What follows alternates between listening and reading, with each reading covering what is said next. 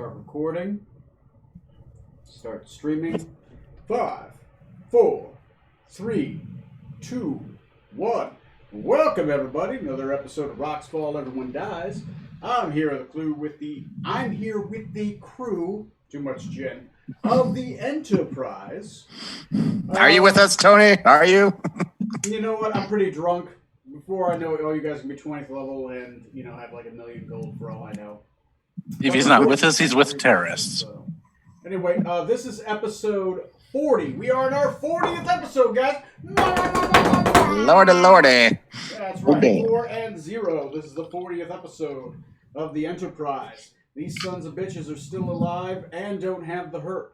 So let's see what happens this episode. Johnny, can you tell us what happened last time on episode 39 in the skies of Freeport? Last time on the Enterprise, we we wrapped up our investigation we had engaged in post-dead prostitute discovery. Found out a lot of fun stuff, including some eldritch goings-on of a big old beastie trying to be summoned by these murders. The next day, Decadic had a court appointment and had to go visit the pirate lord Elaine to plead his innocence. And after a very grueling process of taking the piss out of him, all the piss, got his name cleared, fortunately, and discussed what we had found out with the pirate lord herself, who asked us to look into, find out who exactly is responsible for all the killings and such, and sounded like Mr. Dory, the shipwright, the guy running the warehouse that repairs the ships. It's pretty much the one behind everything, or at least has a big hand in it. So we were going to try to figure out what was going on there. We also interviewed one of the newest girl under her employ. Found out that all the victims so far seem to have weird, scary dreams of tentacles dragging them underwater a few days before they actually get offed. Through other investigation, looking at maps and such, we figured out there's a particular spot in the ocean that the murders tend to take place in. Once the pirate city floats over that is when they tend to happen. So we were planning on setting sail to explore that at some point, either using water breathing to scuba dive down there or possibly hijacking the Orc Shark's submarine to use that instead. Before that, we went out on the town, had some fun, met a few NPCs, got some more information, and some of us went home with a few people who are now in very hot water, probably from the sounds of it. And I believe that covers pretty much everything from what we did last time. Okay. No worries. Since Trey's not going to be here till a little bit later, you will receive a message to the crew, probably the captain or whomever, to let him know that he's preoccupied with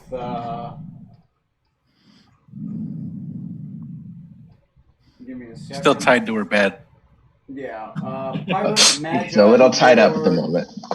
Yeah. Pirate Magi Lord Eberthar. Pirate Magi Lord of the ships. He's decided to entertain her for the next few evenings. Now you're not entertained! Yeah, there we go. That's going to be, depending on how many days of travel you have, is how many days of Trey is going to have a time. So, all right then. Outside of that, so you let's set the scene, right? You guys, many of you wake up back in your respective bunks. Some of you with hangovers, if you indulge in the liqueurs a little too much. Some of you with gains of money, if you play games of chance and you did fairly well. Some of you with more information than you had before because you spent the time trying to learn more about the killings and the town and the Pirate Magi Lords. And some of you, well, Corey's not here, with regret of being hit on by creepers. That's right. And apparently learning how to play Yu-Gi-Oh! There you go. There you go. Magic Yu-Gi-Oh! Scarlet found that guy. Yeah, trading card game. Very exclusive. Circle there. Yeah. Anyway. So you guys all awaken, and we'll say, let's set the scene so you guys are kind of all in the same room. Is it okay, Tom, at this point you have finished digesting the cow that you ate the day before. You kind of wake up like, I'm not going to have to eat for another week. And you... Feels better.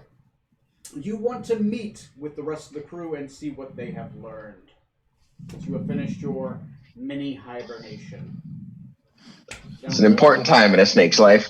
Important time in a snake's life. All right.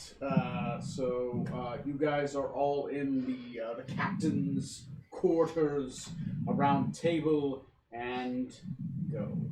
There's food for the rest of you, by the way. Put out. Oh, thank you. So, while I was busy gorging myself for a night, how was your night of entertainment? Any good news, bad news? Well, We're out for a couple nights. So the cow was slightly larger than I thought, but I should be full for a while still. So how were your multiple nights then? Where's Scarlet? I think she hid in her room, something about not wanting to talk to anyone ever again, or some such. I think she had an unpleasant night last night. She was learning a card game. Okay, and how about the rest of you? Well, I no longer stand accused of murder, so that's good. That's a plus. We relayed our findings to the Pirate Lord Elaine about our investigation thus far and learned that this Mr. Dory is the droopy-faced fellow who visited the would-be killer in the asylum and as well as running the shipyard, so that's an interesting lead. Also learned that he and Brother Coombs of the yellow-robed cult don't exactly get along, so they're probably not wrapped up directly in this as far as the murders go. And we ascertain, and I'll show the captain the maps that we got from Captain Junt the other night, showing, how he correlated where, this spot in the ocean seems to be where everything's happening. And, and that it's like another 14 days, or I guess another 13 days is probably when the next murder will take place, based on what we looked over. Right, yeah, and to clarify from last game, I don't think I emphasized it as well. You guys were able to learn 3 specific facts. One, the murders do not occur on nights where there is a full moon, right? So it has to be between, and with a world with 2 moons, that's kind of a difficult event, right? It's much more of a limited. Instead of like a 15-day time span, you generally have about a 7-day time span between full moons. That's what you learned. You learned that the murders specifically were all female, right? And specifically, like the hearts were torn out. There were scars across their head. Corey's character had learned during the drinking events that the person that disposed of the bodies had described where when he threw the bodies in, it was like throwing it into a black abyss, right? Which was unusual for him. You guys also learned that the city kind of follows a figure 8. Since this is a floating city like Waterworld, it actually has sails, right? So it does move over time. And you guys were able to correlate that, yes, in about 14 days, 13 days now, that figure 8 will be back at that spot, and that spot will not have a full moon according to the star charts. Right. So you are pretty certain that there's going to be another murder. It's more than likely going to be a prostitute, It's more than likely going to be one of them that are one of the earlier prostitutes, either current or in the future. And you guys do at this point, because you rolled so well, know the spot where generally the hex, I'll say, the 30-mile cube where you believe that was going to be, and that you believe that more than likely it is something that is under the water, right, where the bodies are being thrown, and that there was a giant drill that was made to drill into the water. So, anyway, I'm going to exit scene. You guys keep going. What else did we learn? Corey's here now, so. The aboleth poison? Disease? Whatever you want to call Oh, it. the aboleth lung thing? Yeah. That's prevalent underneath the city, too. Ah. And if I remember correctly, it seemed to be coming from a certain ship. Is that right, Tony? Oh. Yes, the ship hanging above Dr. Dory's area appears to be leaking a green liquid every once in a while, and it's causing a little bit of a pool down in that area where that green liquid kind of lingers. Something like a toxic sludge is coming down. Because Scarlet got hit again. Yes. Yes. Oh, hey, Scarlett's here. Oh, Doctor, you've joined us. You seemed so antisocial earlier last night, like you didn't want to be bothered by anyone ever again. Have you learned any good card games? I learned that there are certain things that even turn me off. It was an experience I don't know if I wish to experience again. Well, there's a first time for everything. Indeed, this will go I down in the hope history not. books. I did learn about Mr. Drury's involvement, the droopy guy, whatever his Dory, name was. Dory. I did learn that there is still a connection to him in this, because he wants the bodies buried. Yeah, he's the one who's like telling people to take care of the bodies in a certain way, and telling them where and when to get rid of them. I believe that's what the strange guy that I was talking to kind of gave me hints about. Yeah, and I don't think he mentioned it. No, yeah, never mind. That was it. Yeah, he didn't mention anything else about like the one yellow priest or whatever his name is. He didn't say anything about him at all, to me at least.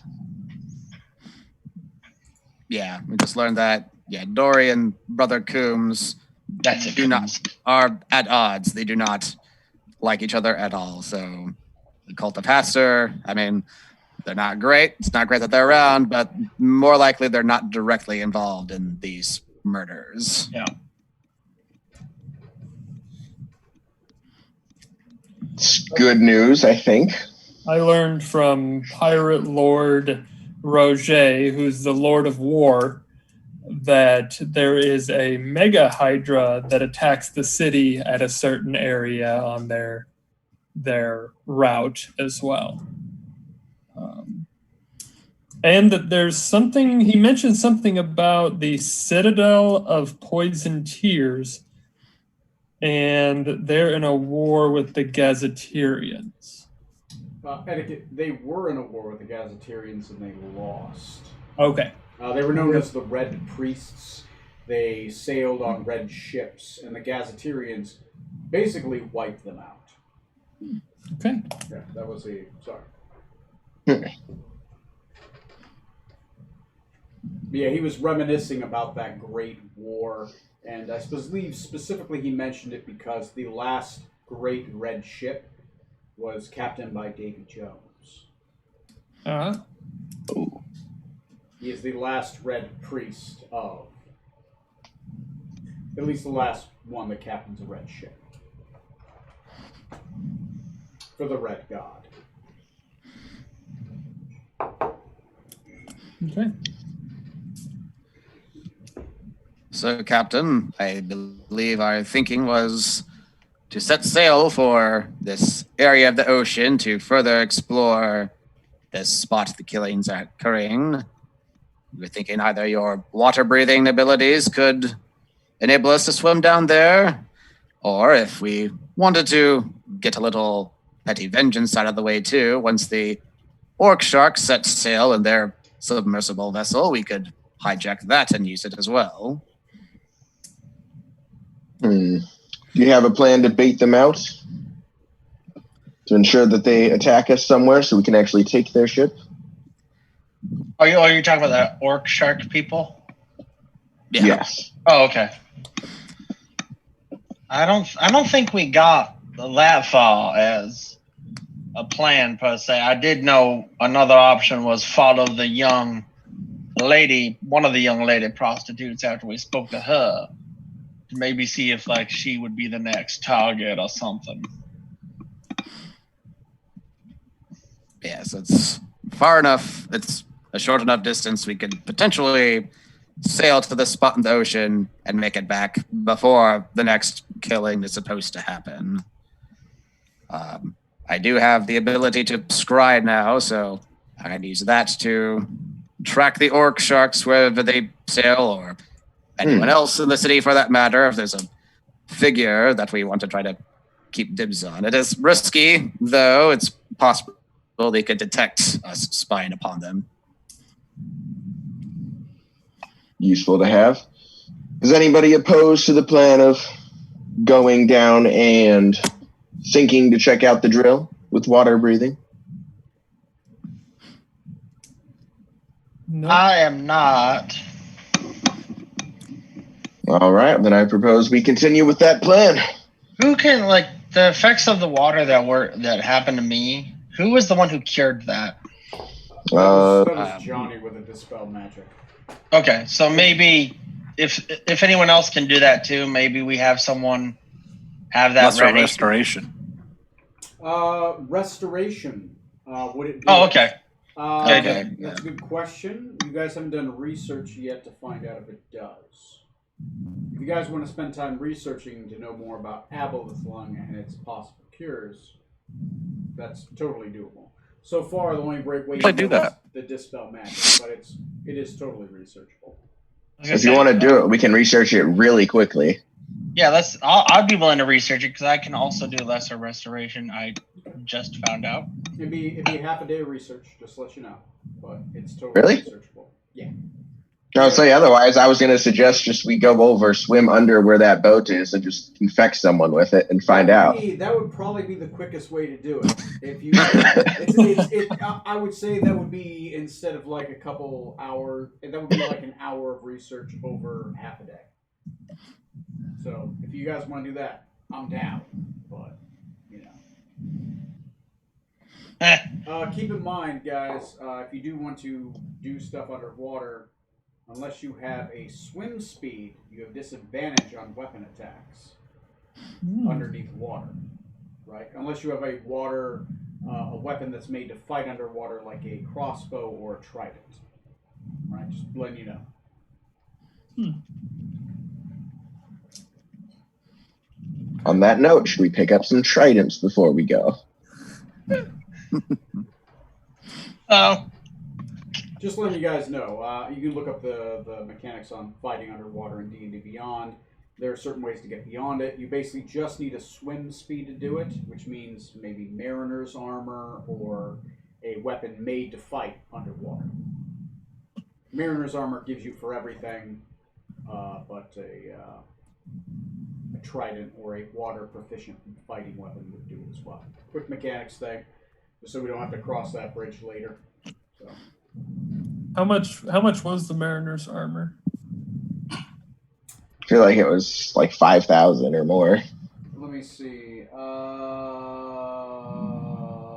believe, is there somebody who offers Mariner's armor here? Let me take a look. That would be maybe the armorer. Yeah, it was the armor. I feel like the armorer had a specialty in it.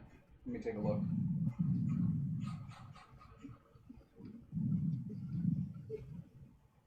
Mutton casserole. The fighter's hilt. Oh, he does sell Mariner's armor for 1,405 copper pieces apiece. He can provide Mariner's armor in every type of armor. Ooh. Plate armor does add 500 copper pieces to it because it's the metal. Right? It's a lot of metal.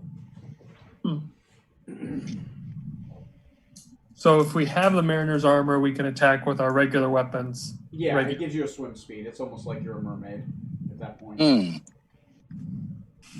It doesn't give you the water breathing, but it gives you the like crazy swim speed and all that. It's made to be underwater. And how much would it be to enchant like a +1 Mariner's armor? Mariner's armor normally doesn't come with a plus to it. You would have to find a enchanter you would have to take Mariner's armor, and then you would have to find a master enchanter to upgrade it after it's been enchanted.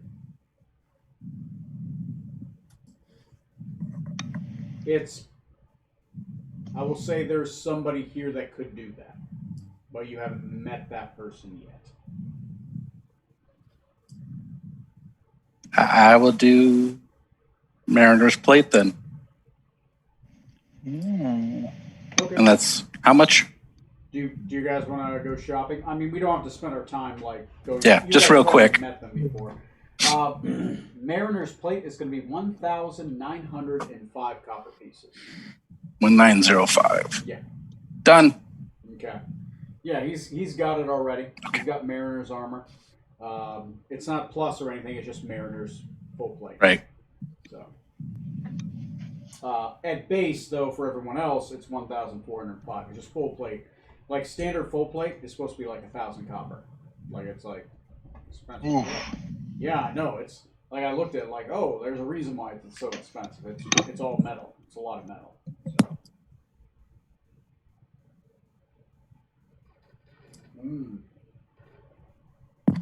The gin's gone. All right. Is there anything else like quick shopping wise you guys want to do? We don't have to go through the role play on it. You guys have already met all the NPCs unless you want to talk to them. I'm down with that. I want to buy some Mariner's armor as well. Okay. What type of armor? Let's see. You can get it Mariners. You can do half plate. How much is half plate? Half plate? It's medium armor. It'd be basically 1,405 copper. Oh, actually, let me take a look. I apologize. That's the additional cost. Oh boy. Yeah. But I cut the armor cost in half on top of the enchanting cost. Quick mechanics thing, too, because, I mean, I don't want to be a dick. Yeah. I mean, I am a dick, but, you know. I'm your Well, we dick. expect it. I'm your dick. So, okay. So many things I have to give up on now. Jeez. Okay, let's see. This is magic armor. Let's just go look at equipment. Armor. Okay, a breastplate is 400 copper pieces on top of that. So it would be 200. 200, divide by half, right? Chainmail would be 75 copper pieces on top of, half of 75 would be, I'll say 35, split the baby. So half plate is what you asked? Yes. It would be an extra 200 it would be an extra 300 copper on top. So it would be 1,750 copper. Jeez. For Mariner's half plate. That'll wipe me out, but let's do it. Okay, yeah. Go ahead and add Mariner's half plate to your character sheet. It's totally there. He has at least one of every type. Matt, do you have anything you want? What are there probably isn't a mithril Mariner's like chainmail, basically. Not here. It does exist, but mithril. If you want to find any mithril armor or adamantine armor, Commonly, Khazad-dûm is where you'd want to go to find that. You can guarantee find that there. Here, it's the middle of the ocean. You're probably going to find mariners just because it's supply demand. Is there a splint armor? Mariner's armor? Yes, Splint? there is a splint mariner's armor. It does require strength 15. Do you have that? I do have strength 15. Okay. Ooh, You can get splint mariner's armor. It's going to be an extra 100, so it's going to be 1,505 copper pieces for Okay. splint mariner's armor. oh, that's what that's called. Yep, I'm going to go ahead and go with that one. Okay. All right. Cool. Splint armor looks cool. Yeah. Yeah. It's kind of like it's a little less than half plate. Well, it's actually it's a little bit more. It's heavy armor, but it's disadvantage is stealth, but it's still pretty cool. Yeah. It doesn't cost like the it has one less AC than plate, but it has like a significantly less cost. So, anybody else? Neil? Oh, you were. I just want to enchant. Yeah. Yeah, enchanting you might have to search to find somebody. There is somebody that can do it in the city, but you'd have to find him. Corey found his. Matt found his. Johnny is a wizard. Tom, you actually I'm good. You already get it. Like that's your Yep. purpose of being a warlock. That's the coolness of warlock. So, all right. Anything else mechanically, like shopping wise, out? I'm okay with some of the shopping just out of the way. Ow! Ow! And attacking Neil with a cat. I'm cool with Yeah. that. Like, Is that the Persian? That's the Persian. Here, hang on. We need to see it. Oh, let me see. Let me. It's adorable. Little boy. Give me a second. Let me pin your video. Oh my god. Pin video. There we go. Aww. Aw. Oh, that kitty's so cute. No, he's not. He's ugly. He really is. Morose looking feline. Morose looking. Oh, poor guy. Does he not have like hair on his arms? Like what happened? Oh, he had one front leg shaved so they could put the IV in when he had his surgery. Oh, right. Mm. And the rest of him was shaved down into a lion cut so they could actually clean himself. Right. That makes sense. Poor guy. Didn't work very well because, his butt wasn't working right. Anyway, if And he's not very bright. In adopting a cat or one follower. Yeah, the Persian cat, Yeah. the Persian kitten, the adoption fees can be $500 because it's purebred. Yeah, go ahead and send us your contact information in the Twitch stream, and we'll send you adoption information. There we go. We've done our one good deed of the day. Back to murdering orphans. Is there anything else you guys want to do, accomplish shopping wise? Nah, I'm broke. I'm broke now. I will say that takes an hour out of your day. You guys are back to the ship. Do you guys want to study Aboleth's lung? Yeah. Okay, and Yes. did you guys just want to do a long study out of that or a quick study? Any volunteers? Well, I'll do a full study. Okay, full study Aboleth lung. All right, that's fine. There is a small arcane library area in town. You can get some Here, information. kitty. It is going to be a research check, so it's going to take half the day. So you guys are now, go ahead and roll me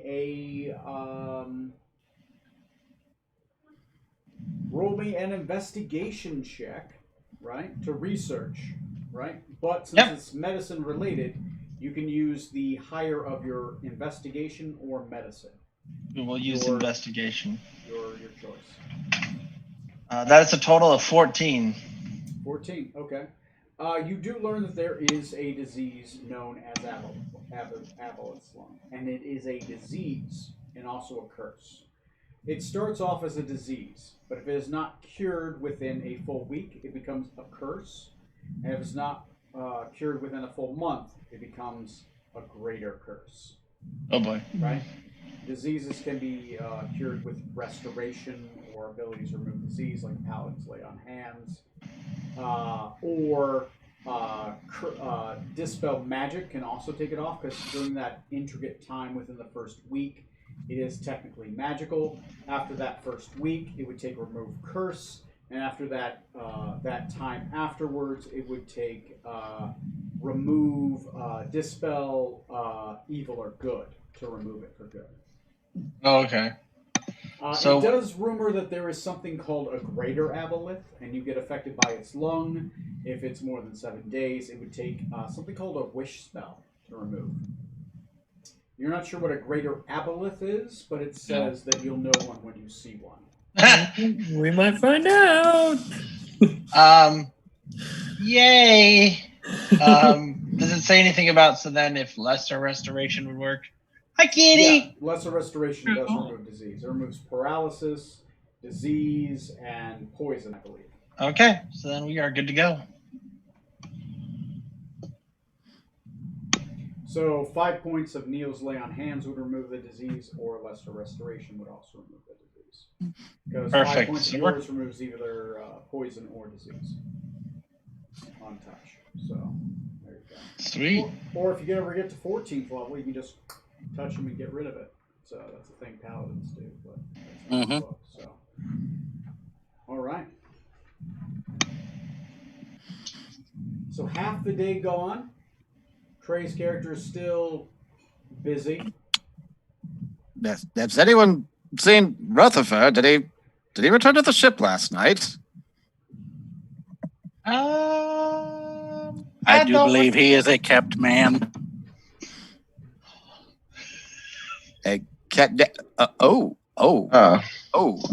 I see. Yeah, he's used for sex. Very well then. That is it, like it's the middle of the day. It's never mind. It's none of my business. Should we wait for him to be done, or disembark, or Disembark? We'll disembark, and while we're off, I don't have to risk being shot by him. Sure. You might be surprised, Captain. I'll be He's right looking back. at a long-barreled rifle accessory for his gun for long distance. Guys, I'll be right back. Go ahead and role play through what you guys want to do next. I'm pretty open. You guys got a lot of different pathways to go. Since everyone's pretty set with Mariner's armor, yeah, the sinking thing sounds good. As long as nobody dispels the water breathing on you all. True. Oh boy. That would be quite unpleasant, yes.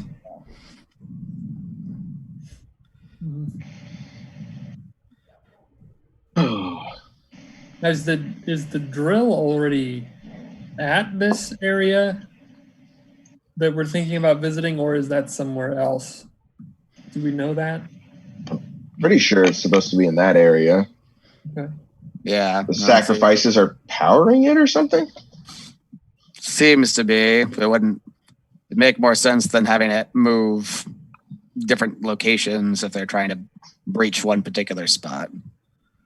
Especially if it's at the bottom of the ocean where nobody would apparently know where it was.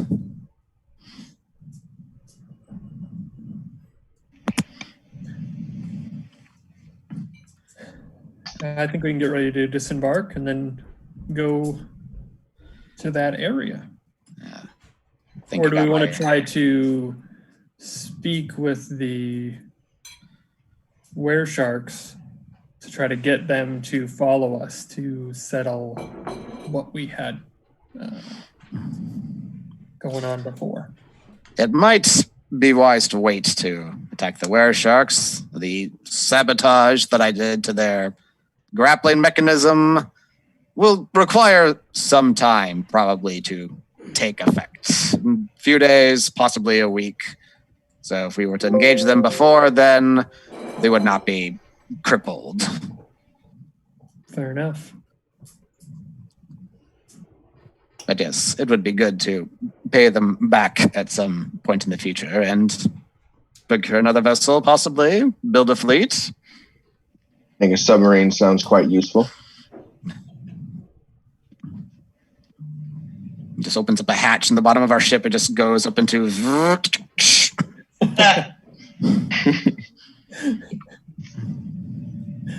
Awesome.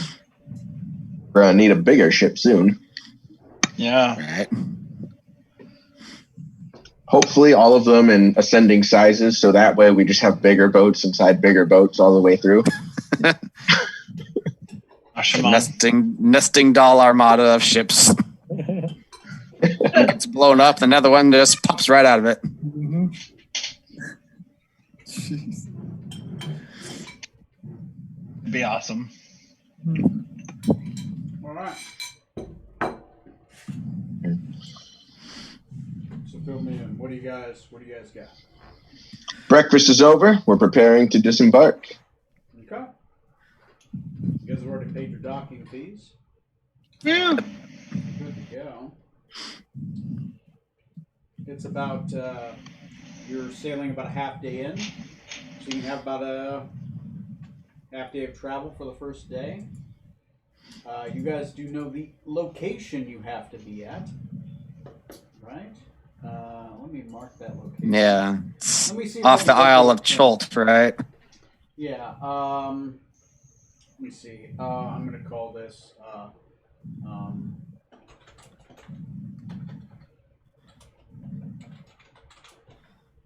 The murder location.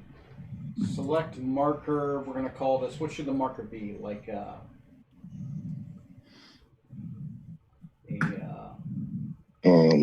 Skull and crossbones.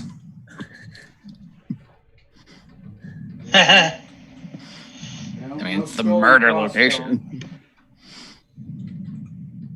No flag. No warning.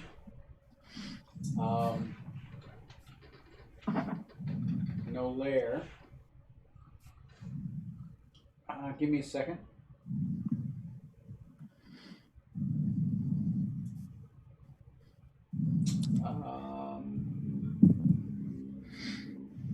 Yeah. Sure. Create marker. Great.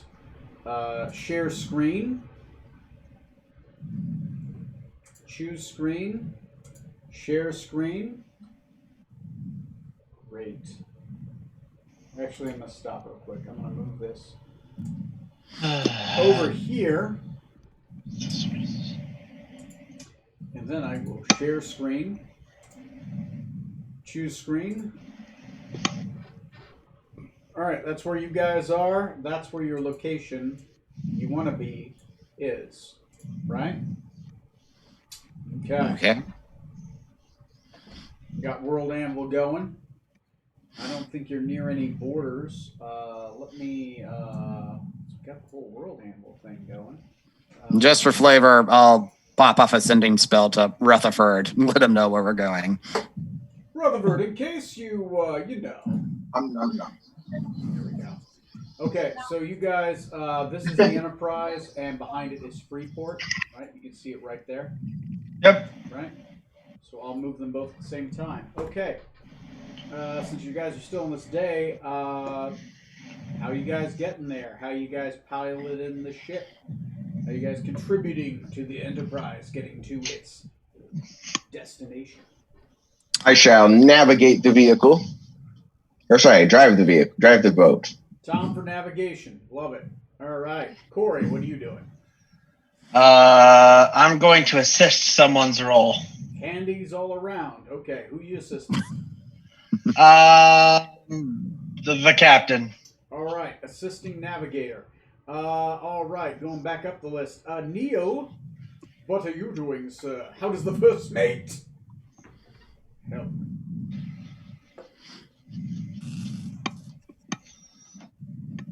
Niels, you're muted. Also, Neil's muted. Neil's mute. I think he's sneezing. Of course. I was. I'm better now. Hey. I'm going to encourage the crew through persuasion. Encouraging the crew. Great. Matt. Keep up morale. Keeping up morale. Handies all around. Matt, what are you doing? I'm going to be looking over the maps that we saw before to make sure that we're kind of going in the right direction. Okay. Could I use? He's already doing a cartographer's check. He's already doing a Oh, navigation. I was trying to do actually steering the ship versus the navigating. Because we you're usually had it. Drive boat. So Yeah. you're doing a water navigation. Okay, I'll allow you to do a navigation check or cartographer's check, your choice. You talking to me now? Yeah. Okay, I'll go with cartographer's check. Cartographers, great. Johnny, what are you doing? Decadic, he'll pop up to the crow's nest. Just keep an eye out on the horizon for any dangers or upcoming weather we might need to steer around. Just look out for anything that might get in our way. Okay. That'd be, I'm going to say perception for this one, because you're just kind of scanning the horizon instead of investigating something. Yeah. Okay, sounds good to me. Okay, let's start at Tom. Then we'll go to Neil, Matt, and then Johnny. Tom, go ahead and roll me a If when I'm an assisted, I get advantage, right? Yes, you do. Okay. I got a natural 20 then for a total of 27. All right, then. That's pretty good and pretty germane. That's important. Next is, by the way, are you guys eating rations or fishing? We will eat rations. We have a lot to use. That's fine. Yeah, we're on a timetable. Neil, what are you doing? Encouraging, using persuasion, and I got a 10. Are you proficient? Yes. Okay, not a failure. You do pretty good. You're generally Mr. Positivity around the ship. Matt, let's go ahead and see how you do with those star charts. 18. 18. Are you proficient? I am not. Okay. Cool. You feel like you do pretty well. You're generally able to find some shortcuts. You're able to, while looking over the map, you find a couple coral reef areas that might be dangerous. So you go back to the captain and you kind of just let him know of some of these perilous zones that are just random. They're small zones, but you could definitely easily run into them if you didn't know they were there. Okay. So Johnny, let's see how our lookout does. For perception, Yeah. that'll be a total of 17. 17. All right. Are you proficient? I am, yes. Okay. 17 and proficient. Okay. So far, that is 8 successes. You guys do very well since it is above the standard 4. You guys get the +1, but then -1 for fishing. So No, we're rationing. We're not fishing. wait, you guys are actually eating a ration. Sorry. Yeah, we actually have, because you hadn't told us before they expired, and we have a crap ton right now. Oh yeah. Okay. So never mind. You guys get the +1 for movement then, so the minus. So you guys get to roll since it's open seas. Let me. How the fuck do I zoom in? Since it's open seas, you guys get to roll a D6 +1. Oh no! It's a D4 +1. Sorry, because it's 30 mile hexes. D4 +1. So who wants to roll that? Got a 4. Got a 4. Okay. Is that with the +1 or without? With the +1, sadly. Okay. Aw. That's still pretty good. That's 30, 60, 90. That's 120 miles in a day. That's pretty good for a ship on sails. So, do you guys, I'm going to start moving it. Let me know if you have any objections. So, 1, 2, 3, 4. Sound good? Yeah. Good. Okay. All right. Next day, rinse and repeat. You know what? Since it has been a full day, I want everyone to roll me a 12. What? A 12. You guys are on the open seas and pirate waters. Everyone roll me a d12. Let's see if you get what I get. Actually, since we got the dice rolling up, I'm going to jump in that, and I'll roll a d12. So you guys can see it. 31, getting it done. Okay, let me know. I'll let you guys roll. So far we've got a. I think everyone's rolled. Strom, Dr. Wait, what are we rolling? 1d12. What's that roll to change your name again? Or not roll, but. Command? Yeah. I think it's / nickname and then whatever you want it to be. I've got an 8, so as long as no one rolls an 8, we're fine. I see a 2, a 2, a 3, a 1, a 3, and an 8. Oh, I see you're at. Okay. Okay, we're good. We're good. All right. All right. New day. New day. Do you guys want to do the same stuff or what? Sounds good to me. Yep. Yeah, if we gotta get there, we gotta get there. Go ahead and repeat your rolls on roll d20, and let's see what you get. I'll start with Tom, and then we'll work our way up the Zoom ladder. So Tom, Neil, Matt, and Johnny. 24 today with Scarlett's assistance. Yeah. Nice. That's well above the Germain, so that's pretty good. Okay. Ooh, I got a 27. 27. Shit. Okay. Next would be Matt. I got a 2. How about a 13? It's better. My important. Thank you. Okay. 13 plus it's plus intelligence for the navigation. Oh, plus intelligence. So it'd be 15 total. 15 total. That's not bad. Not proficient, but it doesn't hurt. 15 is really good. Johnny, what do you got? Ooh, I'm going to replace that with my other portent, which is a 20, so for a total of 27. 27. That's great. Go ahead and roll 1d4 plus 3. You have the sails behind you today. Like the wind is just blowing you towards your direction. Someone else. So someone go ahead and roll a d4 on the dice rolling app.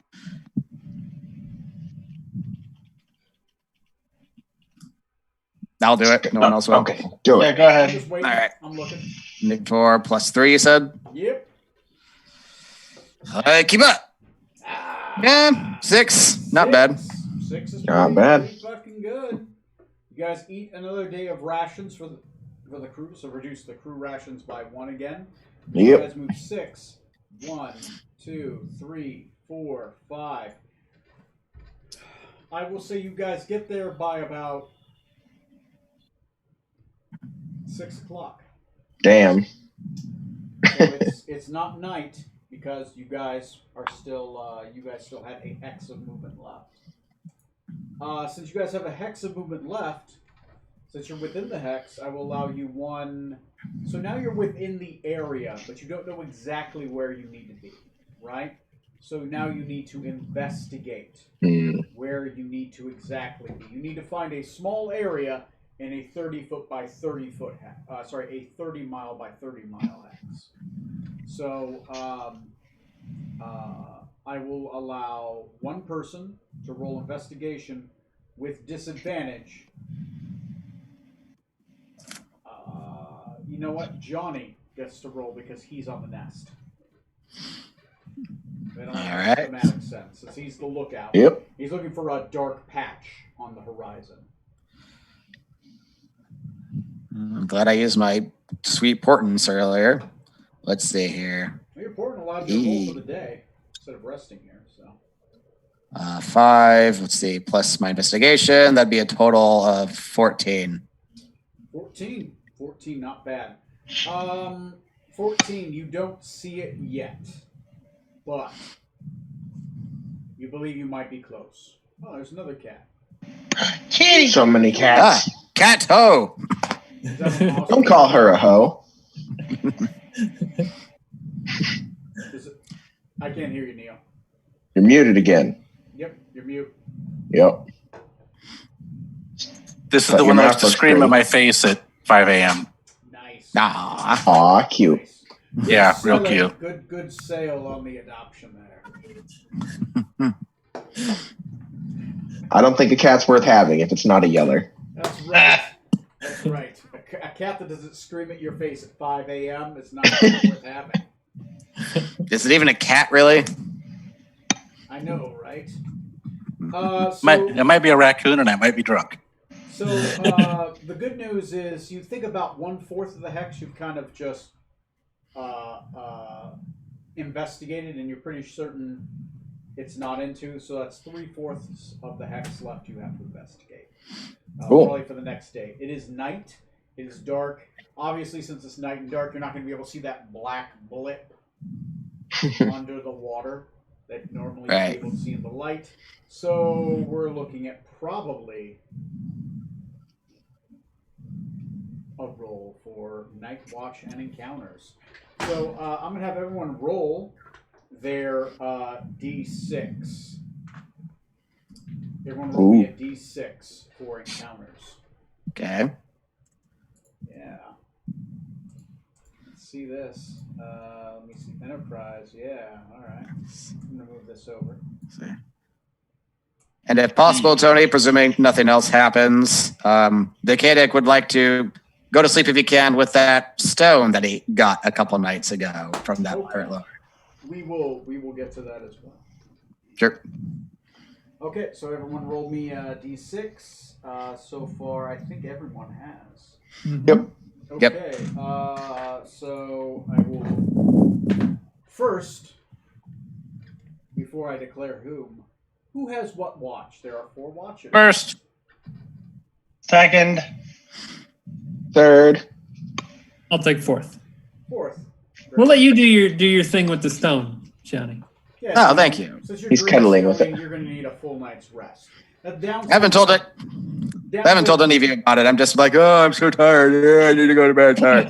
I haven't created the item yet. Downside of Dreamstone is you do need a full 8 hours of dreaming, right? So You do? Normal 4, you're going to need a full 8 because you're going to have to actually go through the astral and spend time there like he does. Okay. So, but we'll get to that. We'll get to that. You can still be woken up by being stabbed or whatever. So. Aw. Is that the only way to wake him? Oh, don't That's worry. the best way. I'll get inventive. I didn't say stabbed by a sword. Now 1d6. All right. Zorksan, Captain Zorksan, and Strum, Oh, no. and Mr. Smoot. Oh, you rolled the 4? no. Oh, no. Well. Hey, maybe it'll be a good one, guys. It could go either way. All right, everyone who got a 4 on the D6, roll me another D6 again. It'll still happen on Scarlet's watch, whatever it is. Yeah. Yeah, that would be my luck. Oh, I found a new deck. Do you want to see these new cards I just got? Stow away! Something called Magic the Gathering. Okay, so Smoot, Zorksan, and Strom have rolled again. So I'm going to roll again. Uh-oh. Roll me another D6. Okay. Dose. All right, I rolled a 3.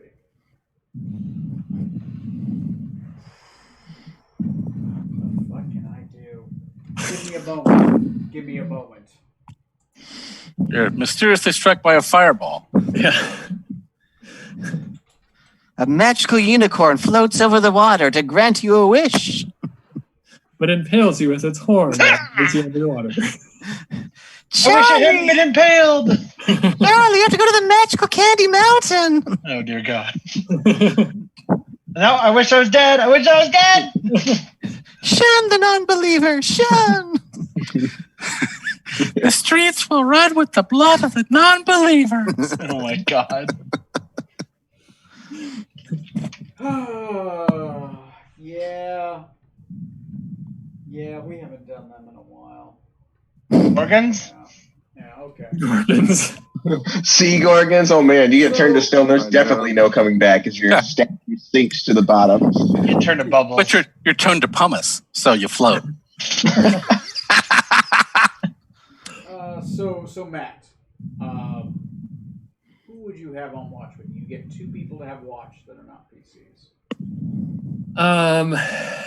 I would have Norjan because I've gotten a little bit closer with Norjan. And who was the Dragonborn? Oh, that's Grimblast. Grimblast. Yes, then Grimblast as well. Okay, copy of Enterprise crew cards. Okay, I got those guys pulled up. That works. Okay, let's go grab the ship. I'll be right back. Woo! This is gonna be our Grabbing a whole shit night. or a ship? I'll bet you. You ready for 5 hours of combat? Yeah. This is why we got here in a hurry. We had to get It's been a right while to since we had a good long fight. And we actually had a break from our dungeon crawls for a while. Yeah, this time where it's a dungeon float. Out of nowhere, a giant sandworm explodes out of the water. You don't know what it's doing down here, but Tony wants to use that fig, goddammit. Imagine this is blue. It's a water worm. Wait, Water. sandworm? That's going to ruin all the spice. Yes. All and the of spice it. must flow. All of it.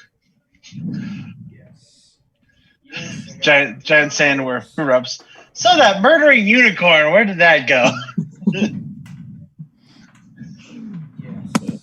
And guys, when you're on watch, you have to walk without rhythm, and you won't attract the worm. Worm shine. There. Speaking of letting the spice flow, we should probably find some drugs and try selling those to various places. I mean, why not? We're a free-faring ship. It's free money if you're going somewhere anyway. Get the medicinal cannabis, and I'll be doing people a favor. Sure, let's become drug dealers. Legalize! What's gonna happen?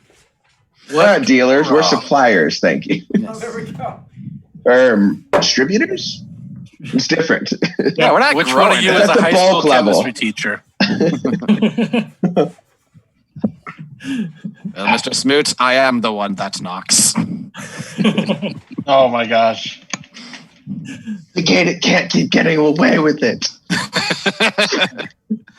Yeah, bitch. That's right. This episode of Dungeons and Dragons is brought to you by Breaking Bad.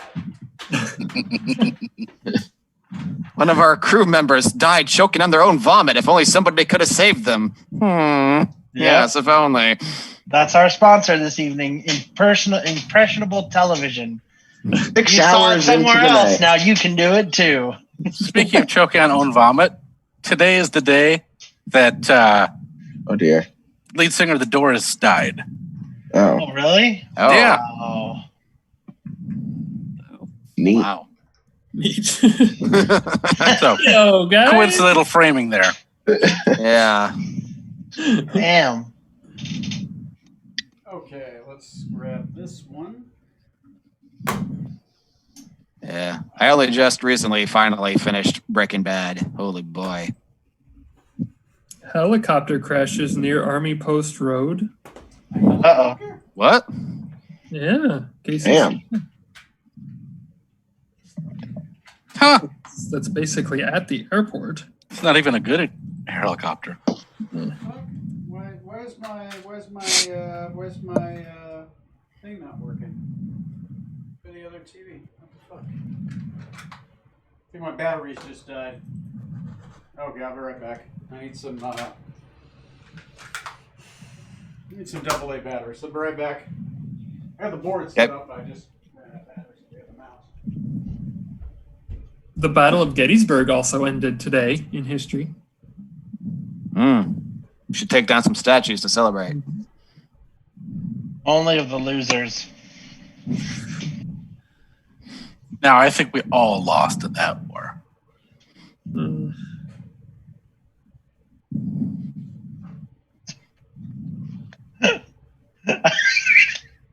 Yes, we did. Let's go back to the Cola Wars. Pepsi versus Coke. The only one that won in that is Taco Bell. That's true. They're all Taco Bell now. Like the only war worth fighting was the console wars, Nintendo versus Sega. Those were intense. Oh my god. Sega got screwed. Sega does what Nintendo don't.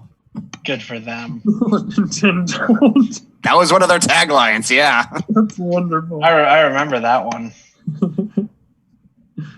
They tried so hard.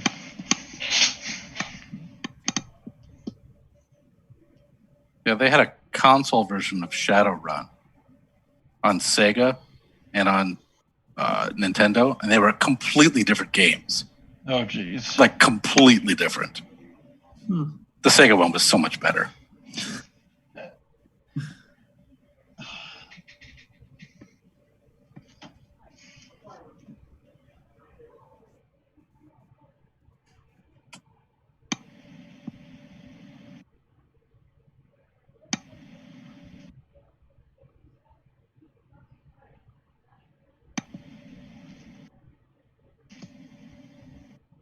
Oh, Johnny disappeared.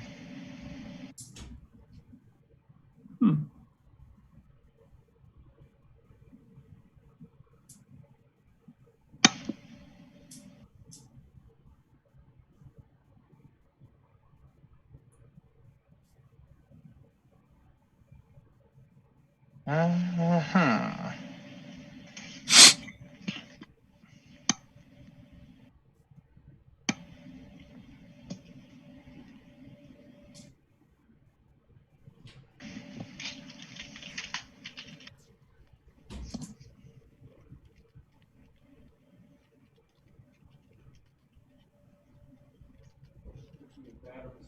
Downstairs. All right, I got some new batteries. Took me a minute to find them. No worries. I was Technical worried. difficulties. Nice. Come on, Elon Musk. Make a battery that will never die. Ever. And that's the moment the robots enslaved the humans. I mean, is that a bad thing? At this point, I think the humans are just fucking it up. Oh, yeah, the robots couldn't do any better, worse, so. Famous last words. Well, if they're using COBOL. Yeah, this one's also pretty dead. What the fuck? Maybe we just need to reprompt it? There you go. There's that plug-in. Here's this plug-in. Come on. Try to get the battle cam working.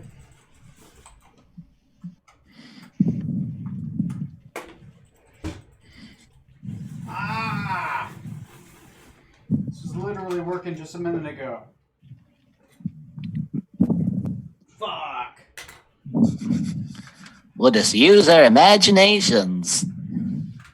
Fuck our imaginations. I got a camera. It's like right there. And that is how the internet was born. Pixar didn't happen. There we go. It says it's on. So it's just, alright. Here, I'm going to power cycle the tower. Apparently, it's fucking unable to recognize that a mouse is plugged in, so. Oh, well. Alright. Give it like 4 minutes. Everyone take a piss break real quick. 5 minutes sound okay? Sounds good. Sure. Alright. Okay. Cool. Sorry for the wait. After these messages, we'll be right back. America.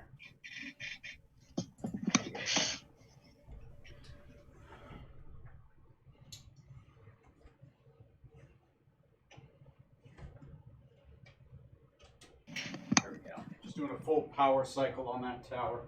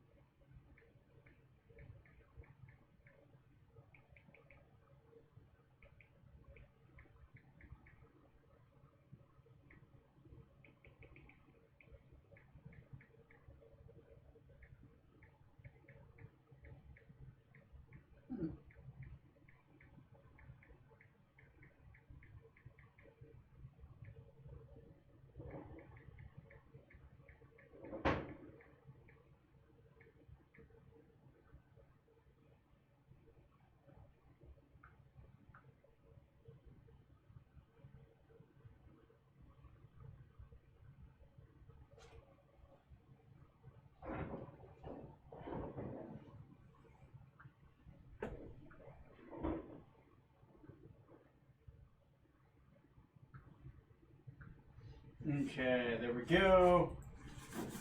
What the fuck?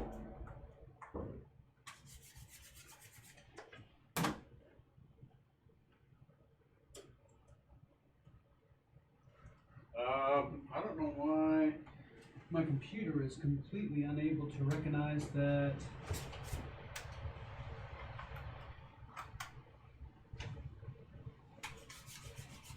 Okay, there we go. Now it's recognizing the fucking device. That was weird. I got this, so I have a secondary, monitor with cameras set up, so I can do shots of fights, and for some reason would not recognize a camera.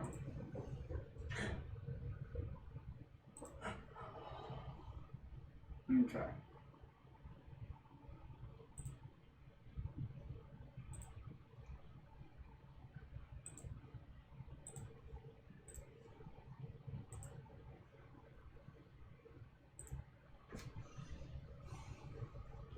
So I'm having coffee. Good old coffee. Oh wow, Firefox has to launch an update right now? The fuck? The fuck, Firefox? Fuck you! Alright. Not now, Firefox.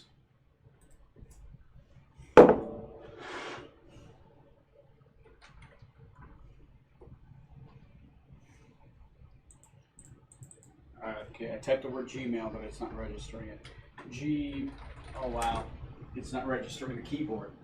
I have to also plug this thing in the fucking back?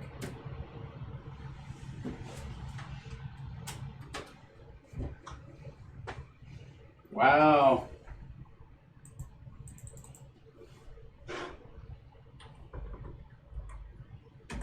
All the front plugs stopped working in my tower. That sucks. Hopefully my fucking camera still works.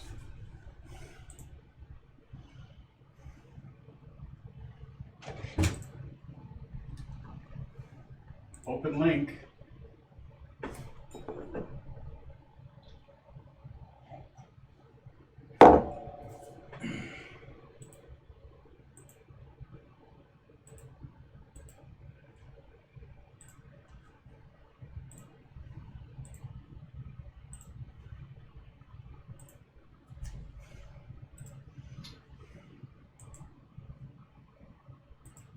Wow, Zoom is unable to detect the camera. That means I probably have to plug into my back.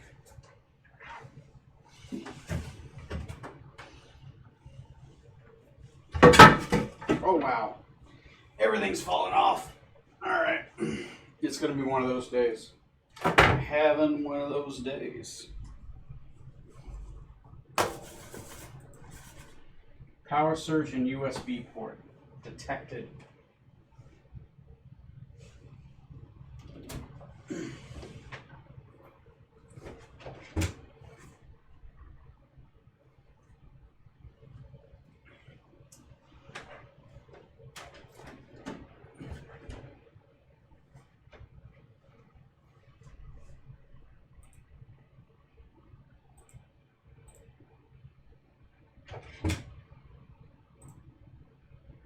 Okay, here we go. Oh my. All right. Oh. Sorry, my entire setup had a giant hissy fit and a fist fight with me. That stinks. Yeah, I got it working, but it was not happy for a minute.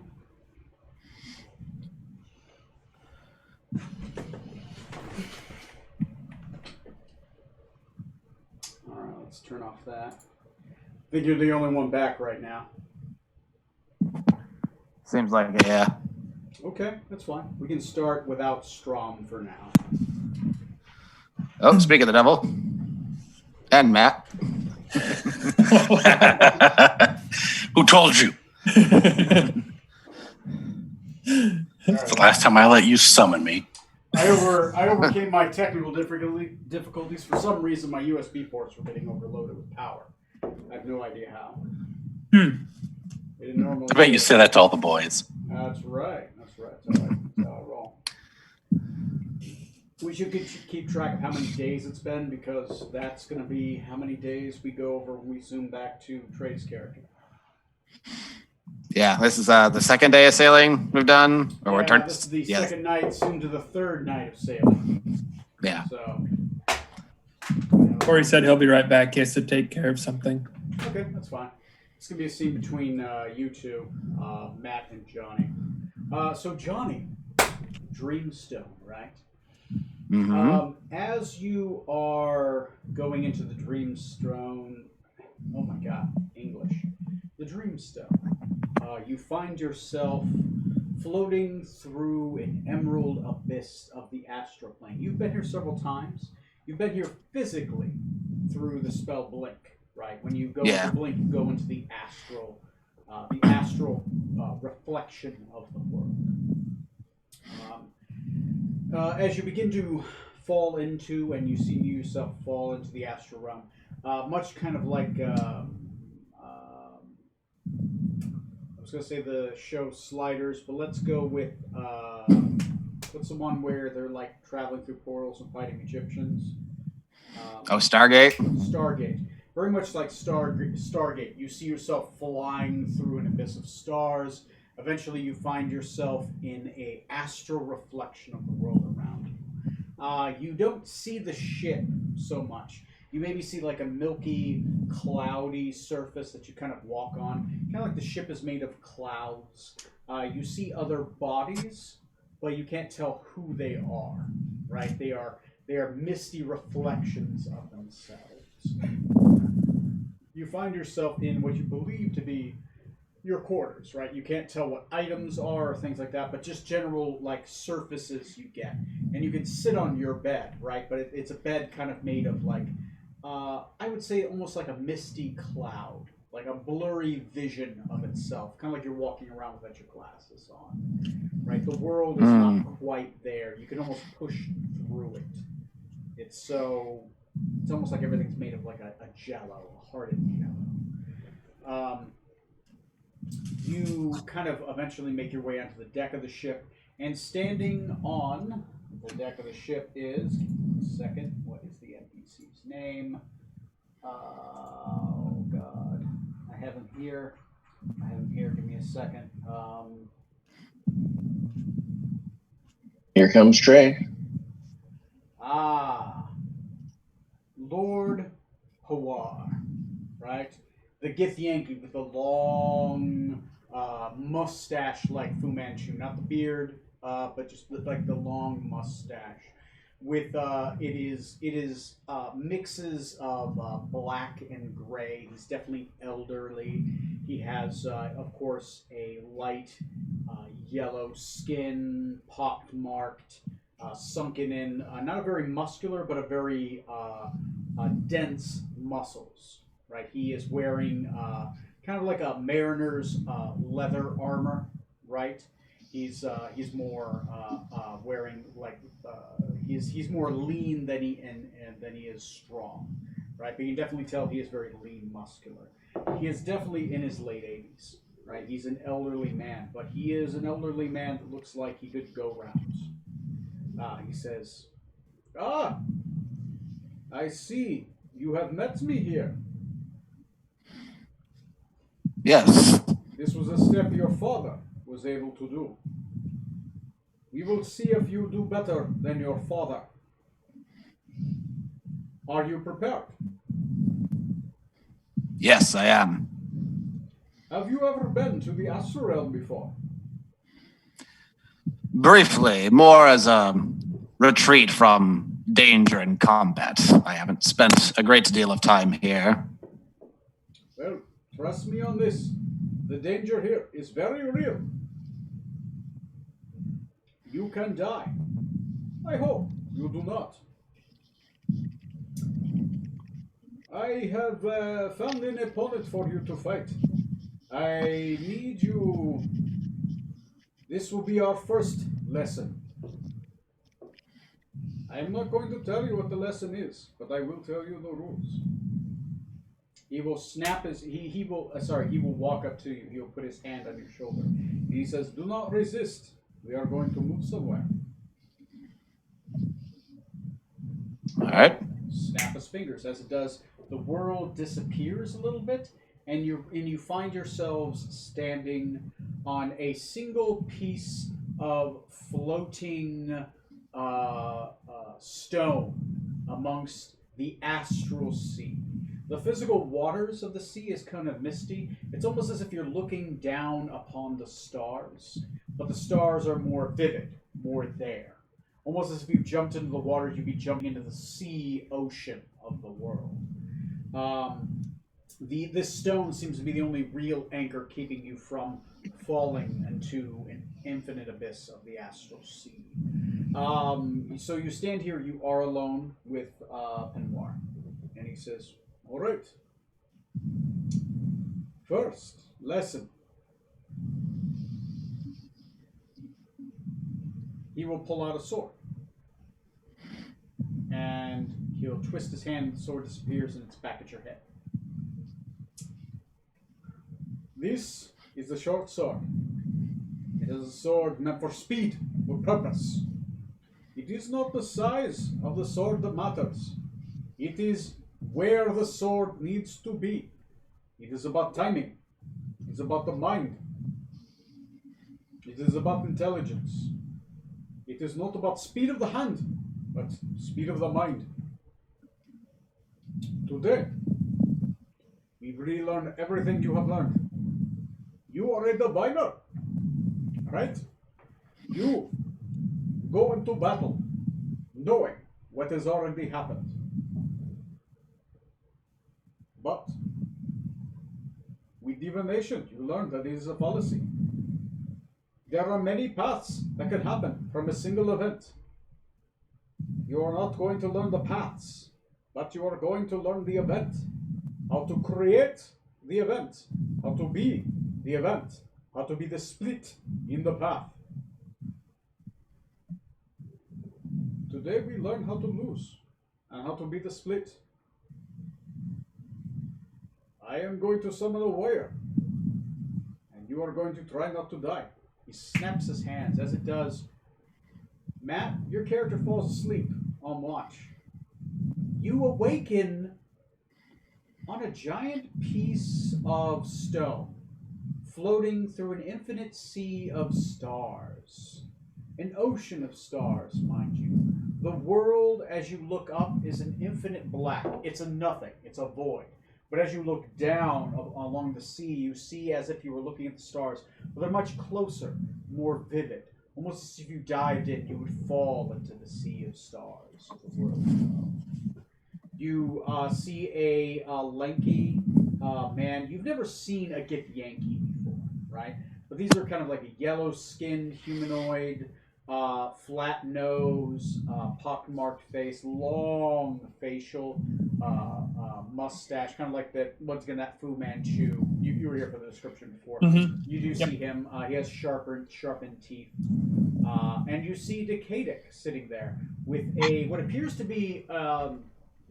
You almost believe it to be kind of like similar to a wakizashi, right? But maybe a little bit flatter, right? And maybe a little bit bigger blade. It's a scimitar, right?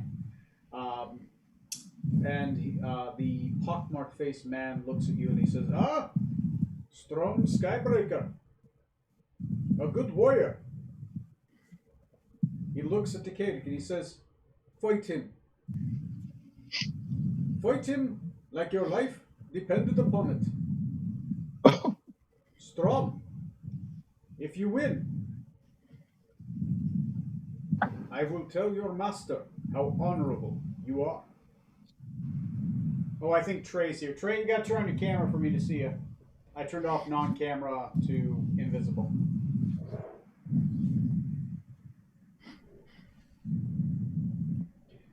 So anyways, you guys are going to fight. If you want. I mean, I suppose you could talk it out. How are we just... Quit. My money's on the samurai. Oh yeah. So Matt, if you win, you gain 3 honor. Okay. Yeah. Johnny, if you win, other things. If you lose, other things. Anyways, since we're in this fight, I'm going to pin this page. Pin video. All right, I need you guys to roll initiative. You're fighting each other. 3. It's a sword fight, by the way. Yeah, so it's gonna be over real fucking quick. Johnny, use your intelligence to attack and damage, not your dexterity. Just letting you know. I'm sorry, barking. I didn't quite catch that. Use your intelligence to attack and damage, not your dexterity here on the Astral Realm. And Matt, you're unaffected. What was that? Matt, you're unaffected. Okay, so I just attack normal. Okay. Yeah, you just attack normal. Okay. All right, so let's roll initiative. Let's see how you crazy kids do. I got a 15 for initiative.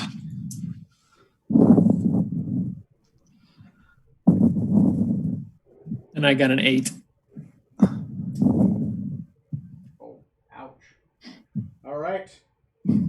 So, initiative goes to Decadic. Decadic, what do you do? Would I be able to tell, like, if this is actually Strom and not like a illusion or an image that he's conjured here? You can roll me a investigation check with sense motive check with disadvantage because it's kind of like a quicker check. Sense motive. Yeah. You're trying to read it.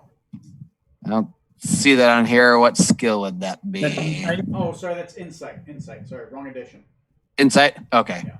A disadvantage. Oh, not bad. Disadvantage. That's 18. 18. You think it's strong. If this isn't strong, this is the most realistic illusion you've ever seen.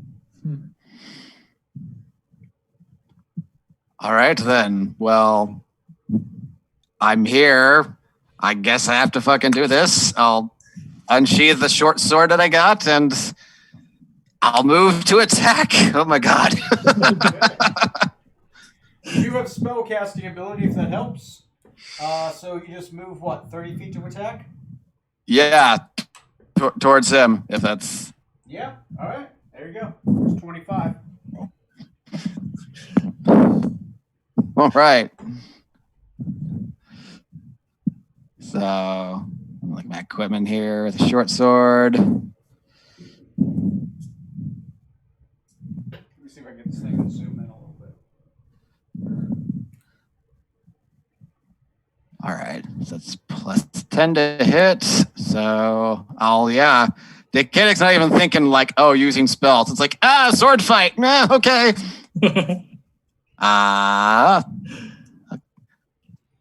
Okay. That's plus 10. That's a total of 20, a dirty 20 to hit. I have an AC of 17 right now. Okay. All right. You strike. Don't roll damage. You strike him once. You have one strike against him. Strom. Do you have anything else to do? Any bonus action? Any? No, I don't have any bonus actions to use. Okay. Strom. He ran up to you and he struck you. It hit. As it hit, it wasn't painful, but right when he hit you, you felt like your body faded a little bit. Johnny, you kind of see this like his character fades a little bit. Matt, go ahead and hit. Or do whatever you want to do. I'm open-minded. Can I do a quick check to see if I can figure out what is really happening? Yeah. Roll me an insight check. I'm cool with that. So what? So you're just trying to get an idea of what's going on. Suddenly, like you were there, and now you're here fighting Decadic. Like what the fuck? Yeah, I like 14. 14. Definitely, Decadic feels real, right? But this world doesn't feel real. It's like you're dreaming. You're having you believe that Decadic is here. You believe that you are here. You've never met this man before, so so far you have the feeling of everyone's real, but you're not sure what's going on, right? Definitely, Decadic seems on board for what's happening. He has definitely attacked you, and he does not seem to be possessed. Okay. Okay. Do I know that this is like well, obviously if my body's kind of disappearing, I know it's You've been an to the astral illusion. realm once before. Go ahead and roll me a intelligence check. So that's a d20 with your intelligence modifier. Because I don't believe you have proficiency in Arcana, correct? Correct. Okay, so it's just a straight intelligence check. Okay. 12. 12. This feels familiar. You've definitely felt this before, but you can't quite place it yet. Okay. I'll allow you another check next round. All right. I'm going to go ahead and swing, I suppose. Okay. Okay. So I got an 11 for the first one and a 24 for the second. Okay. Does the 24 hit or the 11 hit, Johnny? The 24 hits. The 11 does not. Okay.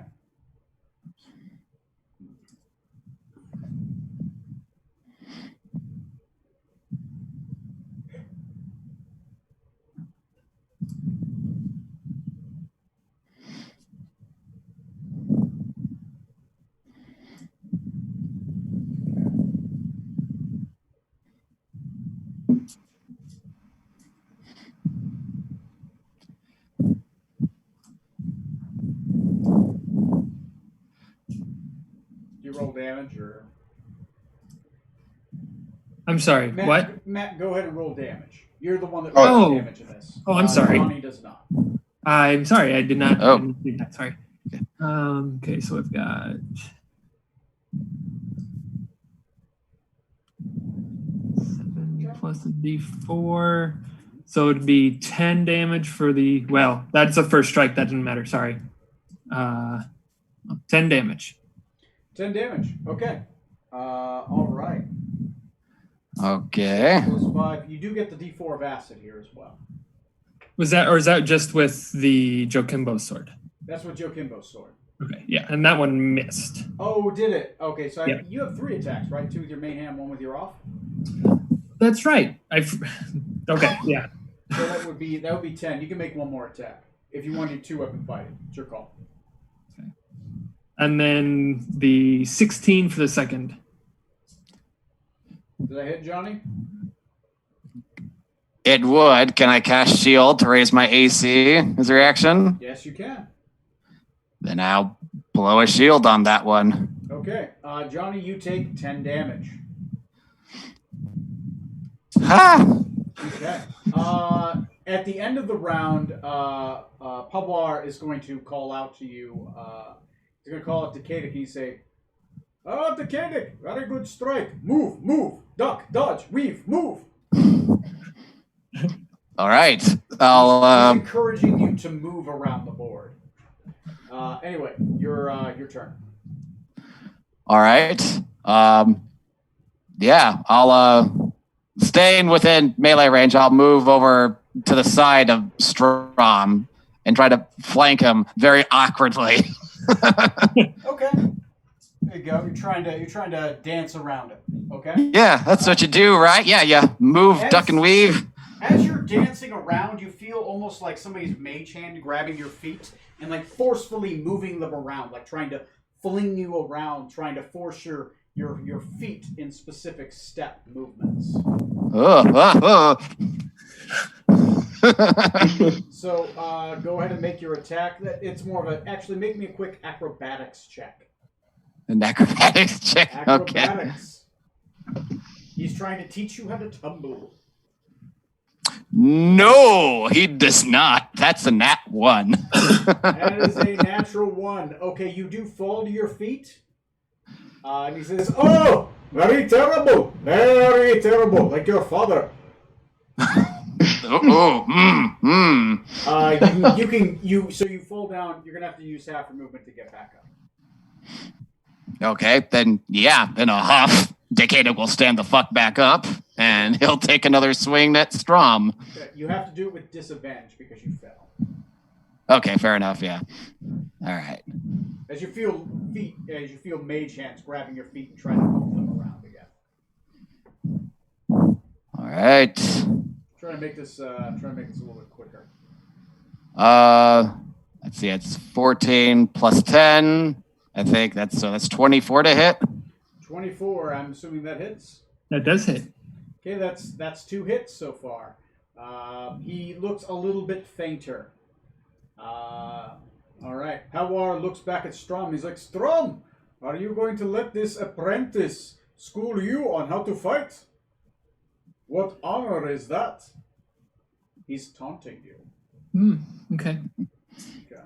What I am going to do at this point, after seeing Decadic fall and fall pretty close to the edge, is I'm going to grab him by the shoulder and drag him to the middle of the Okay. platform. Go ahead and roll me a athletics check to grapple. Okay.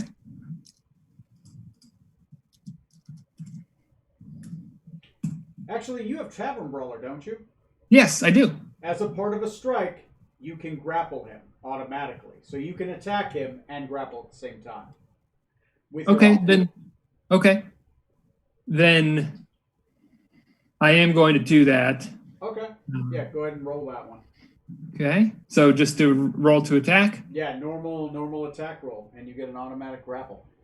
Okay. So 10 on the first one. So that one's going to miss.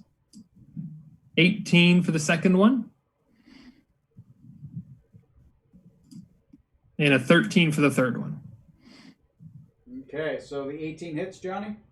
Yep, that'll hit. Okay, go ahead and roll the damage, and you can move him half your speed to the middle. Okay.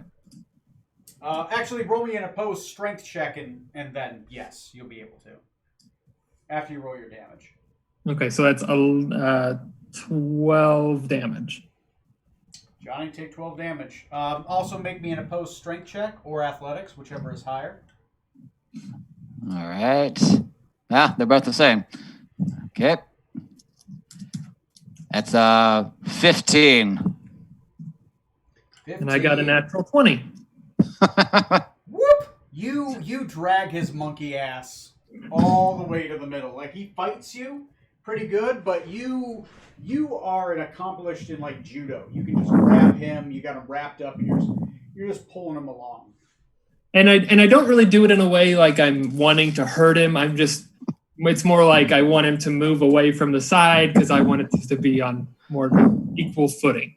Right. You want to fight him in an open area. Okay, Yes. that works. Okay, next on the, you know what? Since it's a new round, roll me a new initiative for both of you. I want to roll initiative every round. Let's keep this interesting. Okay. It's 22 for me. 13 for me. All right. Same one. Johnny, go ahead and what are you going to do? Is he still actively grappling me?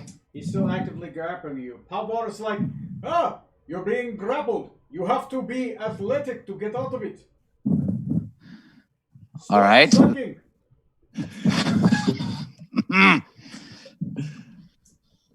I'll attempt to break out of that grapple then. I don't think I have any spells that would really help me with that, so that just be an athletics check. Yep, athletics or acrobatics, your choice, whichever one is higher. Acrobatics. Yeah, we'll do that. That one's slightly better. You oppose it, Matt, with your athletics. Okay. I got an 18.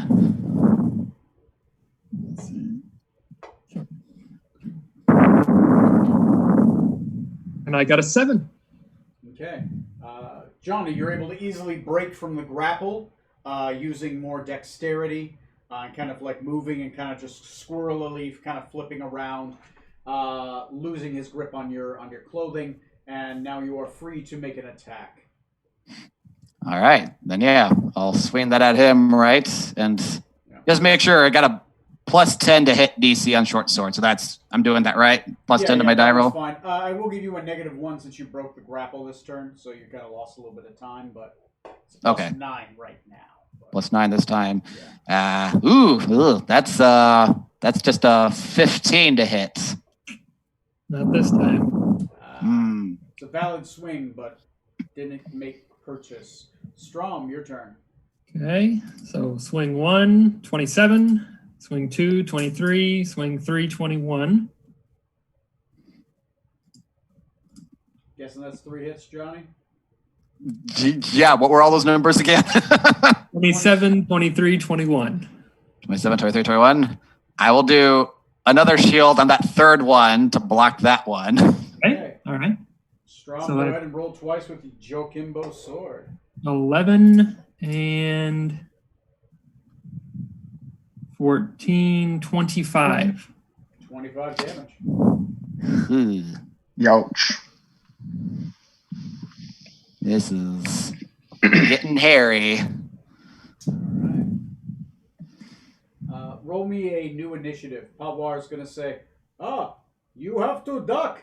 Not into the sword, but away from the sword. Be nimble. I broke out of the grapple, man. Come on. Oh no. You got a 23. I got a nat 1. Jokimbo, Strom, you maintain your advantage of speed. You can continue your barrage of attacks if you wish. Okay. 12, 11, and 29, which is a nat 20. Woo! Oh God. You hit with the offhand sword. Mm-hmm. And the dice roll is doubled? Yeah, the dice roll is doubled. Okay. So that would be 11 damage. All right. You take 11 boy. damage, Johnny. I would like to hellish rebuke that attack. Oh, shit. Ooh. Strom, roll me a dexterity saving throw. Okay. Now, that's a spell, right? Oh, shit. Yes, it is. So I'll get advantage against this. You get advantage against it, and you can make an attack of opportunity against it, because you are a mage slayer. Oh no. Oh no. 6, and for advantage, another 6. Oh, okay. So, Johnny, you do get the damage, which I believe is 2d10. Yeah, 2d10 for me, yeah. Yep. And but you can make an attack of opportunity back, Strom. Okay. 15. 15 does not hit. Okay. I do 9 fire damage, I believe it is, against Strom. Okay. 9 fire damage against Strom. Good job. All right. Am I actually going to take that damage, or does it just count as a hit? It's another hit, so now you're down 3 of 5 health boxes. He's really starting to look faded at this point. Okay. Decaying. He's almost a shadow of himself. He's see-through at this point. Yeah, I'm nearly a shadow to myself here after all of that. So let's see.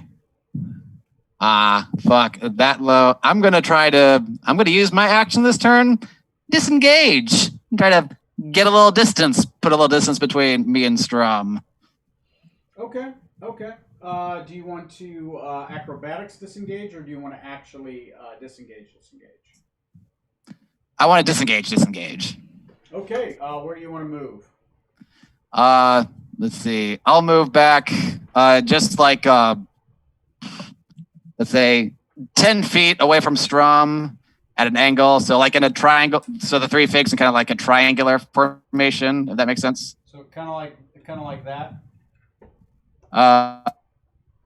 Yeah, that's good. Okay.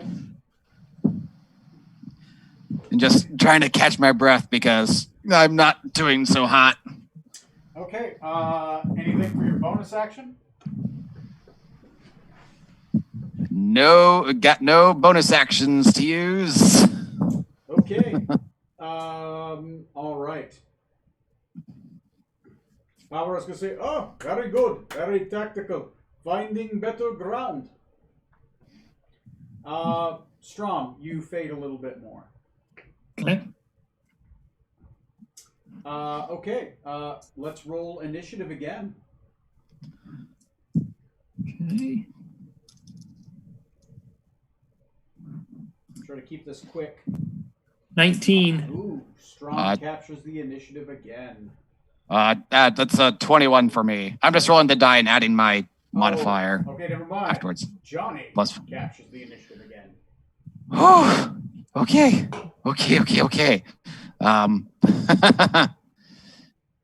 So Strom is not looking too great, right?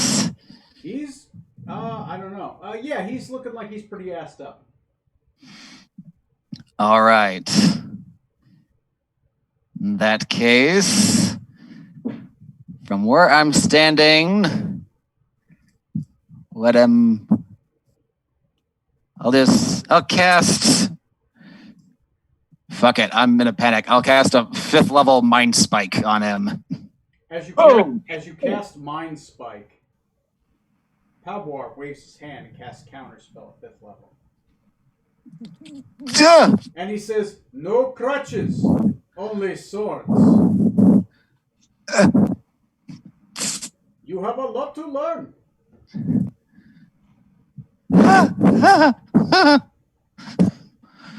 Okay. Well, that's it for me then. No, I'm not going nowhere to run. Okay. All right. Strom, your initiative. Can I do another check to see if I can really tell what's going on? Like, can I tell that this is a training thing for Decadic? Yeah, go ahead and roll me an insight check. Okay. I did forget to give you that other insight check, so this is the one you get for free. 24. 24. Yeah, this is definitely training. Not only on top of that, you think you're into the dream realm at this point. Okay. You're not sure what's going on, but definitely Decadic is here, and you as a samurai, you notice a teacher-student relationship. Okay. So instead of attacking right now, I am going to hold my ground and hold my action. Okay, holding your action. All right. What's the trigger? When he attacks, when he moves forward and attacks again. Okay. All right. All right. New initiative. Go ahead and roll me initiatives. You know what? Since you're holding your action, I'll say Johnny goes first. That only seems fair. Sounds good. Yeah. Johnny, you captured initiative. He seems to be sitting there, ready. Oh, man. I want to cast Mage Armor on myself, but I'm thinking he's probably going to dispel that if I try that shit. Oh, you know what? Fuck it. I'll move in for one last attack and try to hit him with all that I got. Okay, you Just a wild. just charge him blindly in. I love it. I love it. I love it. You know, the mage comes in with the sword, ready for blood. Okay, Strom, you can react since he is attacking.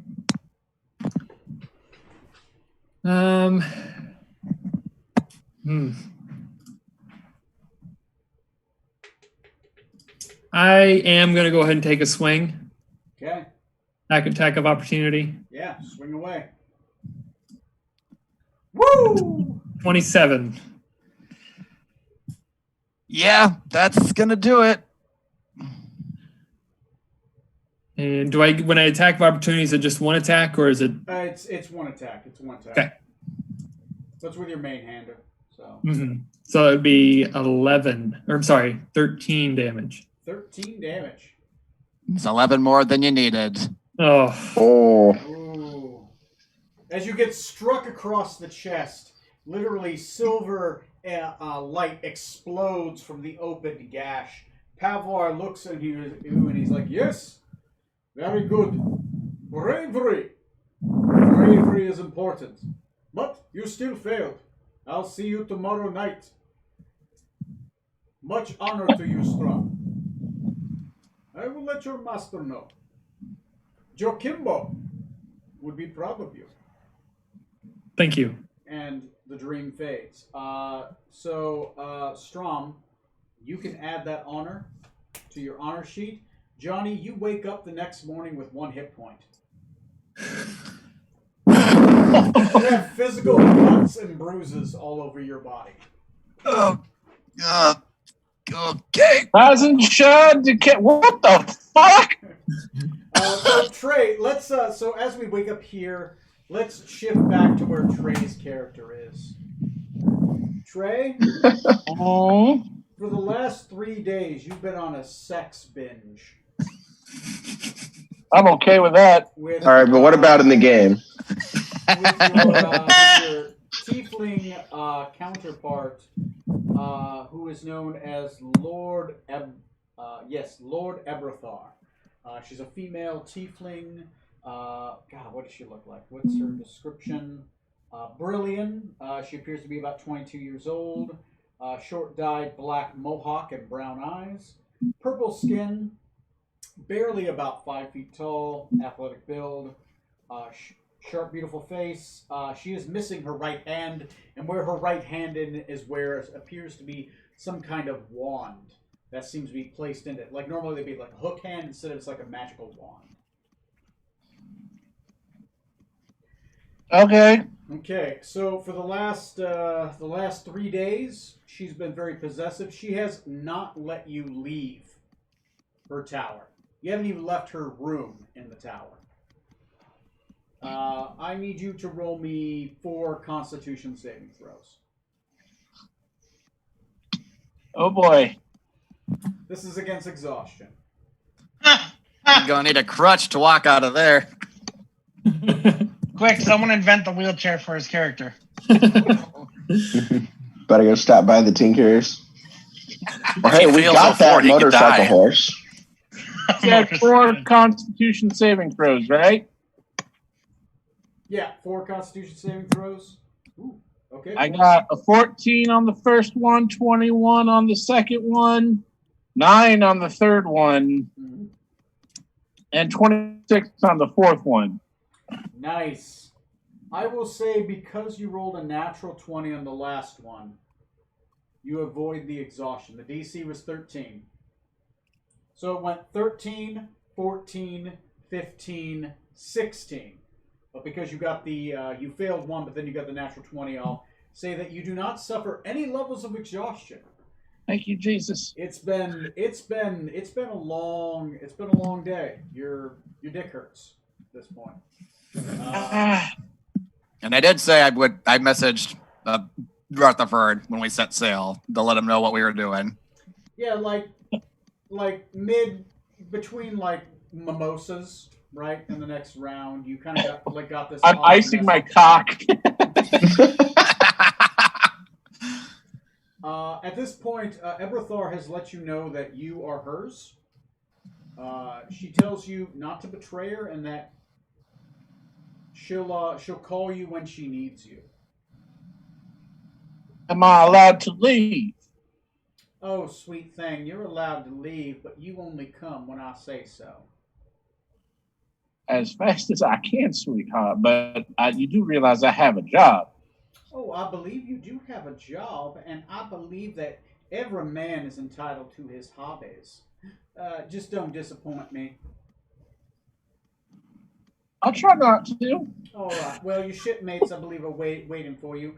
She waves her hand as it does. A portal opens up in the middle of the bedroom. She throws your clothes at you. Can I get dressed before I go see my shipmates? The portal's going to close in a couple seconds. You might want to run. Son of a bitch! And I just tumble through. Okay, you tumble through the deck of the ship. You are butt naked, holding your clothes.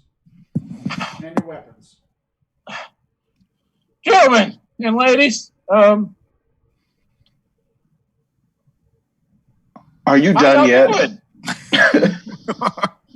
My, Rutherford. Hey, whoa. You seem a little raw. I really need you to not do that right now. We'll have to get you some ointments. No, I'm fine. I'm gonna go to my quarters alone. Please, no one join me ever again. Weren't sure you were going to come back. I am spoken for. Scare a woman. This is the morning of, so everyone's awake. Johnny, you're awake.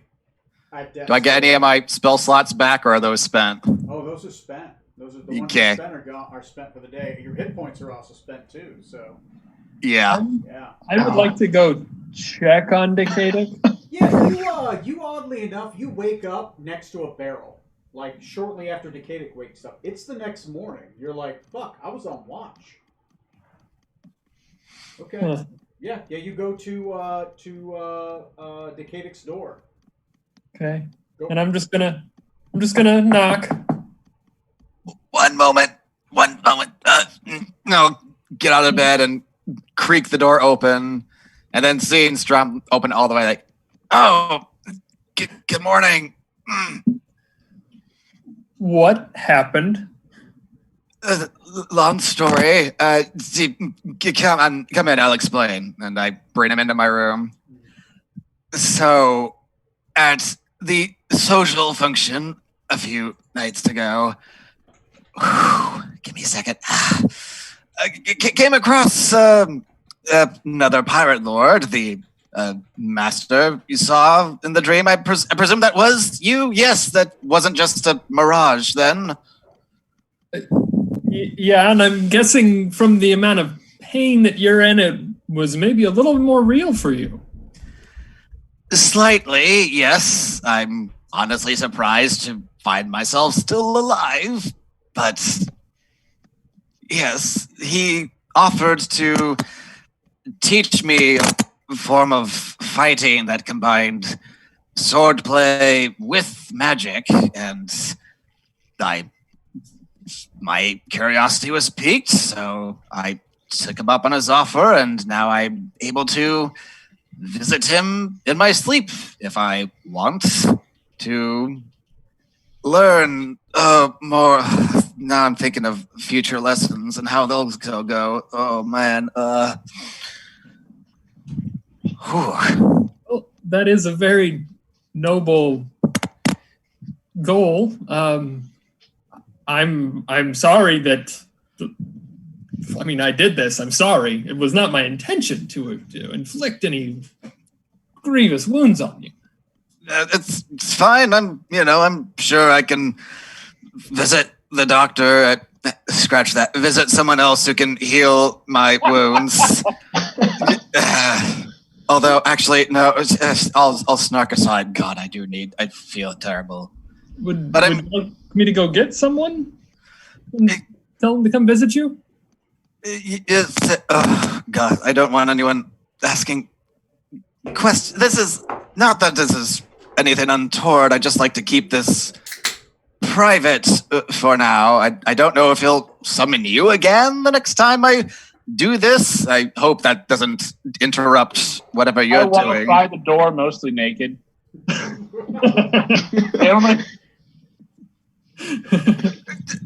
Anyways, yes, yes.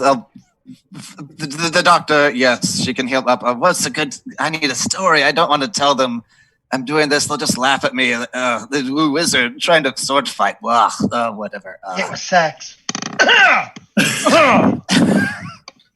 And there's something believable that they'd actually buy too. What kind of story would that be?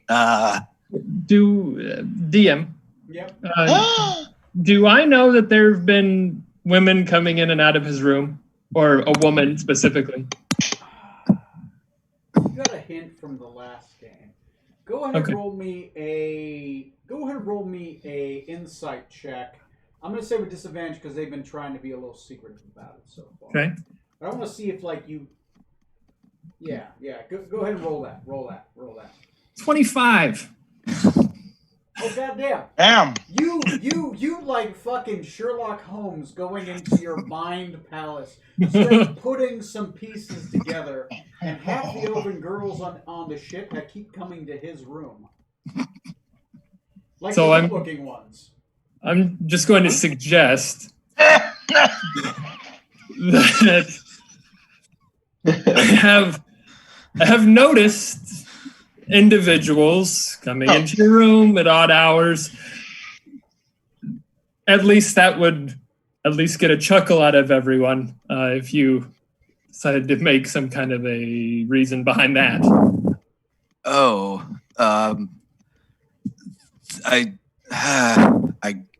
I suppose that would. I don't know. I'm not sure I'm comfortable with that, but I don't. If between the two, yes, fine. I guess I was injured in a night of physical intimacy. Does that happen? Can you actually get hurt doing that? I don't. I've no. From a distance, you hear, yes, you can. You absolutely can. How do you think I am? Yes, fine. Yes, ask. Yes, ask the Dr. Maladendo to attend to my wounds, and if she asks, we'll just say, just innuendo. We don't need to say anything. Oh, you're speaking her language now. You just relax, Decadic. I'll go grab Dr. Scott. Okay. Yes, and I'll sit back on the bed. And I go out to find Dr. Scarlet Maladendo. Johnny, just help speed this along. Johnny, mechanically, since if Corey's character, Dr. Scarlet Maladendo, is going to help you, you can roll your hit dice with advantage to heal from a short rest, right? So you use your hit die to heal. You got to roll with advantage. You can re-roll once. Right? Okay. So you use your hit die to get your health points back. Let's see here. So my hit die was. Oh, what is my hit die? So who's coming to get me? I am. Nice. And I'm assuming at this point I pretty much already have. Yeah, we can fast forward through that if you guys want. Yeah, yeah. Scarlet will just do. She's probably going to be one of those people that when it comes to actual medical stuff, she'll turn serious. Like she'll get through the banter, the innuendo, but then when it comes to the actual work, she'll do it. His wounds seem mostly internal, right? They don't seem like exterior, like a knife dug in from the inside. It almost seems from the outside. It almost seems like from the inside, like the bruising there, because he believes it happened, right? Psychosomatic. Yeah. Ah. You know how to treat it. Mostly you use like ointments and stuff like that. Yep. You mostly kind of give like a back massage, kind of like some needle point kind of thing to just kind of acupuncture, right? Because maybe the muscles are like cramped. That's why there's damage instead of there being actual physical damage, that kind of thing. Well, Mr. Decadic, I think you'll be in better shape than you were when I came down here. Yeah. So thank you, Doctor. This is from the short rest mechanic. This is a strange day. We had a naked and swollen Rutherford. We had an odd-looking Strom. You're in here with injuries. Scoop is doing something, and the captain ate a cow the other day. Am I the only one here who's having a boring time? I'm sure that'll change shortly. Thank you, Doctor, for your treatment. I'm going to go find Quill Shop and I'll give him a blowjob or something. I'm bored. You do that. And she'll saunter out of the room. I'm going to go up to Decadic's door and knock. Decadic. Yes? Question for you. Yes? You use magic regularly, and I've seen you do some fairly talented stuff. Can you create ice?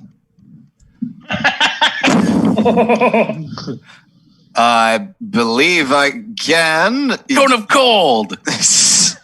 If you could direct that directly to my crotch, I would be very grateful.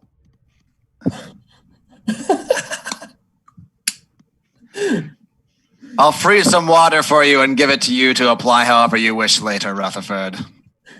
Sooner would be better. Will do, and I'll make my way to the galley. Use frostbite to freeze like a cup of water that I'll give to him.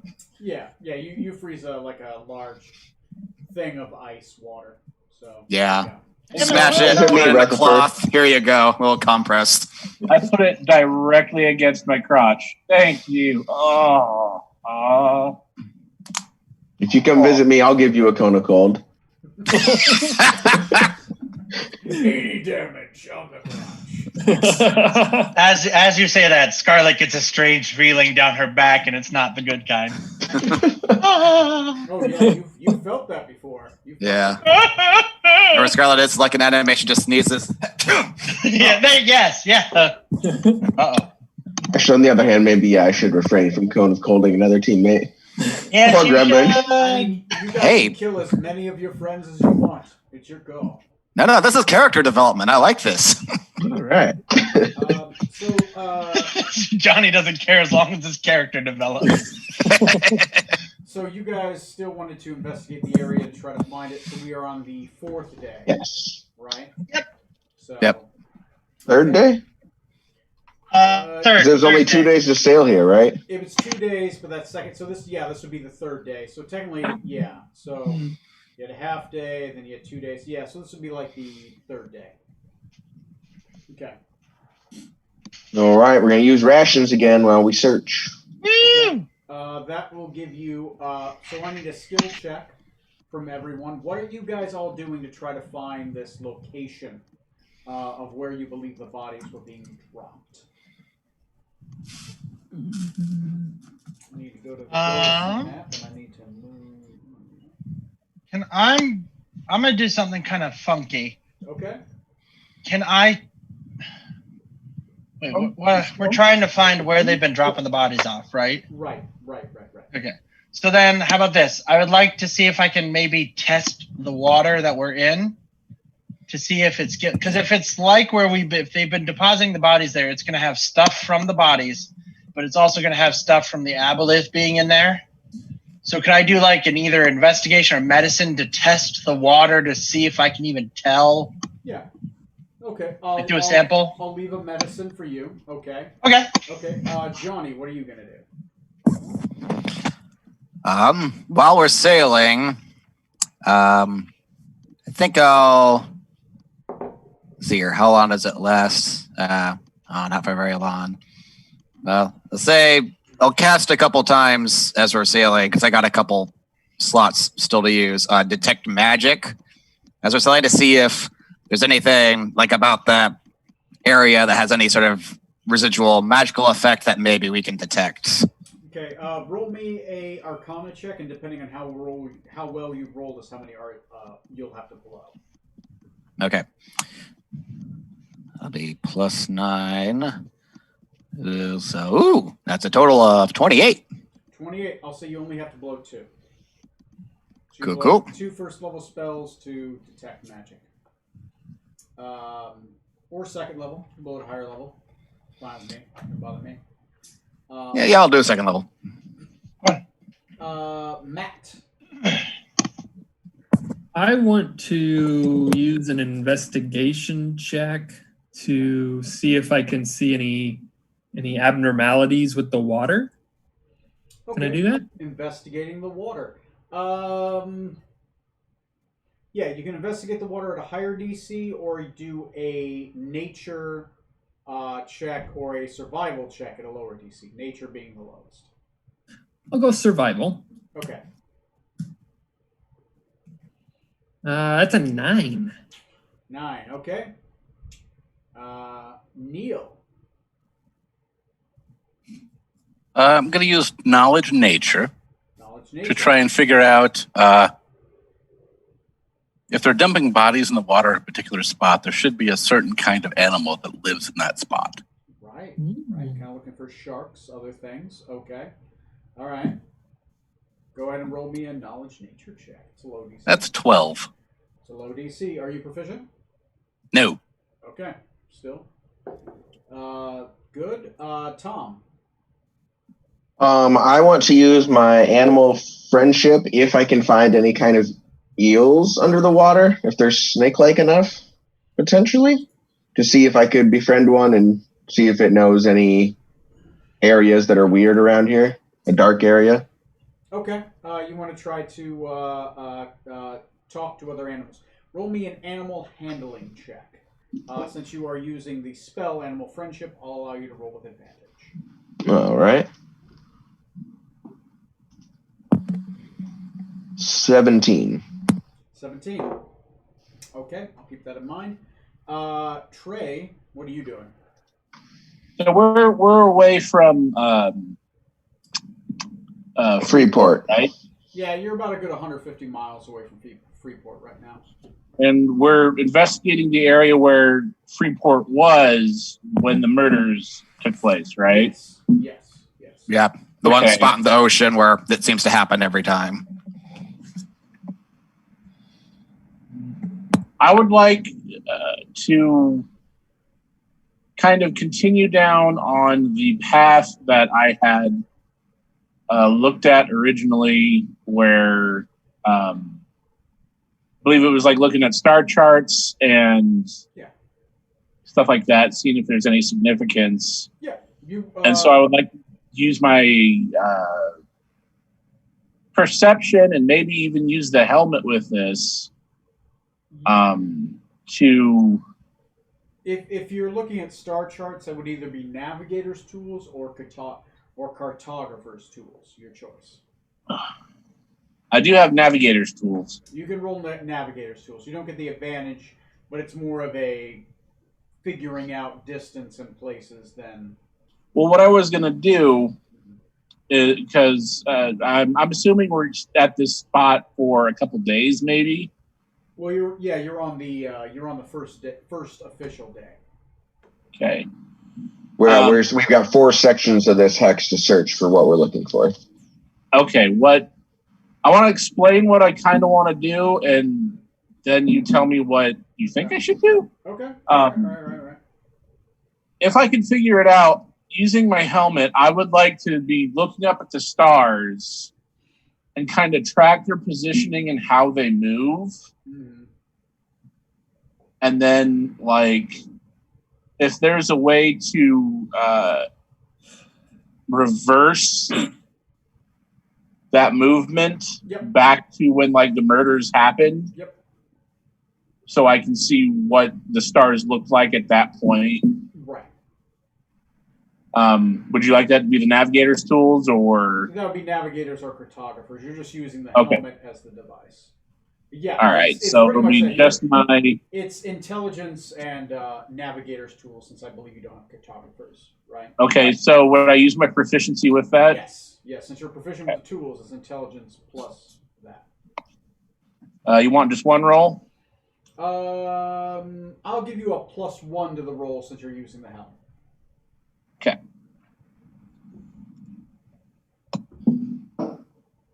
Yeesh. 12. That's fine. It's proficient. That's with the +1 added in. Okay. So, okay. So, Corey. Yes. Let's start with Trey. Trey, you're able to since you've already got rid of one area, you believe 2 possible areas it might be in, right? Of this 30 by 30 mile hex. So you basically narrowed it down to about a 15-mile area, right? Okay. This is a big city. It's not bad, right? That's like a 1 in 5 chance. Johnny, what'd you do again? I was, sorry, mouthful. Casting detect magic to see if there's anything underwater suspicious. As you start to get near areas, you start seeing and feeling magic towards a certain area, right? Tom, you're able to communicate with various animals around this area, and you start getting an idea that some might be near here. Definitely something strange, right? Some of the animals, as you're talking to them, seem strange, like they seem influenced, like they have milky eyes. Neil, you see shark sign, right? You see shark sign and you see eel sign in a very specific area, right? Once an animal is eaten in an area, it comes back to that area, expecting possibly more. What about worm sign? No worm sign yet, but maybe if you guys are in a desert later. What about movie sign? I do have that thing. Corey, you actually continually take samples. As you take samples and you check the water, the samples start getting hotter as you get towards a specific area. All right. Hotter? Weren't too successful on it, but. Did you say hotter or otter? Hotter. Like you're getting more. The water seems more polluted and it seems more milky, right? Like an aboleth. Oh, I see. Okay. Right? You're getting more polluted water. Since the aboleths definitely pollute the water that they're in, right? Yeah. Trying to, especially since they're trying to excrete that liquid, trying to enslave people. Eventually, let me roll a die and let me see how late it is in the day. I'll roll a d12 and see how many hours that is. Ooh. It is about 7 o'clock at night. The sun is slowly beginning to set. You find yourselves over a body of water, and specifically in that body of water, the water seems the most polluted. The shark sign seems the highest. The eels and the other animals you talk to seem to be the most milky-eyed and least wanting to talk to you, which tells you something, right? Trey, the calculations look correct. And Johnny, the magic, you feel it deep below. Way below the infinite blue is you feel a darkness settling in the water. The light is beginning to fade. What do? You believe you are where the city was during the murders.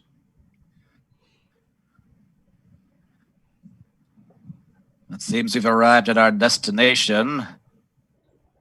Do we want to wait until the morning when there's sunlight? I don't know how I feel about deep sea diving at night. Yeah, that sounds like a horrible idea. Agreed. We should stay a little bit not quite right on top of it while we rest for the night at least. That too, yes. Double watches. Scarlet is absolutely not watching alone. All right. So this is important. Who is on what watch and who do they have with them?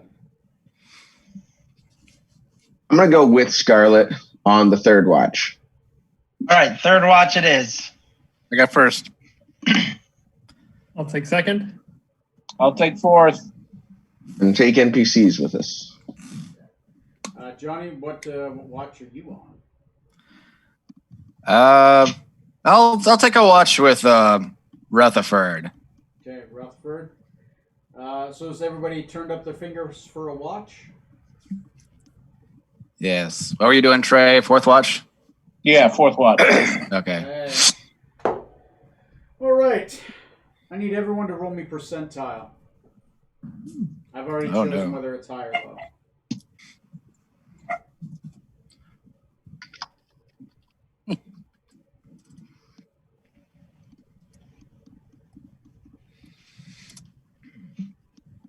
Damn.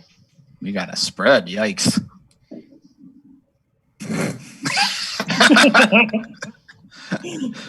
Scarlet throws a die on her watch for some reason. Strong and Decadic, roll percentiles again. Oh, no. It's somehow used in her card game that she's learning. Hey, guys, I learned about this new tabletop game from this fella. Strong, roll me percentiles again.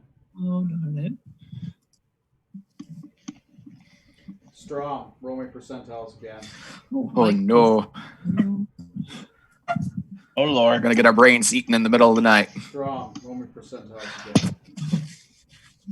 I don't know what's going on. You have a backup character planned, right? Roll I me do, I got 'em. percentiles again. So do we, but they're all on the ship with us. Okay, great. I chose low every single time, by the way. $51. All right. Let me count them. Yeah, that is 1, 2, 3, 4, 5, 6. 6 failures. Okay. Great. What watch were you on? I was on second. Second watch. Great. Who else was on second watch with you? I'm gonna have Grimblast with me this time. Grimblast and who else? I will go with Norgen again. Norgen and Grimblast? Yeah. Great. Johnny and Strom, roll me your... so Strom, I need you to roll me 9d10. And Johnny, go ahead and roll me 10d10. Sorry, 10d6. Sorry, specifically, let me change it up. It's 9d6, 1d8. So 96 plus 1d8. Yeah, And still 9d10 for me. yeah.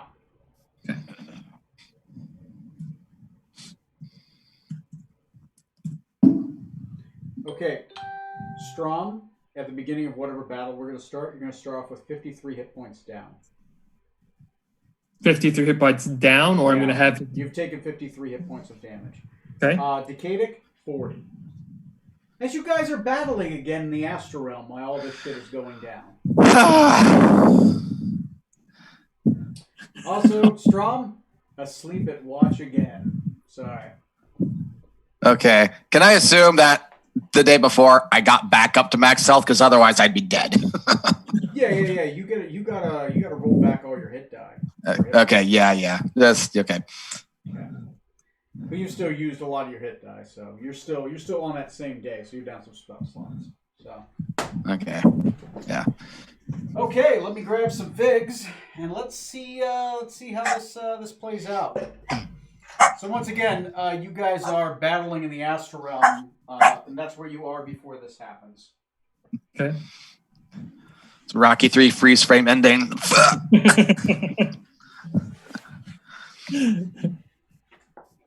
I mean, what's the worst that could happen, right? Yeah, what could possibly happen out here? Boy, I sure am glad they banned the fireworks in Windsor Heights, because it sounds like Beirut out there. Yeah, it's intense over here in Johnston as well. And the dog has decided she doesn't like fireworks this year. Yeah. Does she usually? Well, considering this is only her second 4th of July, and didn't it rain last 4th of July? Yes. Yeah, it was either it rained and it was in the afternoon or in the evening. Because they didn't have the fireworks until like later that year. Yeah. Are they really? So really, this is our first 4th of July. Yeah, some asshole's been popping off fireworks in my apartment's parking lot for like 2 weeks straight now. They're doing like bottle rockets in the space between my houses. The alley. Every time one goes off, the dog yips. I'm just waiting for them, like someone to launch something and it hits something and causes either a fire or something to break. Right now, she's hiding under my desk. Aw. Oh, poor puppy. Trey, do you remember about, 6-7 years ago now, when we were at your house on 4th of July and somebody was setting off fireworks in the road? Yeah, and Lloyd went over to, no, man, let me show you how to do it, and shot one at his own fucking car. Yep. It was they were shooting them out of a Pringles can, and as he lit it and walked away, the Pringles can fell over and then shot straight out. It was fucking awesome, and it wasn't like Genius. a little one; it was a big one. Oh, yeah. Wow. I don't know about you guys, but it kind of sounds less like Beirut and more like Stalingrad. Here. Not German enough. No, that was Russian, my friends. Russian. The Germans had a big part in that. They do. Someone had to lose. Damn straight. Never get involved in a land war in Asia. Oh God. And never going against a Sicilian when death is on the line. Technically, that was still the European side of Russia because it hadn't crossed the Urals. Well, if we have to get pedantic, there is no physical division that succinctly divides Asia from Europe, so it is just Eurasia. So it's all one continent.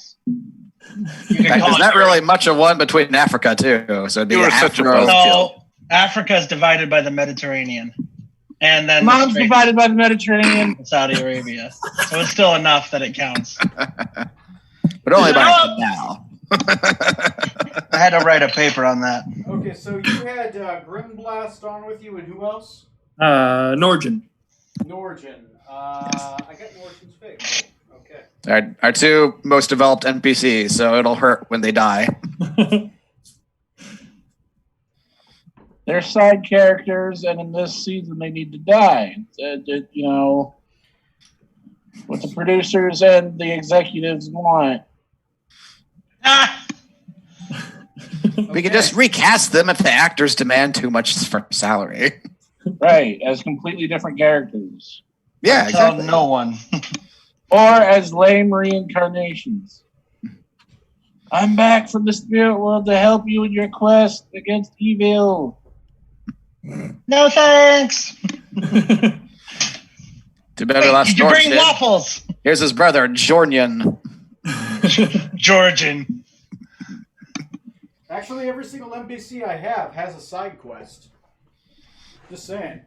You get bored. Oh. Every We don't NPC you care. have has comes with their own plot. Or Gremlin. Just like Mass Effect. They all have their own plot. Oh my gosh. Love that game. Okay, so good news and bad news, I guess. I need you guys to roll. So Matt, since you're running these guys, I need you to roll me a perception check for Grimrin and Norjig. Since your character is asleep by a barrel. Okay. Stop it. Just go over there. So if you go to the copy of Enterprise, Mm-hmm. you should have Norjin, Hamali, and Midgar Grimblast. Okay. So, all right. So it'd be a +3 for Grimblast. Yeah, and I believe it's also a +3 for Norjin as well. Neither of them are proficient in perception. Okay. Mess that up. Whoa. Okay, 23 for Norgin, and both natural 20s. Fuck. All right, good. Neither of them are surprised. But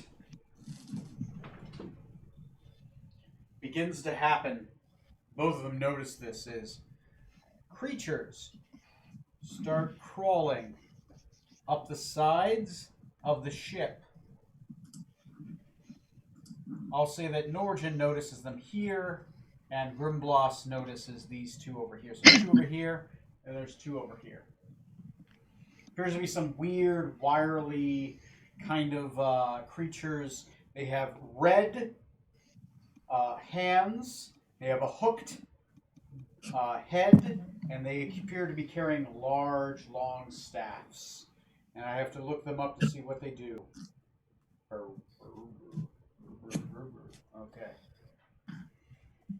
Oh, come on, Fred, you're underneath my legs. Sorry, my dog's trying to crawl underneath me while I'm walking. All right, so I look up their NPC sheets and what these bad guys do.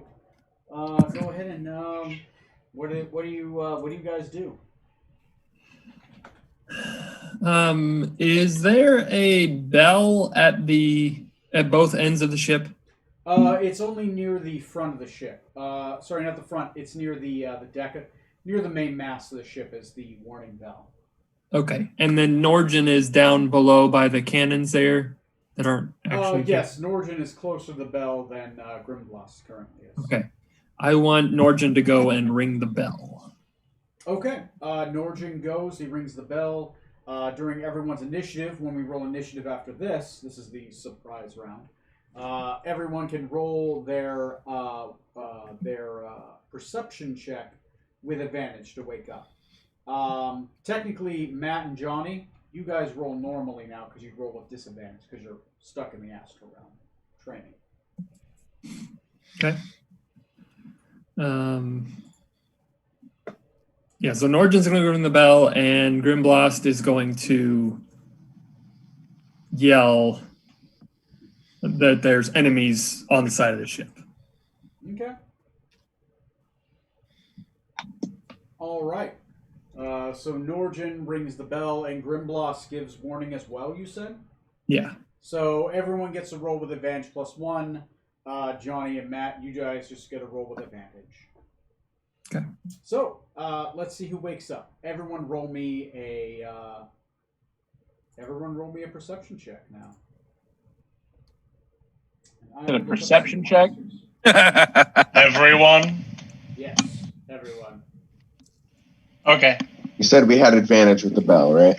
Yes, you have advantage with the bell. You have advantage +1, except for Matt and Johnny. Ooh, have it's- normal advantage. It's turning into the Blitz out here. Turning into the what? The Blitz. Fireworks. much fireworks. The movie. Oh, it's a movie. Okay. Hold up, Neil. Hold up. Let me check something.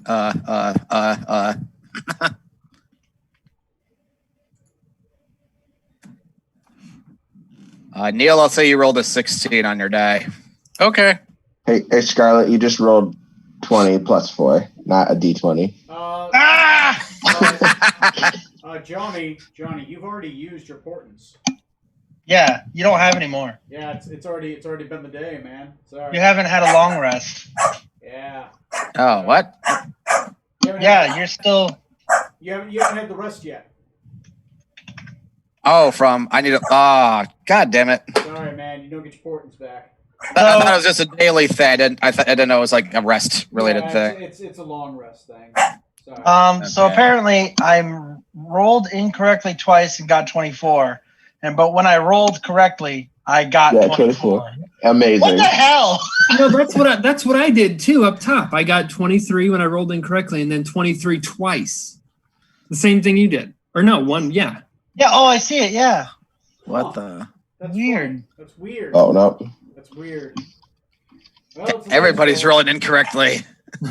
I just wanted to see if I could make it happen again. So everyone else is Nope, rolling not quite, but damn good. Great roll. Yeah, everyone's rolling pretty good tonight. All right, dice rollers on your side. Part of the cards, man. I'm down. Everybody's rolling well tonight. Especially Smoot. Oh, what did Smoot get?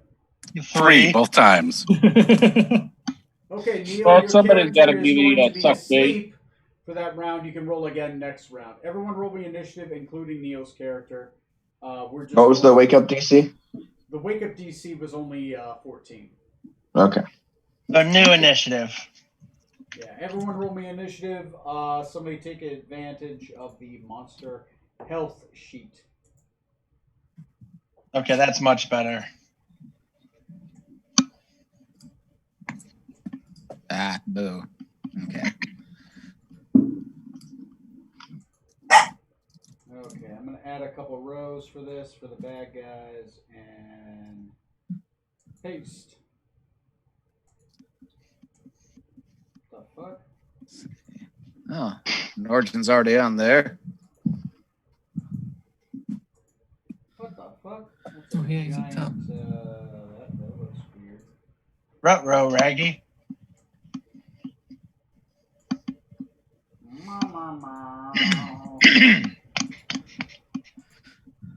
Did you wake up, Matt? Yes, I did. Okay. So literally, it was a Rocky 3 freeze frame. We're fighting, we're like, ah, and then we wake up at the same time.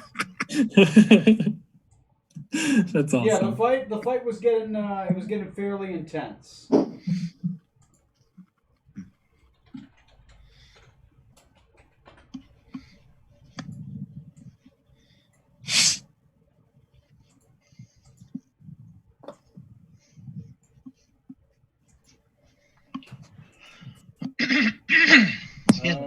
What else do they got? Sorry, my dog's literally below my feet. She is. Looking at what you're typing on this is terrifying. I know. I have to also look up what this other monster is. D&D Beyond. Oh, come on. You should see what's below my legs. I have a dog and 2 cats below my feet right now.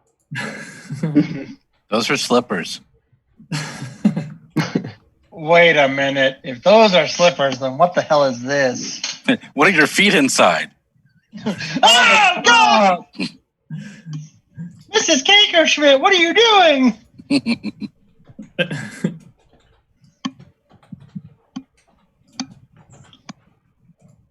Seriously, is it World War II out there tonight? Apparently. God. Just keep calm and carry on. Yes, sir. Not gonna lie, it's gonna be intense. This might carry over to the next game, depending on how quick rounds go. Oof.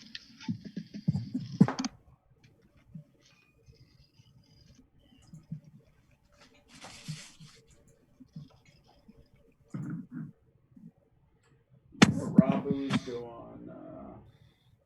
Oh, man. I've had my wasted spell slots, too. Ooh, this is going to be rough.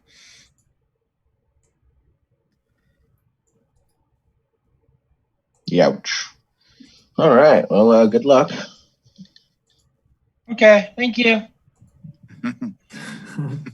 He says as he departs the ship. Skylar starts rowing away. You need to take your broom and fly off, cackling. I forgot I had that. Thank you. You have the broom on the rowboat. Still manually rowing, even though you have Skylar, it. you could have used the broom. Give us Skylar back the boat, damn it. Rows the boat back, then gets on the broom, and then leaves. Okay. I have reorganized the sheet accordingly. I'll use the dice rolling app so shit's a little bit faster. I've got bad guy, and I've got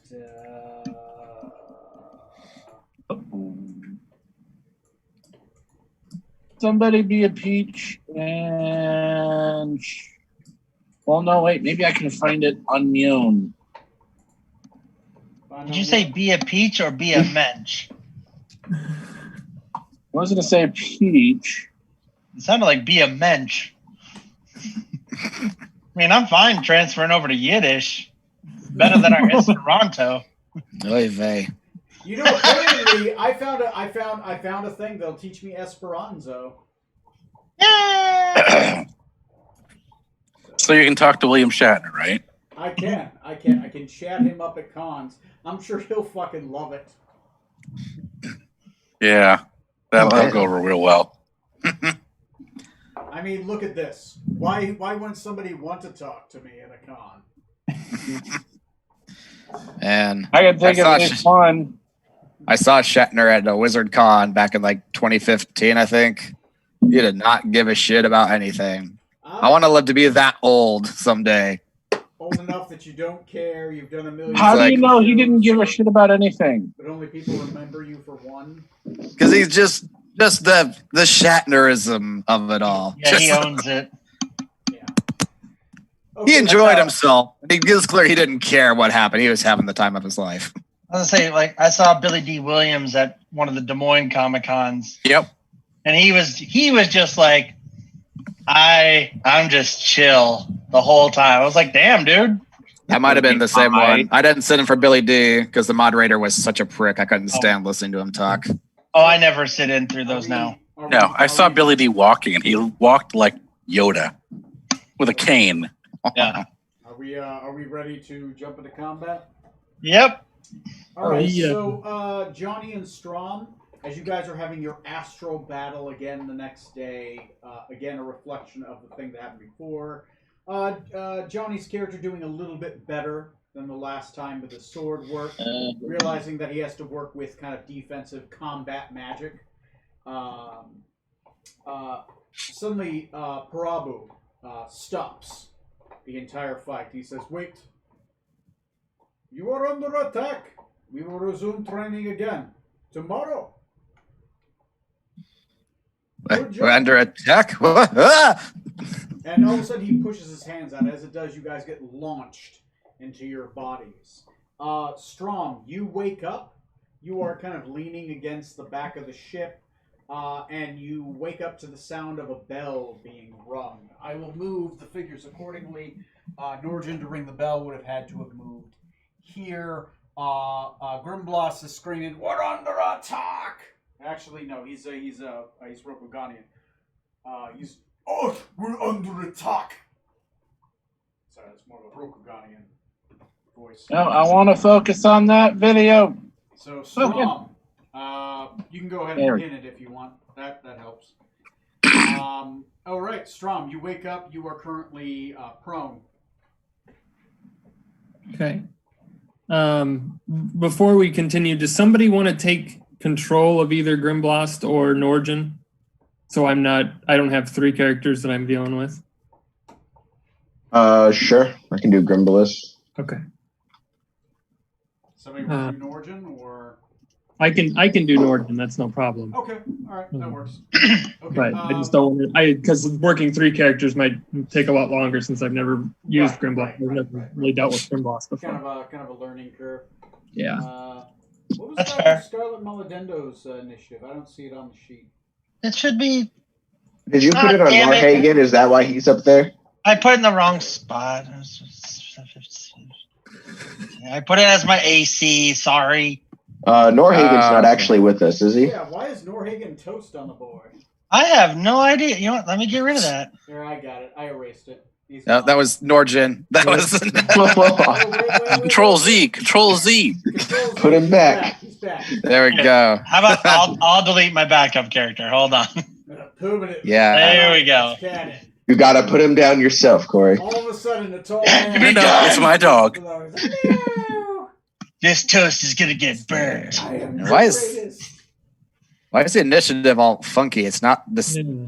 It starts big, gets small, and then gets big again. Because it hasn't been reordered again. Okay, I'm gonna reorder it, guys. No one touch it. Okay. Okay, it should be reordered. Fuck me. Z to A. Why is it not reordering? Why is Grimblast and everybody else here? Let me do something. I'm gonna reapply the filter. That might be the issue. Okay. Okay, now it should be good. Okay. Yeah, looks good now. So it's Jesus, still that was strong. close. Strom, you are prone. I believe since you have the mobile feet, you can just get up with 5 feet of movement, right? Okay. Yeah. Yeah. So I'm going to go ahead and get up and go toward Grimblast. So 5, 10, 15, 20, 25, 30, 35. You have 5 more feet of movement if you want it. Okay. Are they on the side of the ship or are they in the water? Yes, they are on this side of the ship and they're starting to climb up. On their initiative, they're probably going to climb up. Okay. So are they within swinging range? No, they are not. Okay. They're about 10 feet away. All right. So in that case, I'm going to use my longbow and take a shot at one of them. Okay. Longbow it is. You can shoot at them. They do a partial cover, so they'll +2 to their AC. Okay. All right. I got a 28 to That'll hit. And I'm on the wrong page here. There we go. 14 damage. Okay, 28, 14. You do get 2 attacks, by the way. Oh, right. And then we got 21 to hit. Let me check. I'm like, yeah, even with the +2, 21 will hit. It's a good Okay. hit. And that's another 13 damage. So 24 or 27 damage total. 27 damage. Okay. All right.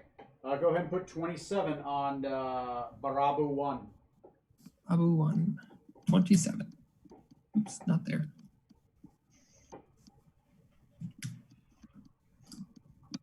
Okay. Okay.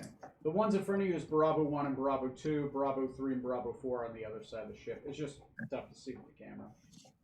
All right. So that will do it for his turn. Okay. Norgin is going to go back to where he was. Okay. And So he goes back to where he was. He does see there's one here and then there's one here. okay. There's these guys. They're the same thing. Okay. He is going to hold his turn for the one at the closer to the front of the boat to come up onto the deck. Okay, he'll probably have to move over here just to be able to get that guy as he gets up. So that's fine. All right. Okay. Okay, sounds good to me. He holds his action to smote him as he gets close by. All right, ignore these two guys. They are going to be delayed 1d4 rounds. See how many rounds that is. Okay. And the other one. You ordered the gray salad. Okay. Next is going to be Rutherford, Benjamin Smythe the third. You wake up. Definitely the ice has helped. The swelling is down. You feel drained, but you outside of that, you wake up in the middle of the night. The bell that you heard last time you heard this bell, the turtle dragon was attacking. Oh man. If you sleep, I believe you do not sleep in your armor, right? Because you'd have exhaustion, so you do not have your armor and weapons currently on you. They're in your room. Right. Well, with that in mind, then I will.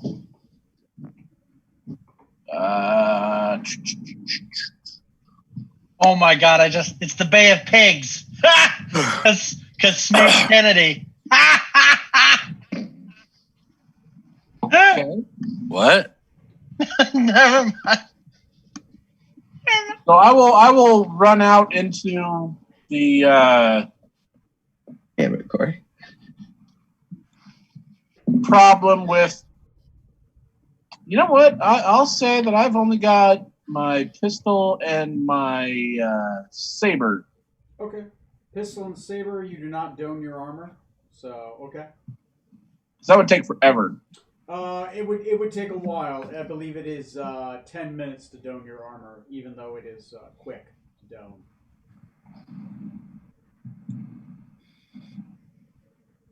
So yeah, go ahead and unequip your armor. And Already done.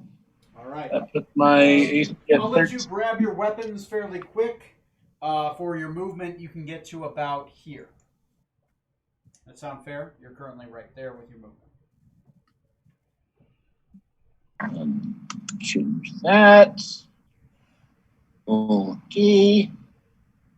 Where's the camera? And I just want this is me next to the mast. Yep. Okay. I don't see anybody. Is that as far as my movement will take me? Yeah, because your movement's only 30, correct? Yeah. Yeah, 30 movement. So I will hold my action until something pops up its ugly head, and I will shoot it. Okay, noted. You were holding your action until something pops up its ugly head. All right, let's see when. Scarlet, keep your head down. Oh, Jesus Christ! Oh, rude. I was Love going you, to Corey. say Zorksan, but all right, cool. No, he's had plenty of practice shooting him. Yeah, I mean, at this point, you get a bonus to shooting your captain in the back of the head.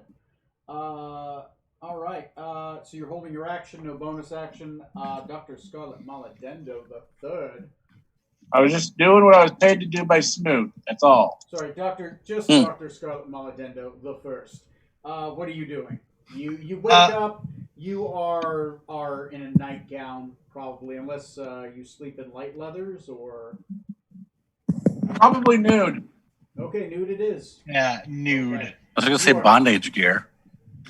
It's not Wednesdays. Butt naked with butt plug. All right, noted. Yep. I'm not So then drawing that. Damn it. So yeah, since she's that way, I'm gonna go ahead and have her like take all the time, like as fast as she can, but do like the full movement to do the armor and put that on. Okay, it's basically gonna take your entire turn to put on your. You have light or medium armor. I'm gonna go ahead and put on the Mariner's half plate, so medium. Okay, it's gonna take you 2 rounds to put on half plate. That's Okay? fine. Okay, Yeah, so thank you. You're 1 round deep on that right now. Okay. Ooh, deep. Okay. Next is gonna be Decadic. You wake up badly bruised. Oh God, I can't. What? Huh. Okay. I'm going to cast mage armor on myself because I'm guessing probably wouldn't have in the dream. Just to bump my AC up. Okay, yeah, you can use your action to cast mage armor on yourself. That raises your AC by 3, right? So you can go ahead. And, if you click on your AC, you see magical bonus. You can turn that to 3, and that'll fix your AC. Yeah, override that.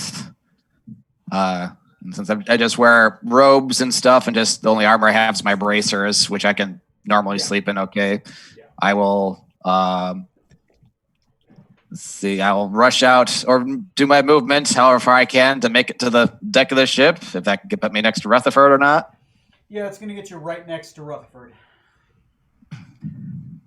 So that's your action and your movement. You have a bonus action left. I have no bonus actions to do other than to say to Rutherford once he sees I'm injured again, just say, "Don't ask." Okay, what's going on? The fuck? Okay. Next is going to be Captain Zorks and Venom Tongue. Great. How long will it take me to don my chain shirt? Chain shirt, I believe, is medium armor, correct? Yes. Is it mithril or is it elven chain? No, it's just a +2. Okay, that is going to take you 2 rounds to dome, so this will be your first round of doming it. All right. And then Grimbliss, on the deck of the ship there, where exactly are our harpoon guns that we have? And would one be able to reach one of these guys on the sides of the boat? Harpoon gun, I do have that fig. We should have 2 installed on our ship now. Heck yeah. You have 1 here, and then you have another one. I do have another harpoon gun is located at the basin of the ship in the back. Okay. So we probably can't hit anyone with one of the harpoons yet, so all right. Then he's going to reach over the edge then instead, and he's going to... Where'd it go? He's going to use fire breath, like down the side of the ship at the guy in front of him. Okay, he uses fire breath. It's a 15-foot cone. Each creature in the cone must make a dexterity saving throw or take 2d8 fire damage. Okay, go ahead and roll your 2d8 just because it's halved either way. And is the guy on the other side in range at all? I'm assuming, or not the other side? Both are within Both a of them? 15-foot cone. All right, cool. You said it's fire damage? Yep. Okay. So 2 rolls. Neither one does make it. They are resistant to fire, though. So they're going to... Well, they're going to take a whole 3 damage. Okay, go ahead and put 3 on Barabu 1 and Barabu 2. Barabu. That'd be 3 hits for Barabu 1. Yeah. To let you guys know what these guys look like, I will share screen. Why do I still share screen on? You guys still see my screen? Not now. No, I'm just looking at the battle cam. Yeah, it hasn't been on your share screen since we got out of the map. Okay, Now you're screen sharing. Wow. That's what these guys look like. Well, that's horrifying. They got that Why are we hook fighting tag, it? red arm, kind of tendrils of blood everywhere, monstrous little face.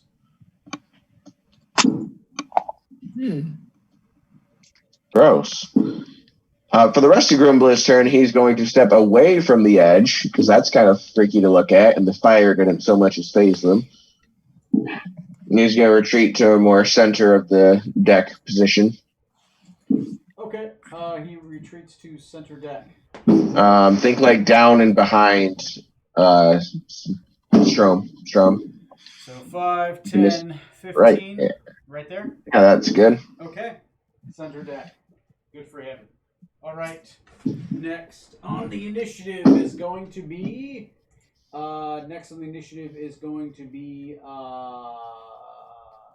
Edwin Smoot, Mekob, and then the Barabus. After that, Strom, you're on deck. Oh, and Grimbliss will tell Rutherford and Scarlet that the monsters are climbing up the side of the ship since they just popped up on deck. Okay. All right. Trey and Johnny, you are now aware that they're climbing up the sides. Okay. Oh, delightful. Monsters climbing up the side of the ship. They do not fear fire. Can I see one now? Edwin Smoot, roll me a perception check. See if you wake up this round. You would. I would. So I roll. Heart of the cards. Heart of the cards. That's a 7. Oh my god. Do you still have advantage? Technically, you still have advantage. Oh, thank God. Don't thank him yet. That's a 3.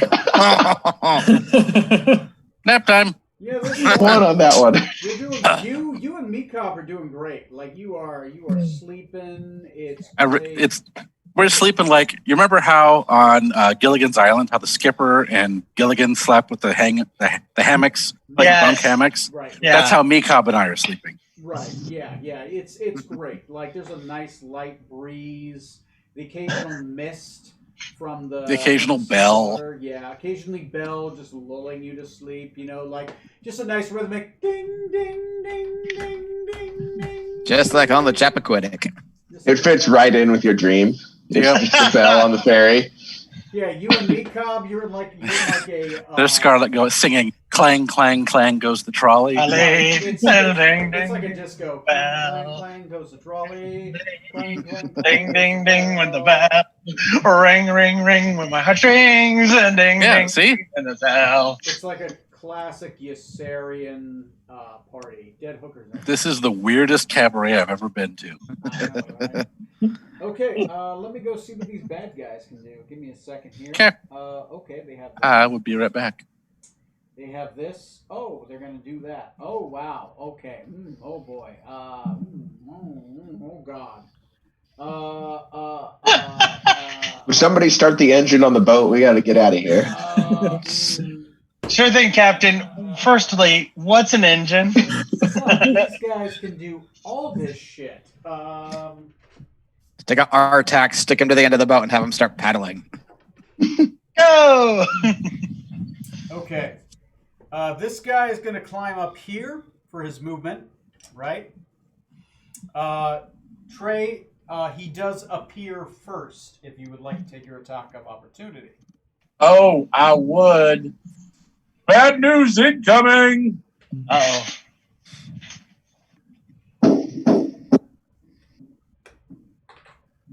Kablam! Does a 14 hit? 14 does not hit. I miss him. All right. Strom, he is casting a spell. Ooh. You can make an attack of opportunity if you would wish. I am going to make an attack of opportunity. Okay. And that's a 28 to hit. Go ahead and roll your attack and your damage. Let me see. Is he resistant to acid? He is not resistant to acid. All It right. is So magical, that makes 10 regular damage and 1 acid damage. So 11 total. 11. Go ahead and put 11 on the board. I need you to make me a wisdom saving throw, Matt. A wisdom saving throw. Save your wisdom. Now, I do have an advantage against spells. Oh, shit. Yes, you have advantage to the wisdom saving throw. He is trying to attempt to cast levitate to throw you up in the air. Oh, Hey, well, that's again. 14 was my highest one. 14 is your highest one. Let me see what his save DC is. Save DC versus his spells is... Yes, you beat it. He does not get levitate up on you. Good. The next one is going to climb up here. As he climbs up there, he is going to... is there anyone wearing metal armor with an eyesight of... Actually, Matt, you're wearing splint, right? Yes. He's outside of your attack range, but you've already used a reaction, so that's kind of new. Yeah. I have to look. I'm looking up the spell Heat Metal. Give me a second.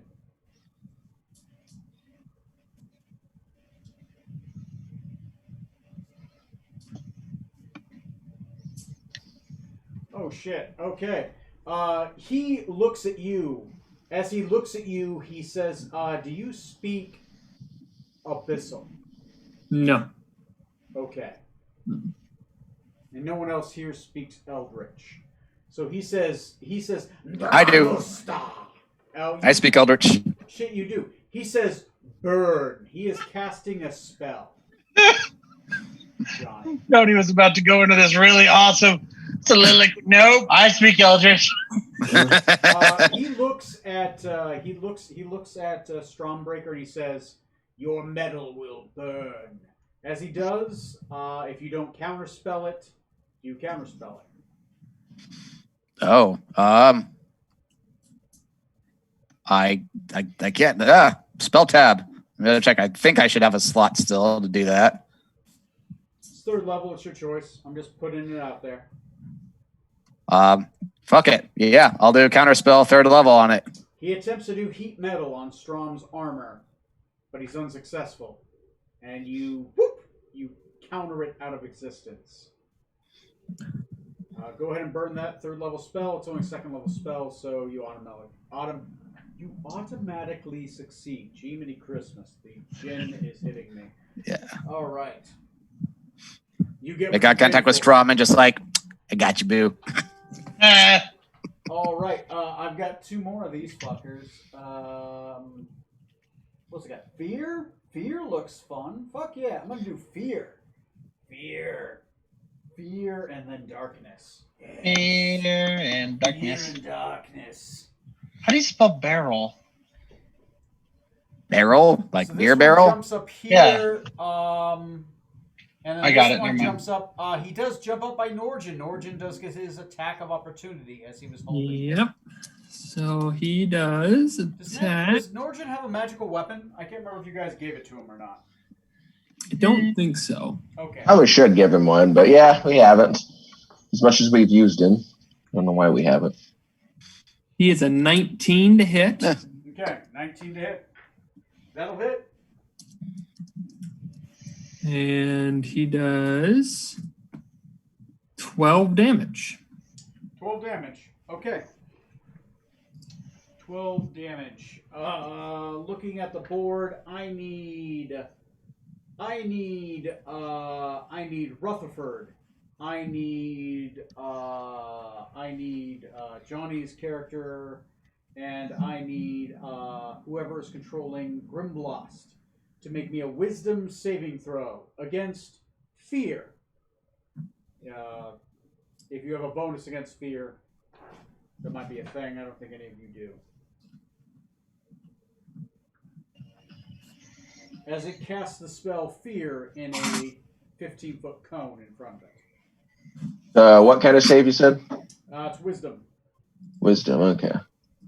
13. Okay. 4. Okay. 4. Okay. Who got the 4s? Grimblest. Grimbless got a 4. Trey, what'd you get? This guy's doing a cone on this area. Boom, boom, boom. A cone, you're saying? It is a cone effect of fear. A wisdom saving throw. Rutherford Benjamin Smythe III.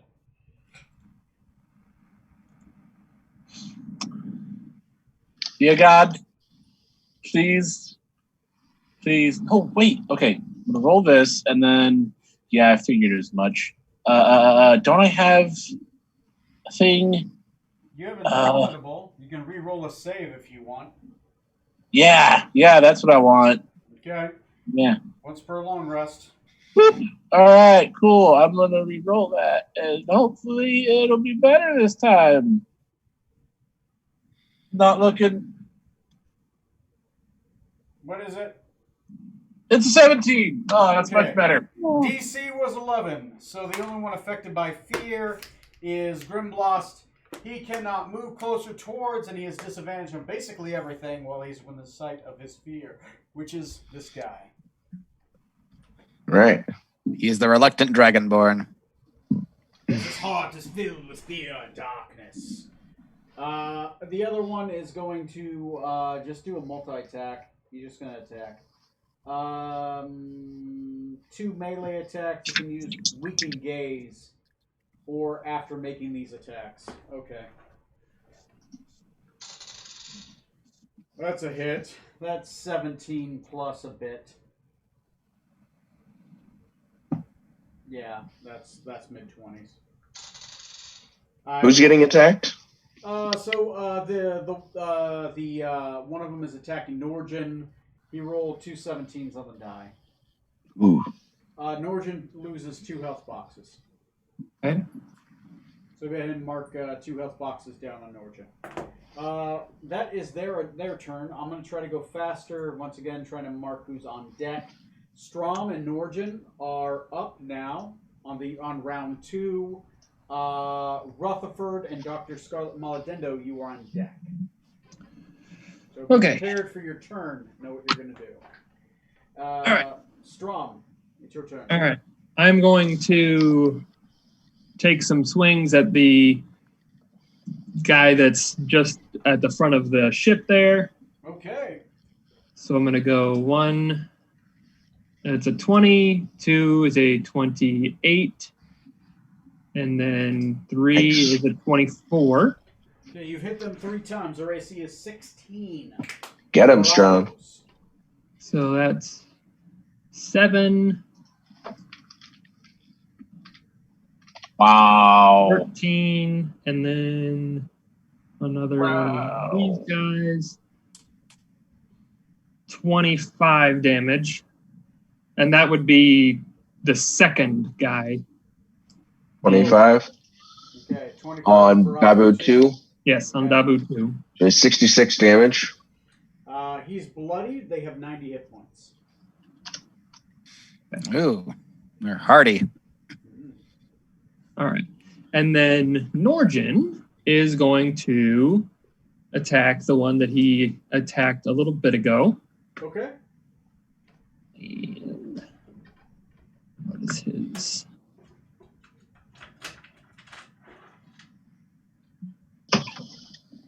So Norgin is going to attack this guy.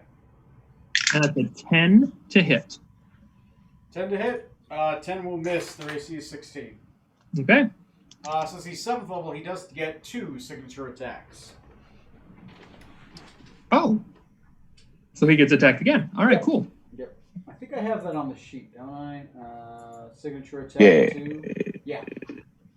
Oh, yeah. Sorry about that. That's all right. He got an 11, so missed that one too. Missed that one too. Yeah, he's got a. But he got to miss twice. Dang. He rolled a 2. That sucks. Yeah, a 1 and a 2. Oh, damn. That's you're getting all your bad rolls out of the way. There you go. Yep. Good job, Norgin. Good job. Good job. He wasn't ready for this night attack. He's a little tired still. These things look a little whorish. They're kind of scary looking, you know. Okay. Next on the initiative, the good old initiativo, is Rutherford Benjamin Smythe III, followed by Dr. Scarlet Maladendo, and then Decadic is on deck.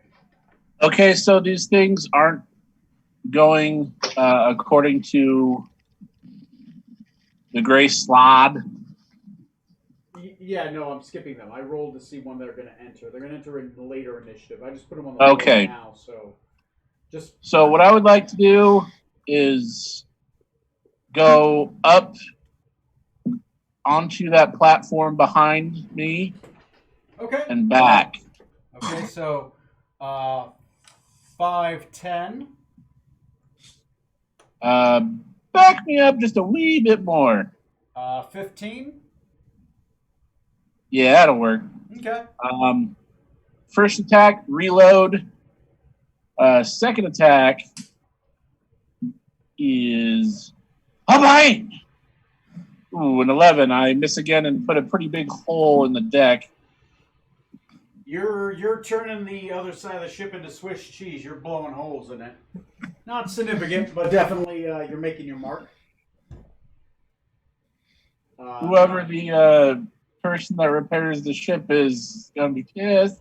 The bowsman might have a difficult day. You still do have your bonus action and whatever else you want to do.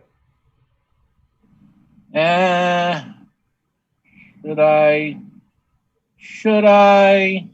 Yeah, you should. Yep, whatever you want to do, man. Just make your decision. Yeah. I will go ahead and burn an action surge to take another shot after a reload. Okay. It's got a reload of what? 1 or 2? You probably still got a couple. One. So it's Okay. one. When I'm using bad news, it's Okay. one attack's reload. The next attack is a shoot. You can always use your bonus action to reload if you want to take 2 attacks this round. You just then be completely out of ammo. You have to reload again. Your call. So action surge. Mm-hmm. First attack is the reload. Second attack. Fucking Christ! Is a 12. Sorry, man. Sorry. If I were to switch to my pistol, I'd be rolling 20s all day. Okay. That's my turn. It's your turn. All right. You're just unloading on these things, but they're kind of dark skinned on a dark background against dark wood. I just woke up. Racist. Yeah. Battle cam went out. Oh, okay. That's fine. I got it. I got the battle cam. We sure don't. There you go. Battle cam's back. Nice. I'm trying to get this battle cam just a little bit closer. It's like a cartoon. The lights go out and you just hear. We did it. Good God, we did it. We did it. Comes back. Bad guys are in a pile. We're standing on top of them. All right. Here we go. Does that help a little bit? A little bit. All right. Yeah, that's good. Yeah, that's a good angle. Next on the initiative is going to be, as we mentioned before, Dr. Scarlet Maladendo. I believe this is the second round of you putting some more rounds. No, you're at this Half point, plate. You got your half plate on, right? I'm putting on makeup and join the fight. Damn it! You still have your movement left, Corey. Corey, you there? Yeah, this is the last round of me putting it on. Yeah, you can put it on. There's still your movement left after you're done, so you can. Okay, then after it's fully on, yeah, I'll start to run to the upper deck. Okay, upper decker. Jesus. You are. Push you that are switch, right, you goddamn I'm make- gonna move get your- into the your fight. Character right here, right Okay. by Johnny's character, Decatur. Excellent. Okay. You guys stop making so much noise. You're gonna wake me up.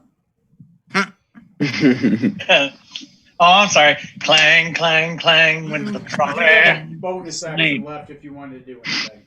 Bonus action. Bardically inspire Decadic because he's closest to me. Decatur, you're inspired. Because you're closest to me. Cool. Healing would be nice, but I'll take inspiration too. I can't heal on a bonus action. That's cool. America. I'll manage somehow. Next time. I blame a woman. I mean, that's what Trump does, right? If it's good enough for the president, it's good enough for me. I'm just going to blame him for everything. Okay. Next is Decadic. Speaking of Obama, Decadic, what do you want to do? Yeah. Excuse me. I'm going to. Let's see here. I'll get up on the upper deck too, next to Rutherford. 2 men doing an upper decker. Sounds good to me. Yeah. I thought they were both bottoms. Oh, And I'll move a few more feet to the left of Rutherford just to get out of his line of sight. Yeah, you don't want to be shot by me. Yeah. Oh. That's the captain. There you go. Only So when you pay 5, me to 10, shoot 'em. 15. Sound good? Yeah. Okay.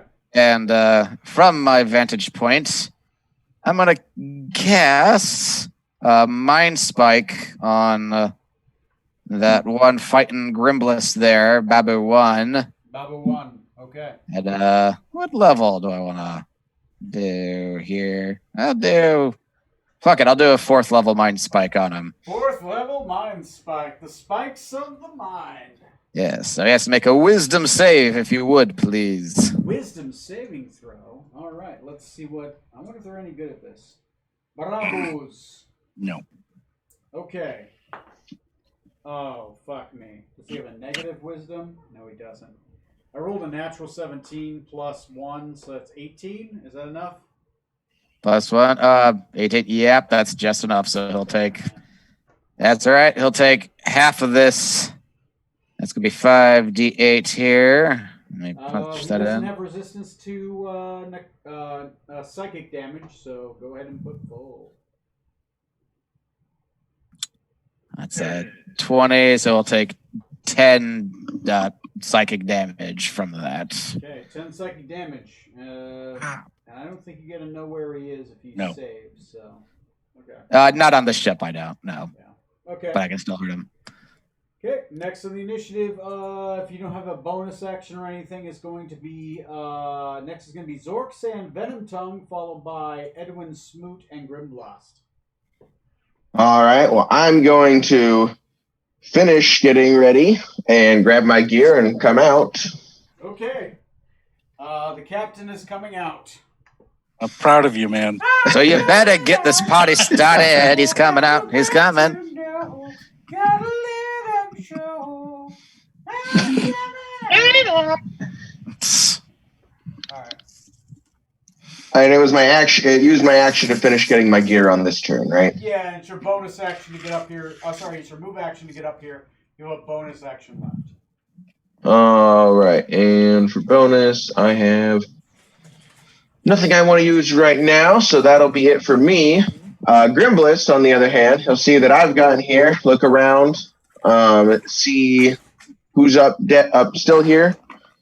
He's worried that he hasn't seen the first mate yet, as he's a force needed on the battlefield. So since he's feared anyway, he's going to run downstairs off the battlefield to go get Smoot. Okay. Make sure he's awake. You will take an attack of opportunity as he runs to disengage and go downstairs. Yeah. Actually, no, he'll disengage 5, 10, 15, and then he'll move his full movement to get to the door and start pounding on it. Smoot, you now get a +2 and advantage. +2? To wake Wow, up. he might hit an 8 now. 5 turns later. Okay, now a +10. You have to wake up. God damn it, Neil. All right, Grimbliss is going to burn down his door to get in to wake up Smoot. He's gonna We punch burned him down the directly ship. in the dick. Is it my turn to roll? Yes, you get advantage and now a +2 to your roll. Hey, I got a 19. Okay, you wake up. Ugh. Grimblast is pounding on your door. He's like, "We're under attack. We're under attack." Fine. Grab my sword and shield, and I'm in my skivvies, and I head for the deck. Yeah, go ahead and unequip your plate armor, but you got your Already did. shield and your sword. Is Meekob like asleep on your head? I'll say that it only takes No, you like it 5 is. feet of movement. You do get all the way up to, I'll say about, you are currently right about here. So you make it to the deck. You have your bonus action left. Bonus action, I'm going to cast Shield of Faith, Shield of Faith it is.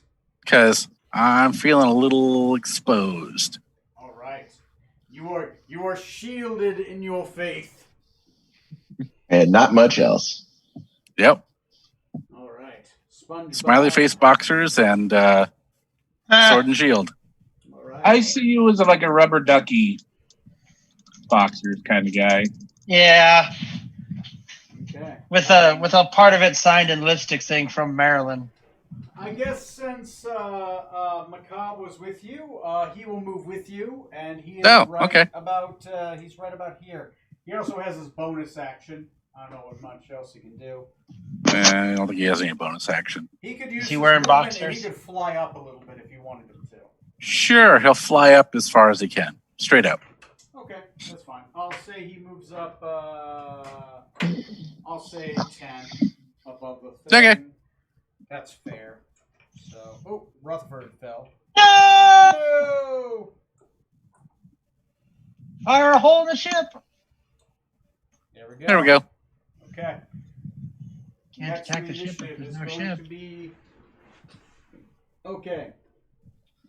Barabus are going to go. After the Barabu goes, it's going to be Strom, and then it's going to be Rutherford, and then it's Dr. Scarlet Maladendo. So be ready for that. Gotcha.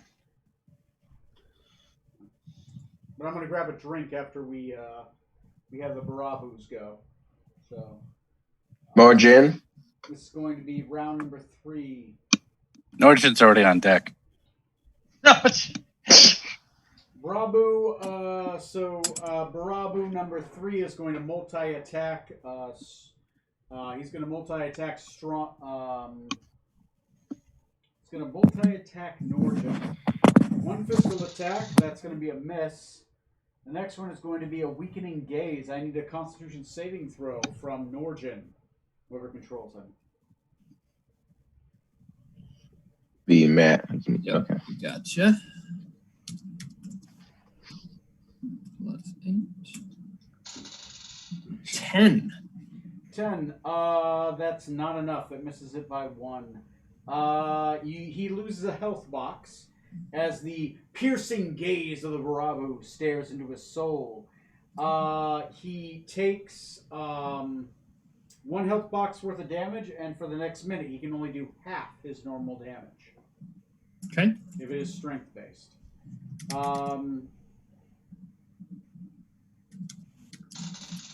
Okay. The one that's right in front of you, Strom, is going to do 8 damage to you, and I need a Constitution saving throw from you. Okay. And is that due to a spell? No, it's spell-like ability, so it doesn't quite count. Okay. So It's one of the few that doesn't. 27. 27, yeah, you're fine. It eyeballs you with some glowing red eyes, as if it's trying to weaken you, but your spirit is too strong. Okay. The other 2 are going to they're going to open their mouths. As they do, they're going to shoot these poisonous spears from their mouths, literally shooting spikes from their mouths, and they are going to target. Okay. One of them is going to shoot 2 spikes at the first mate, Neil. 17 AC. That's 2 misses. Your shield of faith literally pushes them away easily. The next one is going to shoot 2 at Dr. Scarlet Maladendo. How dare you? Oh, that's a sad noise. I didn't roll above a 10. Yeah. Okay. That was pathetic. So literally, these 2 are like shooting spikes in their mouth, and they're not even getting close to you guys. The problem is they have to open. The other 2 Sorry. get Perseus on their slash attacks, but their gazes are not quite as effective. This is round number 3. I'm going to grab a drink. Everyone take a quick 2-minute break. All right? But I do want to say that on deck is going to be Strom, Norgen, and then Rutherford, and then Dr. Scarlet Maladendo. So have what you're going to do in mind. Okay. See, when they open their mouth to shoot the poison spears, they open their head up too high so they can't see where they're aiming properly. Yeah. Explains yeah. everything. That makes sense. I like that. Yeah, because there's mostly 1s, 2s, 3s, and then a 10. Like, that was not a great roll. The 16, I doubt, would hit Scarlet, right? A 16 would not hit me. Yeah, so they all miss. All right, I'm going to grab a drink. I'll be right back. Oh, sorry, Johnny. You sent that a long time ago. It's all good. Just trying to figure out the initiative order when it was wonky and not working right. Yeah.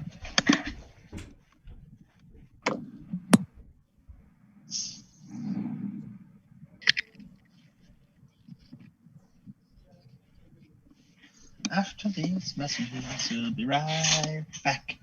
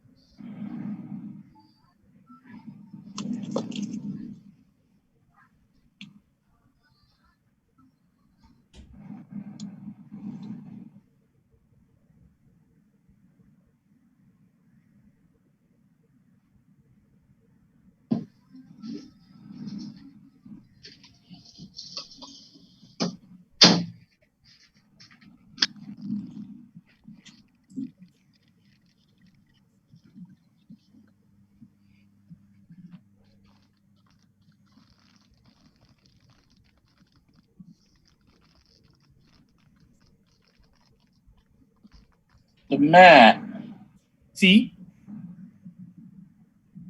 I have been working on the commander for my newest army in 40K. Yeah. And I'm about to show them off to you after I get finished adding the last little details here, which are little grass tufts. All right. Bear with me. What are you making? It's a commander for his new army for 40K. Yeah. What army are you painting now? It's just because there's 9th editions coming out, and I have a pretty big Crimson Fists army, and they've got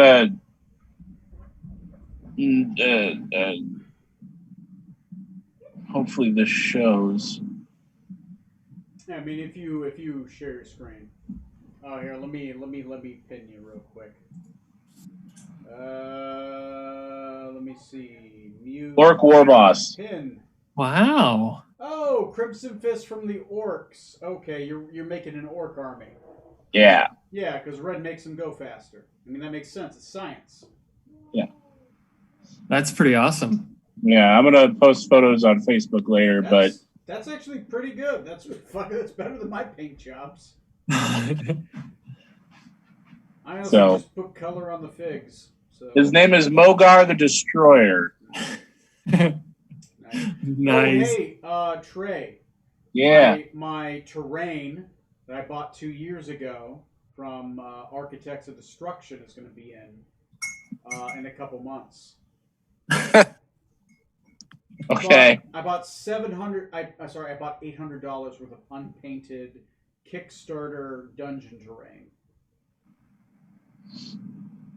You're nuts. 2 years ago? Oh yeah, 2 years ago. 2 years ago. It's stackable too, so you can make multiple layers to a dungeon, right? Oh. And you can make it modular, right? And it's clippable, unlike Dwarven Forge. You can put it together and it's in a clip. Huh.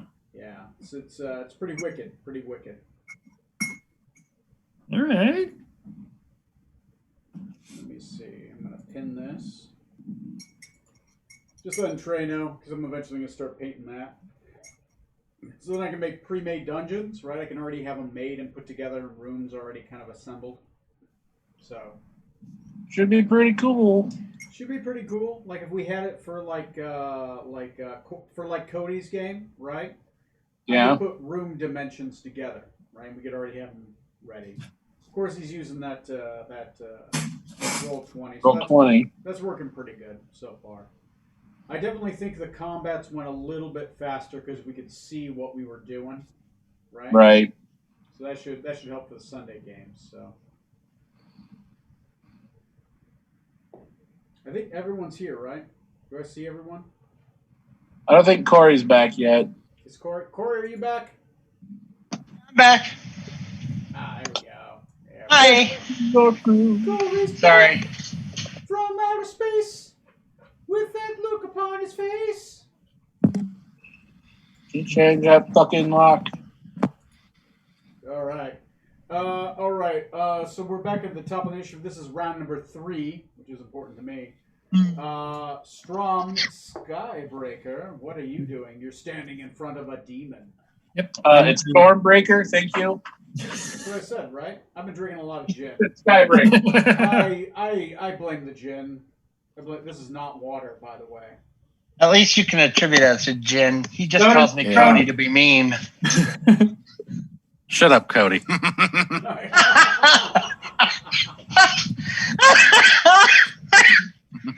Brutal. At least he acknowledges you. I am going to go ahead and attack. Is laughing at you. It's my grandma. I'm going to go ahead and attack the guy right in front of me. Okay, right in front of you. Oh, 11, which misses. 26 That hits. and a 25. That also hits. I believe both your weapons are magical as well, right? Yes. Okay. All right. So that is 13 damage for hit 1 and 8 for the other, which brings me to 21. Right? Yeah. 21 damage on... That's Babu 2. Babu 2. He's getting close. He's like 2 hit points from dead. 8, 7. Okay.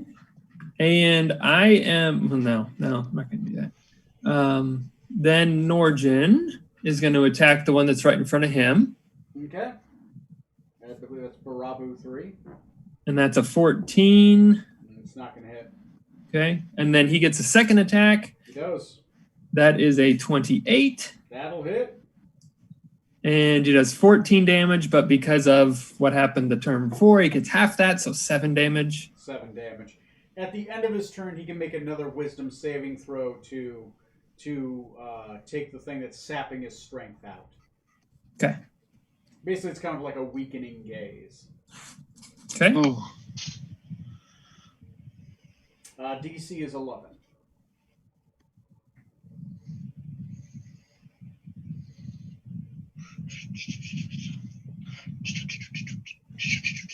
Rutherford and Dr. Scarlet, you're on deck. Yep, sirree. I have a plan. But is it a good plan? Let's not get hasty. Yeah. It's a cunning plan. It is Yes, technically that a it is. plan. Describe plan. My turn yet? It's Yes, a it series is. of events. Matt, you done? Yeah. Okay. Sorry. All right. Rutherford Benjamin Smythe III, it is your turn.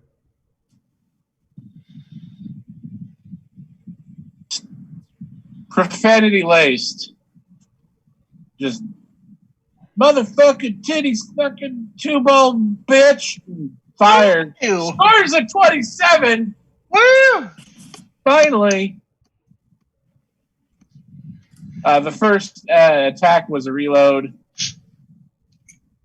And the second attack is a shot. Hashtag 2d12 plus 3.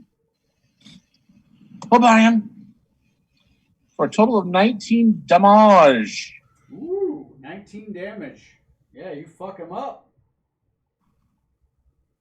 Which one are you attacking? That's Barabu 3, I believe. Kerblam. And that's me. That's you. That's Turn's you. over. All right, you attack. On to the next monkey. I can barely get the laser on him. No one can see the laser. All right, cool. Next is Dr. Scarlet Maladendo. Decadic is on deck, and then Zorkstan. Okay, I'm going to go ahead and cast Cure Wounds at the 5th level for Decadic. Ooh, Decadic. She gives you the touch of life. Corey, remember you get to reroll ones, and remember, Yep. Cure Wounds starts off with 2d8, so that would be 5th level. Would be 7 six. total for 5th level. Yeah, that'd be 6d8 plus your modifier. Oh, so 68. Okay. Yeah. Okay, hold on. Let me do this enough times. So that's 14 for the first one. 14 for the second one. Uh-oh. Hold on. You just roll 6d8 and then add your modifier. What is it? I'm doing it one at a time so I can roll. If I get a 1, I re-roll it. Oh, okay. 7 for the third one. 9 for the fourth. 12 for the fifth. 8 for the sixth. I didn't roll any ones, so that's all of it. You only add your modifier at the end. You don't add it in the interim. Oh, okay. So then it's 8, 8. Let me re-roll one of those really quick. Okay, so it'd be 8, 8, 4, 3, 6, 2, plus 6, or plus 4. So it's 16, 17, 18, 19, 19, 20, 21, 22, 23, 24, 25. So 37. 30, it'd be 35. 35. Yeah, Okay. plus 4. Yep. Pretty good. Your wounds and your vitality begin to flow back into you as Dr. Scarlet Maledendo gives you the happy touch. Yeah. All right. She just kind of looks. She's She got looks the at touch. She looks your way, and like a goldish light comes off of her hands, and just kind of in waves, kind of flows towards you. Yeah. All right, that's your action. Do you get a bonus action? Bonus action: I will bardically inspire the captain. Okay, so now Rutherford and the captain have a bardic inspiration. Nice. Thank you. No, wait, it's Decadic and the captain right now. Yeah, that I was gonna say. Right. Oh, Yeah. sorry. That's a D8, right? Yep. Yep. To an attack roll, basically any D20 check. Except for like actually it dispels an ability, so it would count. So. All right. Next in the initiative is going to be Zorks and Venom Tongue. Edwin, you are on deck, and then Grimblast. Oh, wait. Nope. It's my turn next. Yeah, it's Decadic next. Oh, it is Yeah. Decadic. I'm sorry. I was skipping you. That's okay. I was expecting it. 90% of the reason I healed. My turn, not you skipping me. Not so that came out the wrong way. Anyway, your turn. All right. Now that I'm feeling nice and healed up, Decadic is going to cast Astral Retreat. For your action, you cast Decadic's Astral Retreat. Nice. Yes. Nice. So I'll roll a D20 to see if I remain here or go to the astral plane. 11 or above, you go back to the astral plane. What level do you cast it at, by the way? I think, let me double check. I think it's a 3rd level slot. It's set. a base Yep. 3rd level. At 4th level, it just has more healing effect to it. Okay. Now I'll just cast it at 3rd level, and that is a 16. So, Yep. yes. Decadic gets healed, and he says, "Thank you, doctor," and then disappears. He just fades into the astral realm. I healed him too well. He's gone to a better place. All right. That's debatable. Zorka and Venom Tongue, it is your turn. Oh! Tom, you're muted. Tom, you muted. Tom, All right. So I am going to charge at the whatever it's called there, right in front of me. The Barabu. Barabu. I'm going to charge at that one, the one that's across. Okay. And I'm going to unload on that while speaking in Abyssal. Okay. Tell it, filth isn't allowed on my ship. And I'm going to cut it down. Ooh, I like it. Okay. So that is...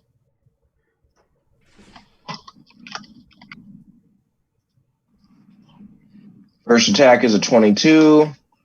Second is a 19. Third is a 16. Oh, AC is 16, by the way.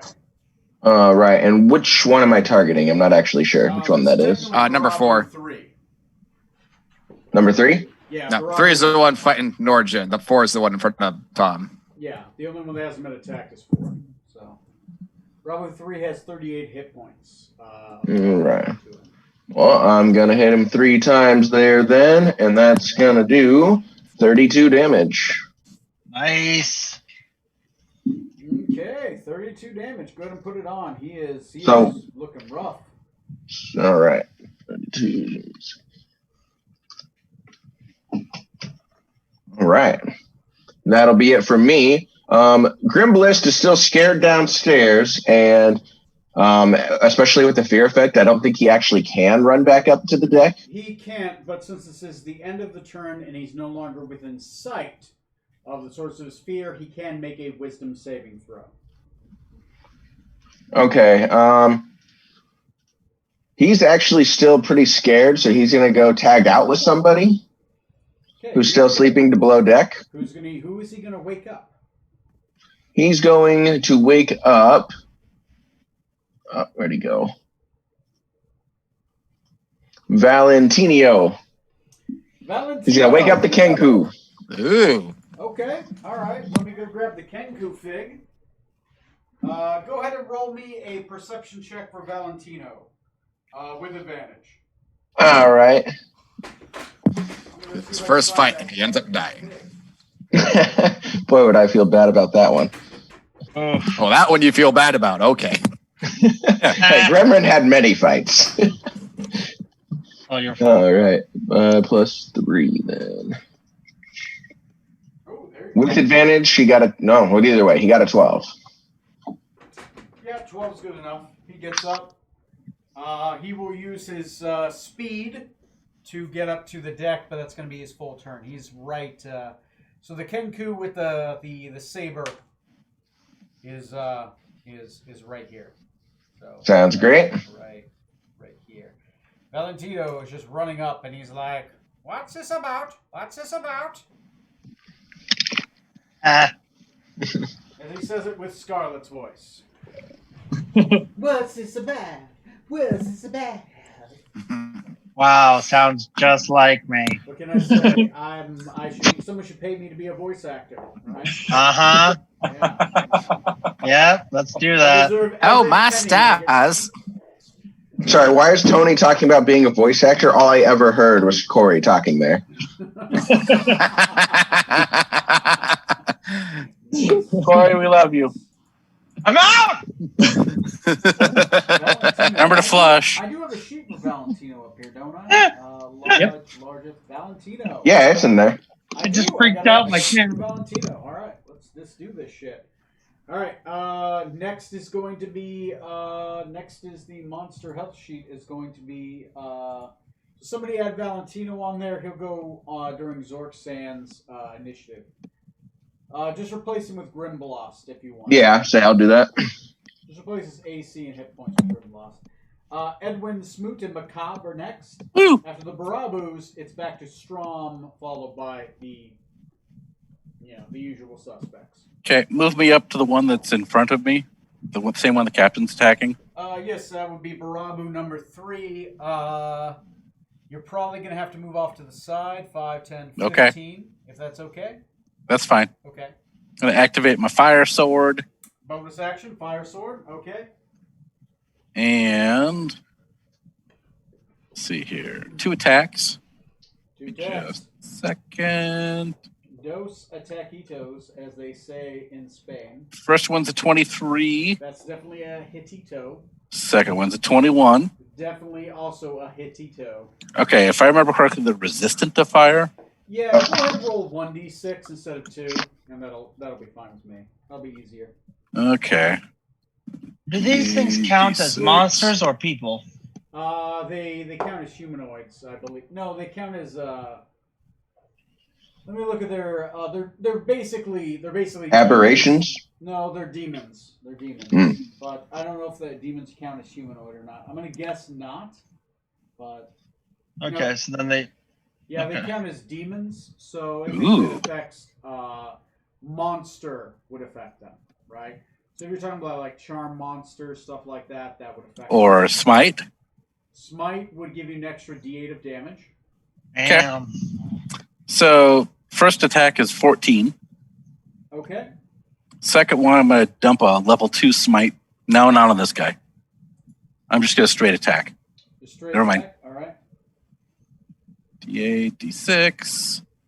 That's another 14 for 28 total. So you 28. strike him down. He is down.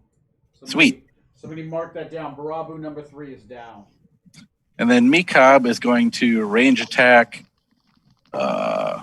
What's the one near Scarlet? Is By that the number way, 4? Every single one of these Barabus have a scar across their head. Oh, great. So that one near Scarlet, has that been attacked yet? No, it's completely untouched. Really? Yeah. Interesting. So let's see here. Mikab is range attack plus 8, which is 1d8 plus 6. Okay. 20, 18. That's a hit. D8 plus 6 is 11. 11. 11 is not going to hit. Their AC is 16. No, it's 11 points damage. Oh, yeah. Go ahead and put that down. That's fine. And I'm done. Okay. Next is the Barabu's turn. There are 3 of them left. Seeing you enter the battlefield is treacherous for them. Matt, one of them is casting a spell in front of you. Okay. You can take an attack of opportunity if you want. That does resolve before the spell. Okay, I am going to go ahead and do that. Okay. So, kick. That is 28, That'll hit. and that's 12 damage. Okay. That's against Barabu 2, I believe? Yeah, that's the one that was right in front of me. Okay. And that kills him. You strike him down before he can cast heat metal. Yeah. I like that. Yeah. Okay. I have to look at something real quick. Sorry, give me a second, Neil. What? I have to look at something. You're not wearing metal armor, are you? I have a metal shield and a metal sword.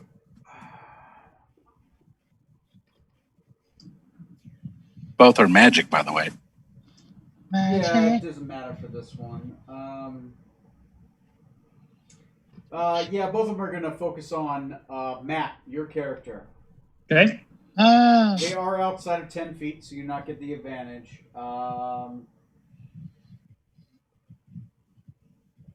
Choose a manufactured metal object or see within range. You cause the object to glow red hot. Any creature with physical contact with it.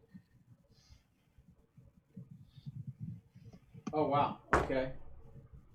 Your split mail begins to glow hot. Do you wish to try to take it off or not?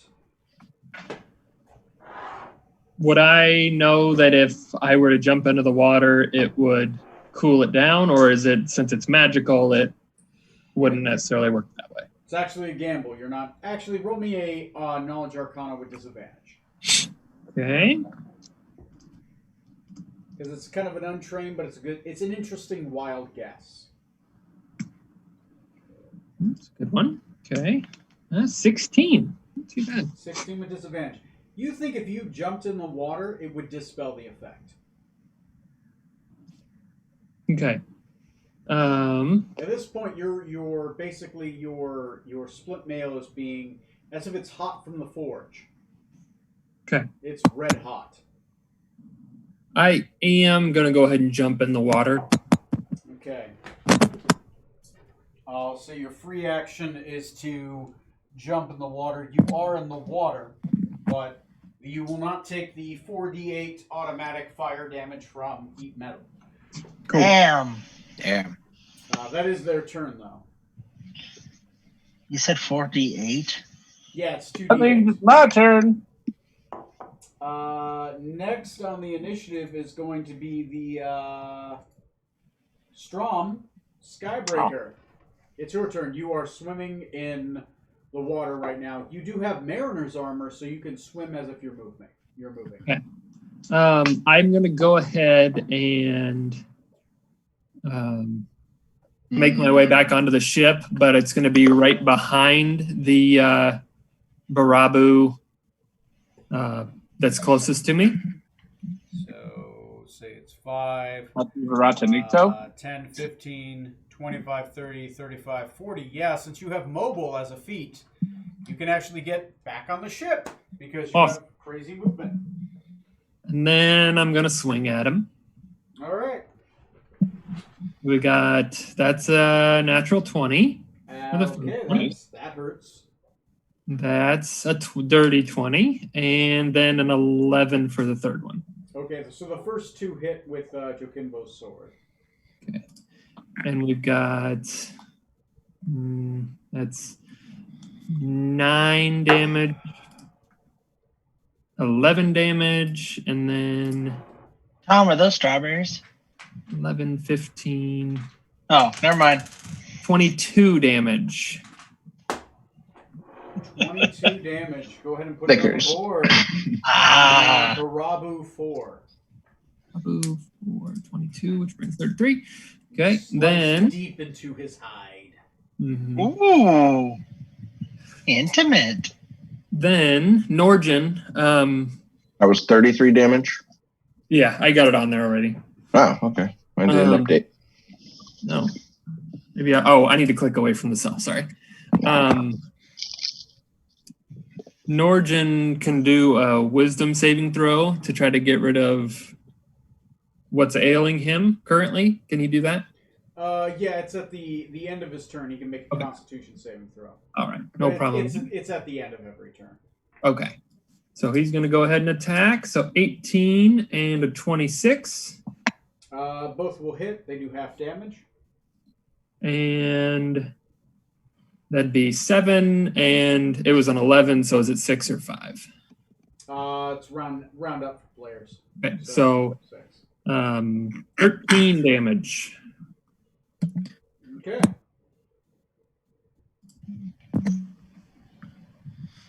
And that's Barabu 1. Are you I guess I should ask, Tom, are you taking care of the health? Are you doing the health thing, or are we just kind of going all well? Oh, I think we've mostly been doing it ourselves. I was checking there because I didn't think you had done it.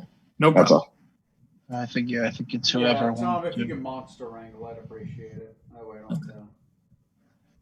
So I'll put that one in, and that will do it for my turn. Okay.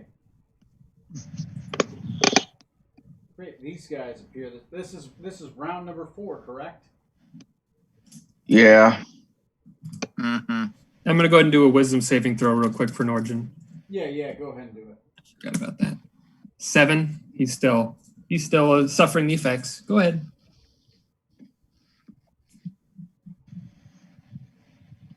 Oh wow, these motherfuckers right here. Man, fuck these guys. Fuck Yeah, they're these- so weak and puny. Jesus Christ, fuck these guys. Yeah, don't even bother bringing them out. It's not worth the trouble. How much do you hate me? I mean, we'll find out. Well, What answer do you want? yeah, let's just go with that. What do you want to hear? Well, He wants each us to of hate him. you has to make me a dexterity saving throw twice, We're afraid of how much we love you. including the NPCs. So dexterity? Yes. All right. I'm in the astral plane.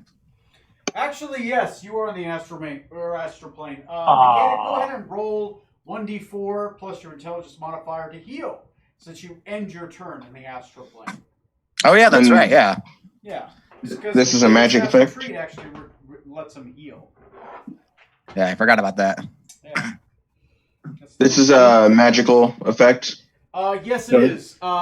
Basically, all of you are being hit with 2 fireballs. Oh. Whoa. I got a 22 and an 8. Okay, so that's 1 success and 1 fail, so half damage and full damage. All right.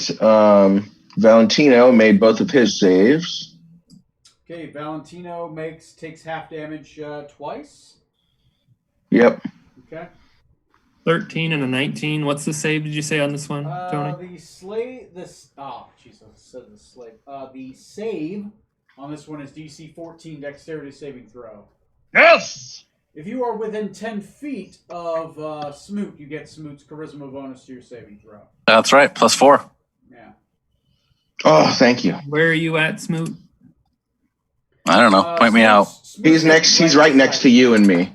Okay. Yeah, So I'm good. He's literally in the middle of the ship, so he's like right. You see that little laser? Heck, I think Norjan gets his bonus too. Yeah. Norjan gets a bonus as well, so he gets the charisma bonus to his saving throw.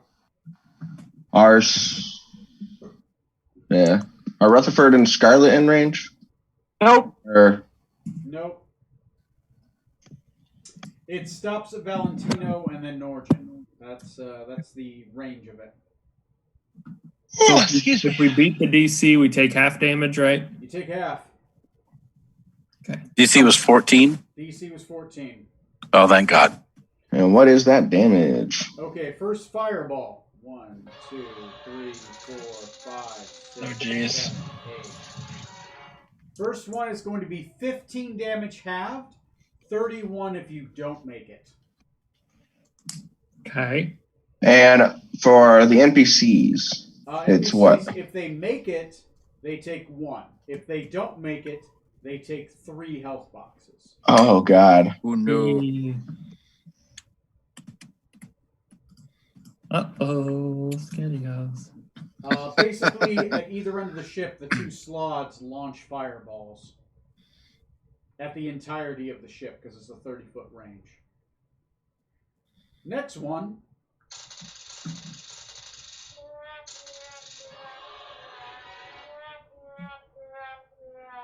If you didn't make it, you take 21 fire damage. If you did make it, you take 10 fire damage.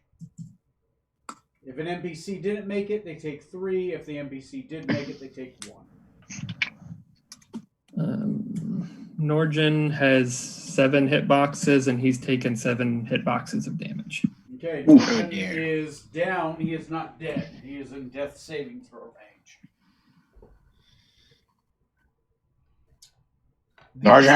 These guys, by the way, seem completely immune to the effect.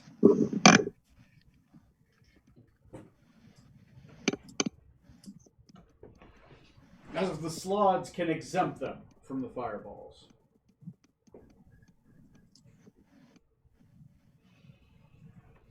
Okay.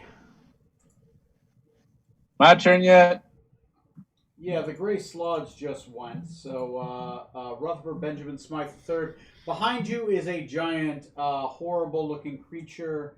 You know what? I will even share my screen. I will, if you guys don't know what a Slod looks like, I will share what this Slod looks like. Looks like a bitch. That's what a Slod looks like. A Wolverine frog. Yes, yeah. Frog, Oh, that's going to be the frog that breaks its bones to make the claws. Oh, there's a frog in real life that does that. It's that thing. No. Kinda. Have you guys ever seen Alien before? Yes. Okay, good. That's gonna help later. Uh-oh. I wonder what that has to do with anything. Absolutely nothing. Oh, he's probably talking about the cat. I think he's talking Yeah. about E.T. Okay, I think I've done sharing the screen, right? You guys are Yeah. Yes. Great. Okay, they're on either end of the ship. They just appeared out of invisibility. What's it gonna also do? My turn? Yes, sir. Yes, sir. Go ahead and Cool, I'm gonna turn around Okay. and see this ugly motherfucker. Turn around, and now only when I look into your eyes. Oh my god. DM, how much damage does the harpoon do? The harpoon does 3d10 plus your dexterity. And depending on how close you are to it, it's a big weapon. It does massive effect, which is kind of like a pushback, and it does an automatic grapple. Neat. Would anyone be pissed if I used it against this thing? No, I'm all for this. All right, Go ahead. cool. Rutherford grabs the harpoon, or moves over to the harpoon, and swivels it, looking at this asshole, and goes, "Get off my fucking ship!" and hits him. Okay, With the go ahead harpoon. and roll a normal ranged weapon attack.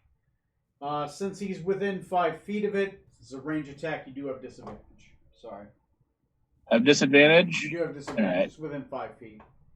Do I use my dexterity and proficiency, or Yes, just yes, dexterity? it's a normal ranged attack. So it's dexterity plus proficiency.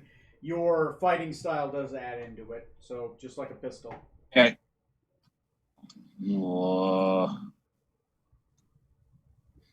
Damn it. Ah. So rolled a 10 and a 22. So I'm assuming that the 10 is what misses. Yeah, it does. Aw. Cool.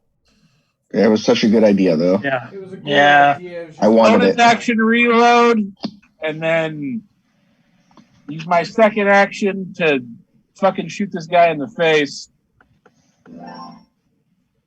Okay, yeah, one attack, you shoot that, second action, bonus action, reload, and you can do one more attack with a pistol or whatever. 28. 28 Bang! will hit.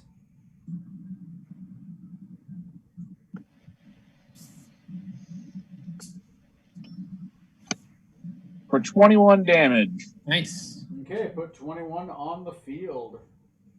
Real quick. Now this is my boom boom gun. Oh, where is it?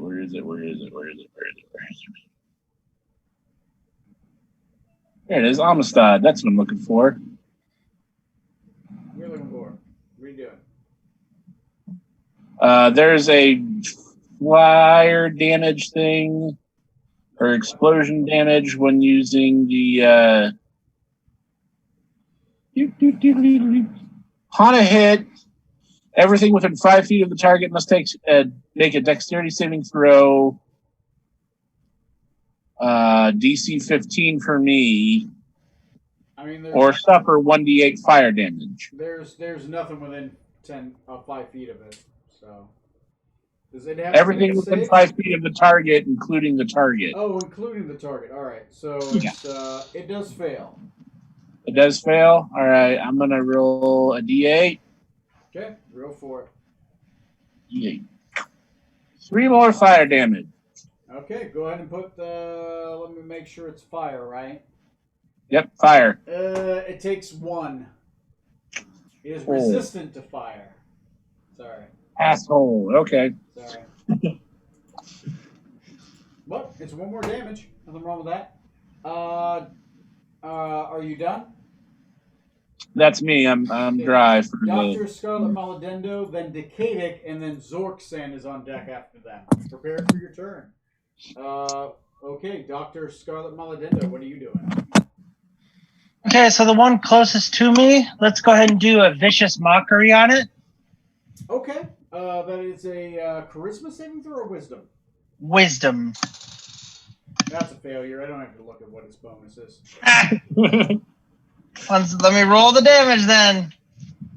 I believe it's 2d4 at this point. Yep. If you're at least that level, so it has disadvantage to its next attack. That'll be 5 points of psychic damage. 5 points of psychic damage. I call it a hook-headed weirdo. Do you have the one where if you attack with a cantrip, you get a bonus attack, or is that a different class? I think that's something different. Okay, I can't remember if that's later or not. I remember you're like the Valor one, so I remember they have a thing where eventually they can do a cantrip and attack. I just can't remember what level. I'll look at my features and traits and see. But go ahead and carry on. Yeah, that's fine. It might be like 10th or 11th level. That's fine. Oh, Sorry, okay. who did you insult? The one that's right diagonal for me, and Strom is facing it. Yep, that's Oh, I think that's 4. That's number 4. Yeah. Yeah, okay. Okay, next on the initiative is going to be Decadic, and then Zorksan and Valentino are next, followed by Smoot. All right. Question. You may appear in the physical realm if you choose at the beginning of your turn. All right. Do I see from the astral realm? Do I see the new monsters show up and what they're doing, or exactly what shows up here? You see things appear. You can't tell what they are until you go into the physical realm. All right. I will go up to, because I've been practicing while in the astral plane. I'd like to go up to the Brabu that Strom's facing, take out my sword, and if I can, appear in the physical realm and slash at it. Okay. Are you all right? Go ahead and make your attack. I like that. All right.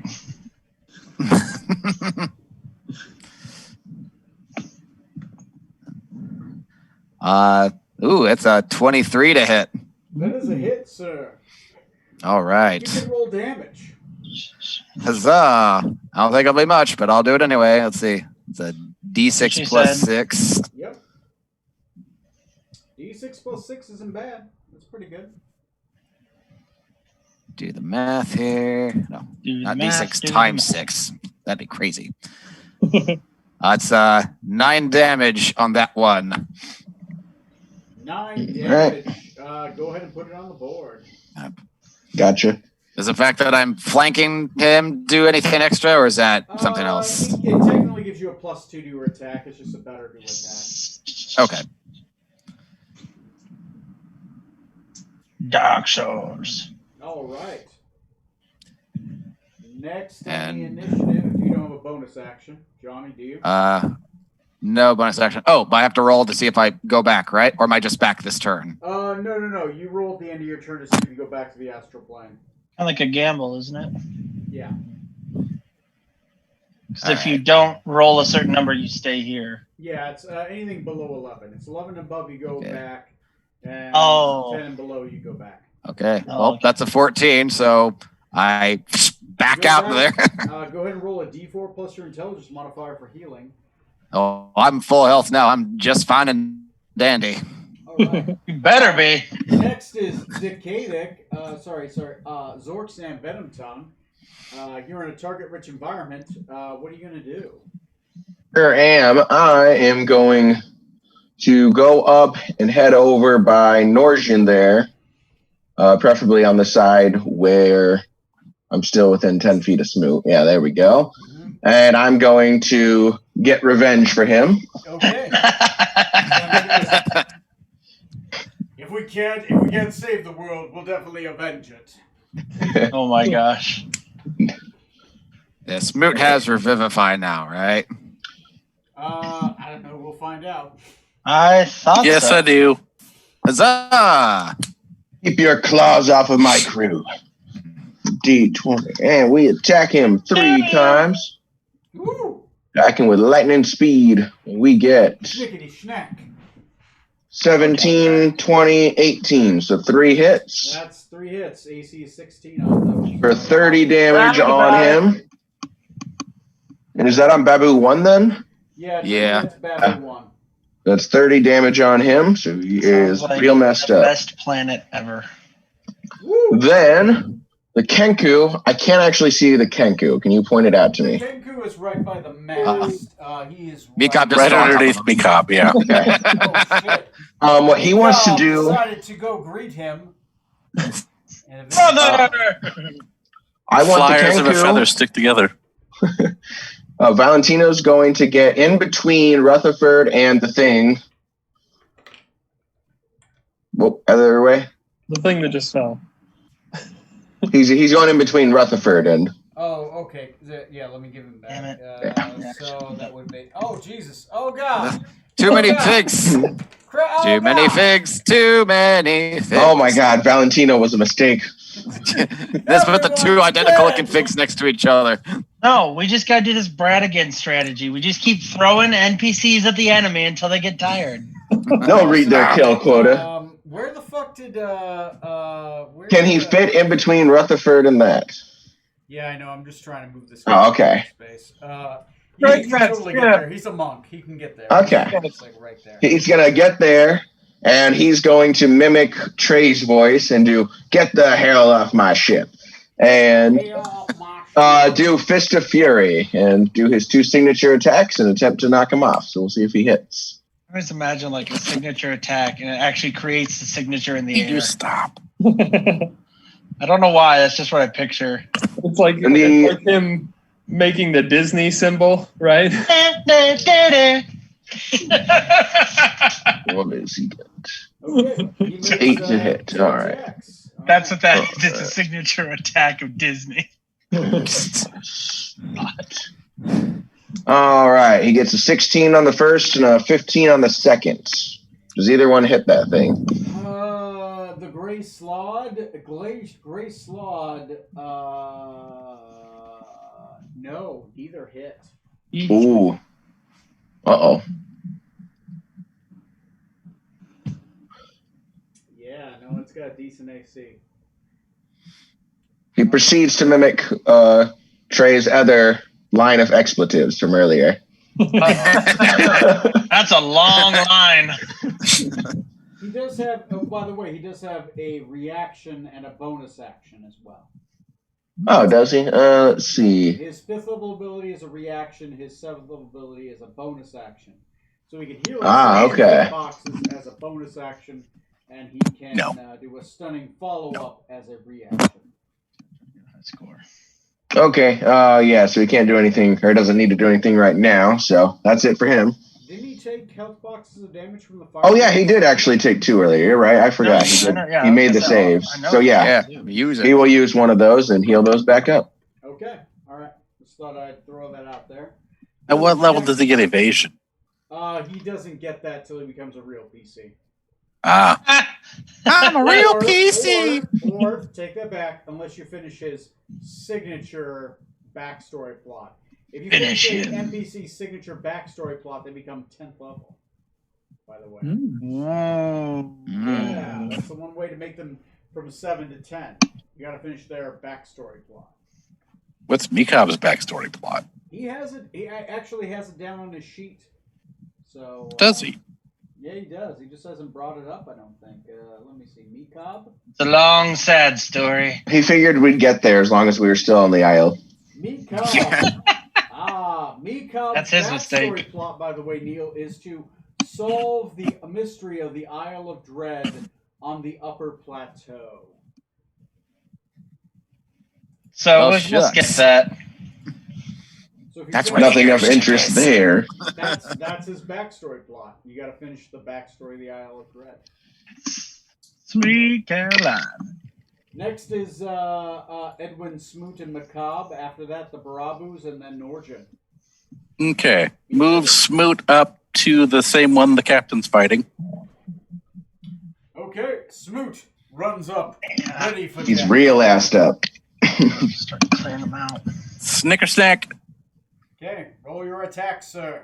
Okay. First one is a 15. 15 will not hit. Sorry. Second one's a 14. Fuck. His AC is 16. Oh well. Okay. So when you're attacking, like if a player is attacking a creature and we match the AC of the creature, then it does hit? Yeah, Yeah. if it matches the AC, it hits. Yeah, that's your target. And then Mikab. Mikab. Rolled a 15 and a 13, so it's not. Gotcha. +8 Okay. Mikab is going after Babu 4. There you go. Mikab has like 2-3 health boxes of damage on him from the fireballs? 2. 2? Okay. Yep. Okay. Let's see. Hang on one second here. +8 to hit. Yep. D6. Okay. So he is 8. That's a 24 to hit. 24 to hit. That'll hit. And D8 plus 6. You kill him. He's got 7 health. Oh, yeah. 10 points damage. Another one in the mouth, and it chokes to death. Meekop's just a red baron by now, just stamping all the monsters he keeps killing. Got notches on his sling staff. Yeah. Oh my god. That's funny. He takes a memento of everyone he kills.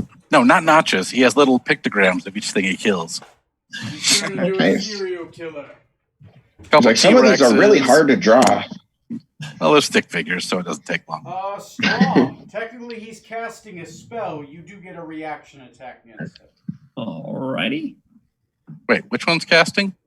4, the one down in the middle. The last one there, yeah. Didn't that one just get killed? Nope, No. That one got killed. The one that. Oh, I thought you killed the one next to us. I might have had that backwards then. You're right No, I was there. after the other one, but okay. It was right here. You murdered it. So. Okay.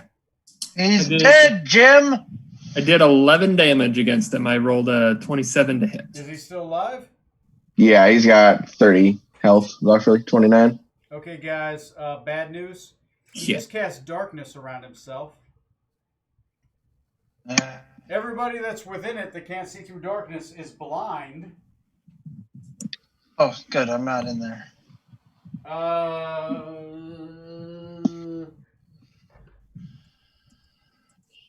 Yeah, actually, you are. I am? Yeah, it's. I can't push it through a physical object. Oh, okay. Good. Why not? It goes from You gotta commit. See how it's No going balls. like this? It would have went down right here where you are. Oh, okay. So I am in there. Yeah, everyone is in it except for Mika, Rutherford, Benjamin Smythe III, and Valentino.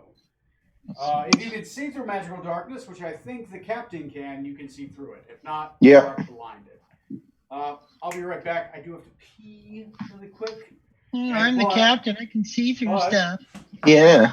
But on I can see deck through you. is Strom and Norjan. Actually, Norjan's going to have to make a death saving throw. And then after that, Rutherford, Dr. Scarlet, Maladendo, and Decadic. Please know what you're going to do when I get back. Yep. Okay. So what am I gonna do? You're going to back out of the darkness, Yeah, back out. Fire of or the Blind dark. under leads. cover of darkness, run back down below deck and hide. Depends how heroic you're feeling. So the way I see it is, I could run below deck, get Quill Sharpener, and take off and leave, or I could stay on deck, get Quill Sharpener, and leave. Is that what I'm hearing? If I see you leave with Quill Sharpener, I will personally strike you down, or at least try. If you strike her down, she'll become more powerful. And more perverted than you could possibly imagine. Oh, God. My imagination's pretty vivid. Uh-oh. I gotta do some quick No idle internet threat. searches. I've got to do some quick internet searches. And then burn the computer. The Parks and Rec gif where he just picks up the monitor and tosses it in the dumpster. I love that. Type in your address in Google Earth immediately. Throws it out. Oh my god. That show. They knew what they were doing. That's good. Yep. I would hope so.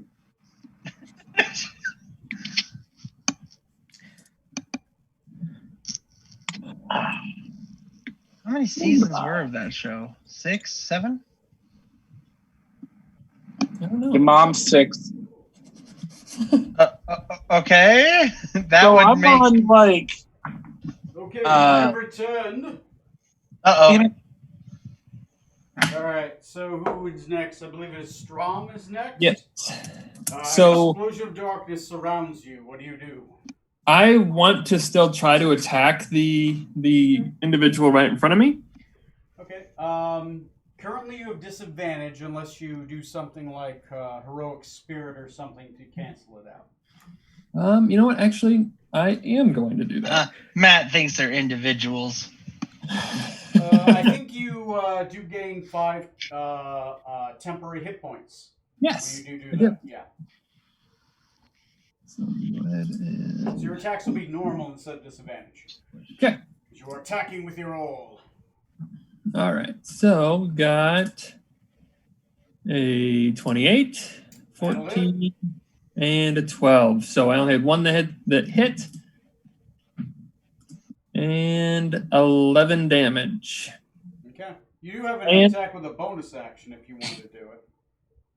What was that? You have 2-weapon fighting. Did you make 3 attacks? Yeah, I missed the other 2. Oh, okay. All right. I do want to. Well, if I can I use action surge? Yeah, you can make 2 more attacks with Joe Kimbo's sword. Okay, I'm going to go ahead and do that then. Mm-hmm.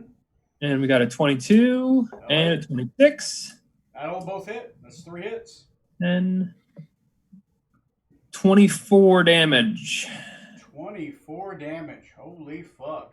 Is he still up? Yep. Yep. Almost down. He's got 5 health. He's really hurting. Oh shit. It's fucking close. Close.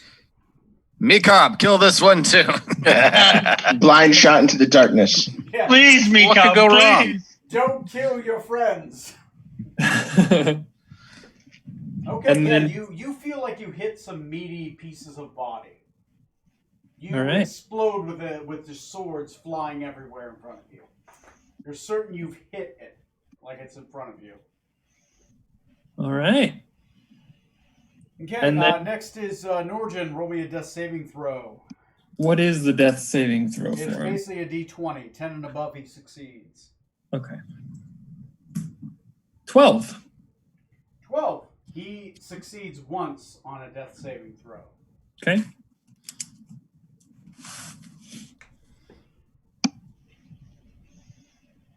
Okay.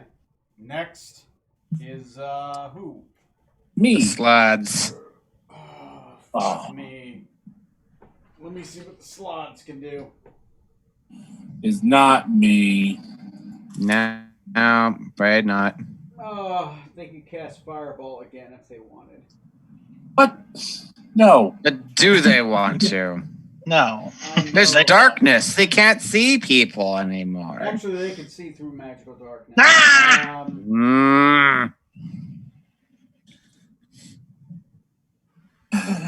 Do they want to do it? I think they You might have bit off a lot more we could chew, fellas. Okay, the Gray Slot is going to... Impossible. Regeneration, 10 hit points a round. Nice. Have they taken any damage? No. Nope. Okay, they would have regained 10. Oh, wait. I think one of them. Yeah. Trey hurt one of them. So I it shot healed. one of them. Whose side are you on, Tom? Sorry, the one that Trey hit does regain 10 hit points at the beginning of each of his turns. All right. Hey, better than a fireball, hopefully. The Oh, damn it. Slods are going to make 1 bite attack against Valentino, and then 2 claw attacks against Rutherford. They can make 3 attacks each turn. They choose attacks. Huh? That's a 17 to hit Valentino. That'll hit. He takes 1 health box worth of damage. I'm going to use Valentino will use this reaction and attack him back. Okay, yeah, go for it.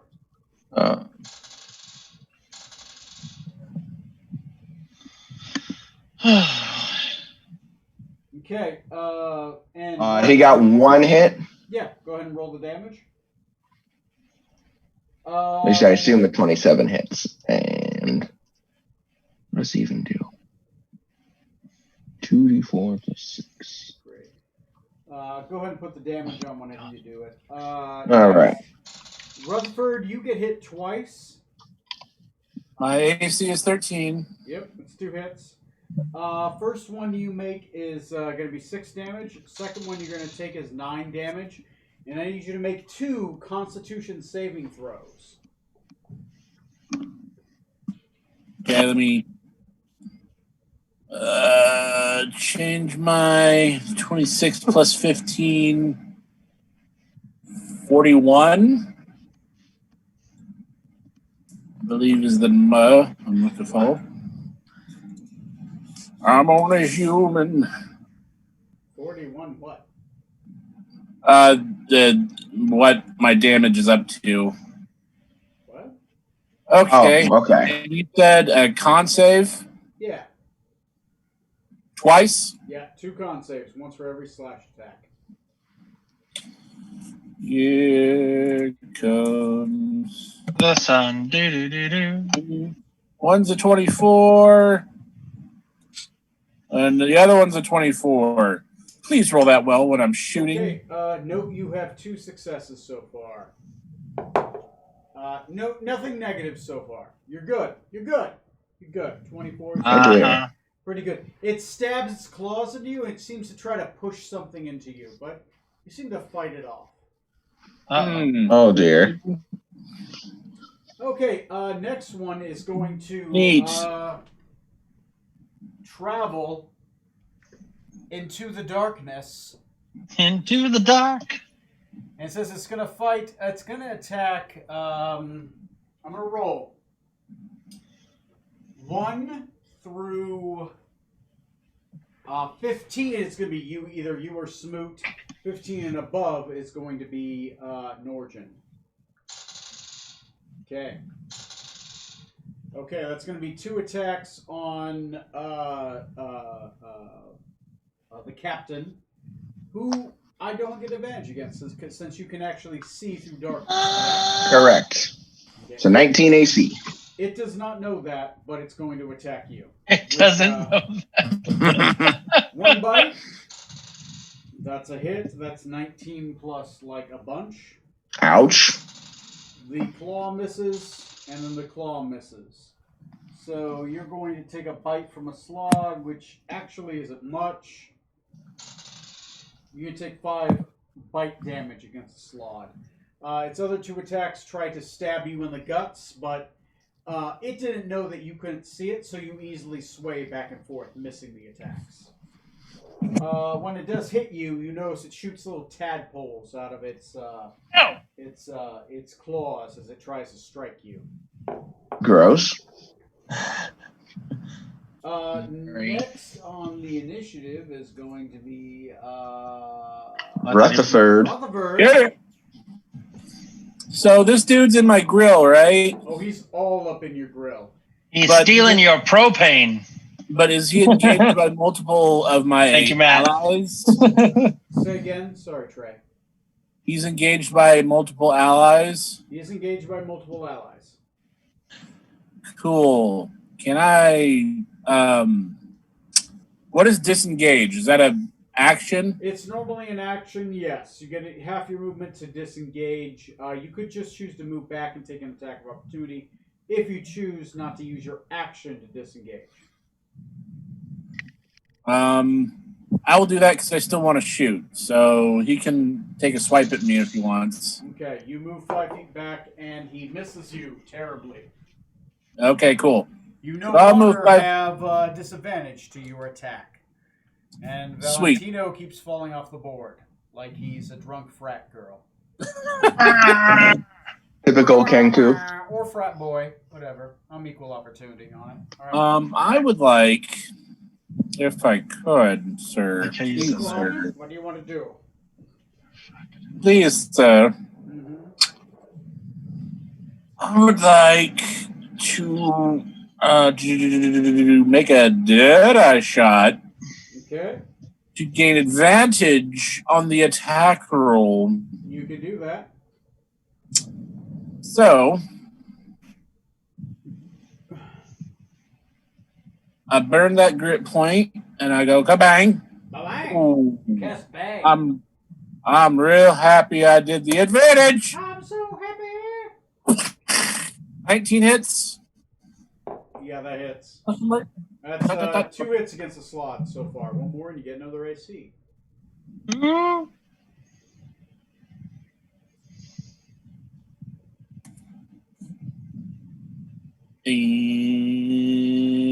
Here comes the damage, 14 damage. 14 damage. Put it on the board against slot number 2, I believe. Could he make another one of them there? What is it, deck save? Yeah, sure. Yeah, deck save of 15. I rolled a natural 19. Okay. Then he's fine. Okay.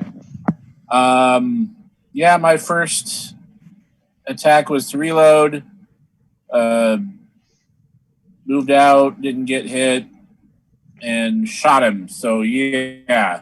Okay. That's my turn. That's your turn. I like it. All right. Next on the initiative is Dr. Scarlet Melodendo. You are clouded in darkness.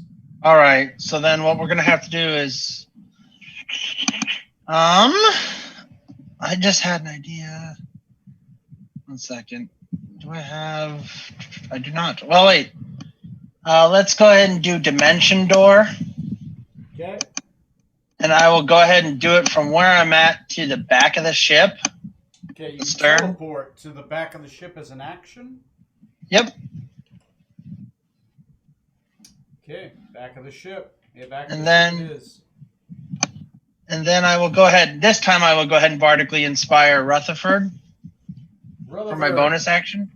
You are bardically inspired. Oh, fuck. I cannot keep you on the ship for the life of me. I'm going to grab a thing. Well, you need that inspiration. Oh, it flashes you. Woo!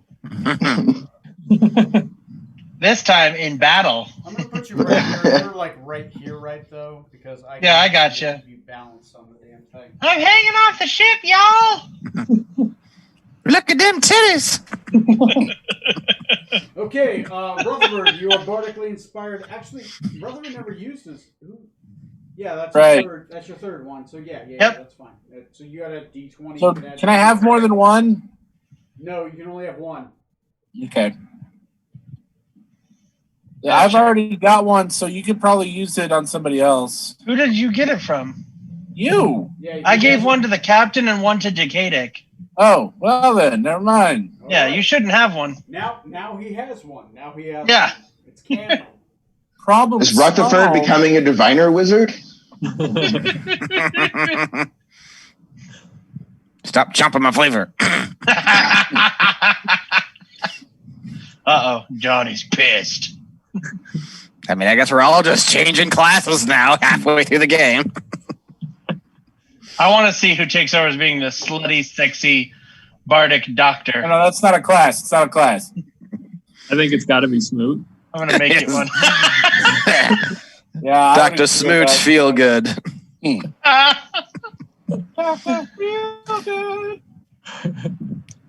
I'll make you feel good for a price. that.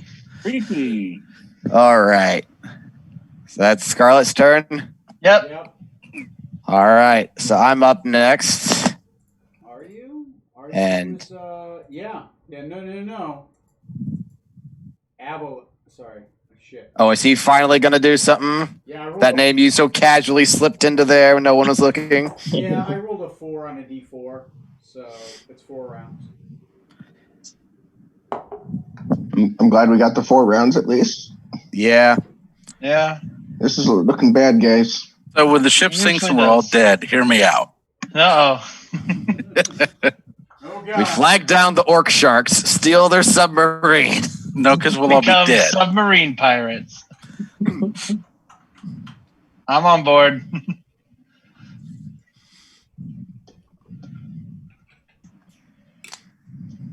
Oh my gosh. You were just purring your little heart out. Yeah. Okay. Evelith number 1 is going to use a dual cast banishment. I'm going to need a charisma saving throw from these two. From Macob and Valentino. All right. Charisma saving throw? Charisma saving throw.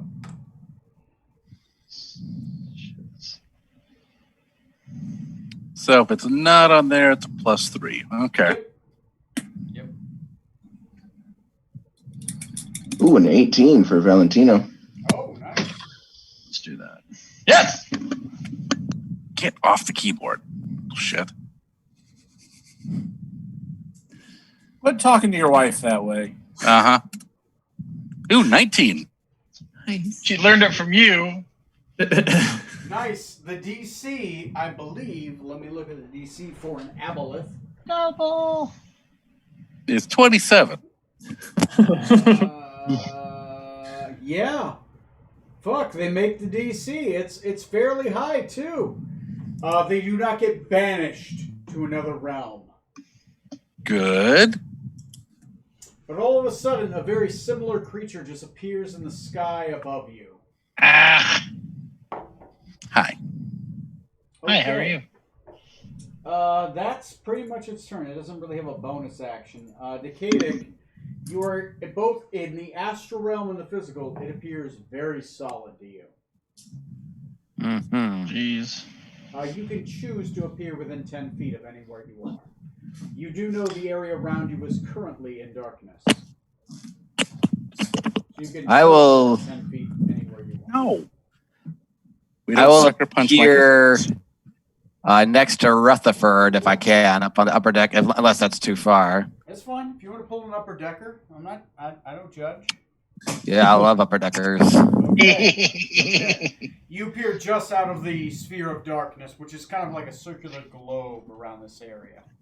Yes, and I will take care of that sphere of darkness with the dispel magic, if I may. It's a second level spell, so it's automatic. You can see the Barabu now, clearly. On its last legs. Yeah, it's not doing great. You have a bonus action left, and technically you move. I will stay where I'm at. Seeing the aboleth pop up over there, Okay. I'm just gonna telepathically say to him, "We've killed your kind before. Flee now while you can." As a soliloquy rapport back, it will say, "We're here to kill what is below. Who are you to interfere with us? Aphraxis's allies." Wait, what? That's what it said. "We are here to kill what is below. Who are you to interfere? Aphraxis's allies." Oh. Aha! Can I say anything else, or is that all my soliloquy? That's your whole soliloquy and confusion. Next is going to be aboleth number 2. Number 2, God. Here you go if you feel like a number 2.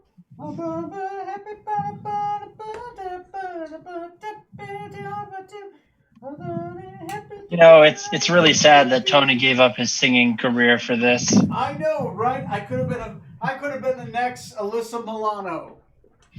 Yeah, Who's the boss? It totally. could have been this. This could have been the boss. This could have been the boss. This could have been the boss. It didn't happen though. It's very sad. I mean, you could have at least been that. What is the Jimmy Hung, whatever his name is? Oh, God. No, William Hung. William Hung, yeah. Yeah. Is that like the pencil? She banged. She banged. I was thinking more like snow. Is that like the pencil Apple Pen guy? No, he was the No, American it's Idol dude. She bangs. She bangs. bangs. Yes. Nice. Yeah. Who actually made quite a bit of money from what I remember. He fucking better have for all the exposure he got. Oh, he got exposure. Oh shit. Let me check. See if I bamf back into the plane or not before. Hold up. Oh yeah, roll a d20. That's going to be important. That's just a 4. Okay, I'm still here. I'm on the physical plane. So says you and your mom. Whoa. I wanted to stay on the physical plane. Thank you very much. All right, somebody roll He's me. been drinking. Somebody roll me a D100. Let's see what spell it casts. I want to see. Oh, God. Ah! Rope trick? What? D100 39. 39. Tasha's hideous laughter. Shocking grasp. Color spray. Revivify. All right, somebody roll me a D8.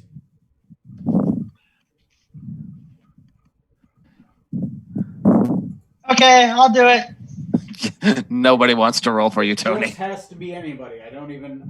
2. All right, so I choose higher than 2.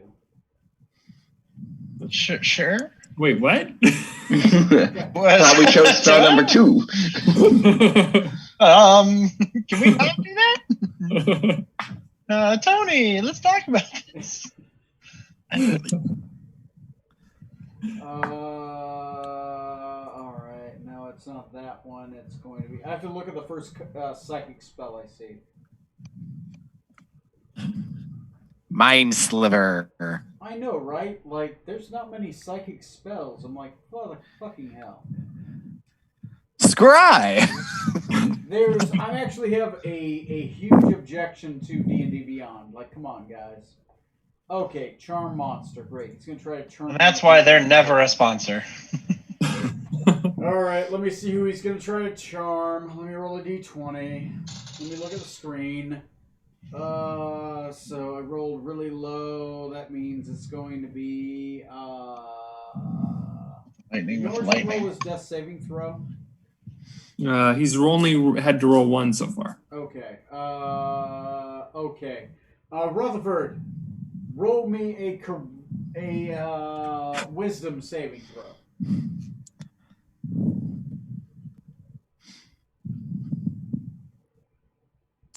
Trey, you're muted. Trey, can't hear the words you're saying. Just the one time, right? Yep. It's a wisdom saving throw. Everybody want a piece of Rutherford. I rolled a 19. 14. Okay, that's not high enough. You are charmed. You hear in your mind, kill the wizard.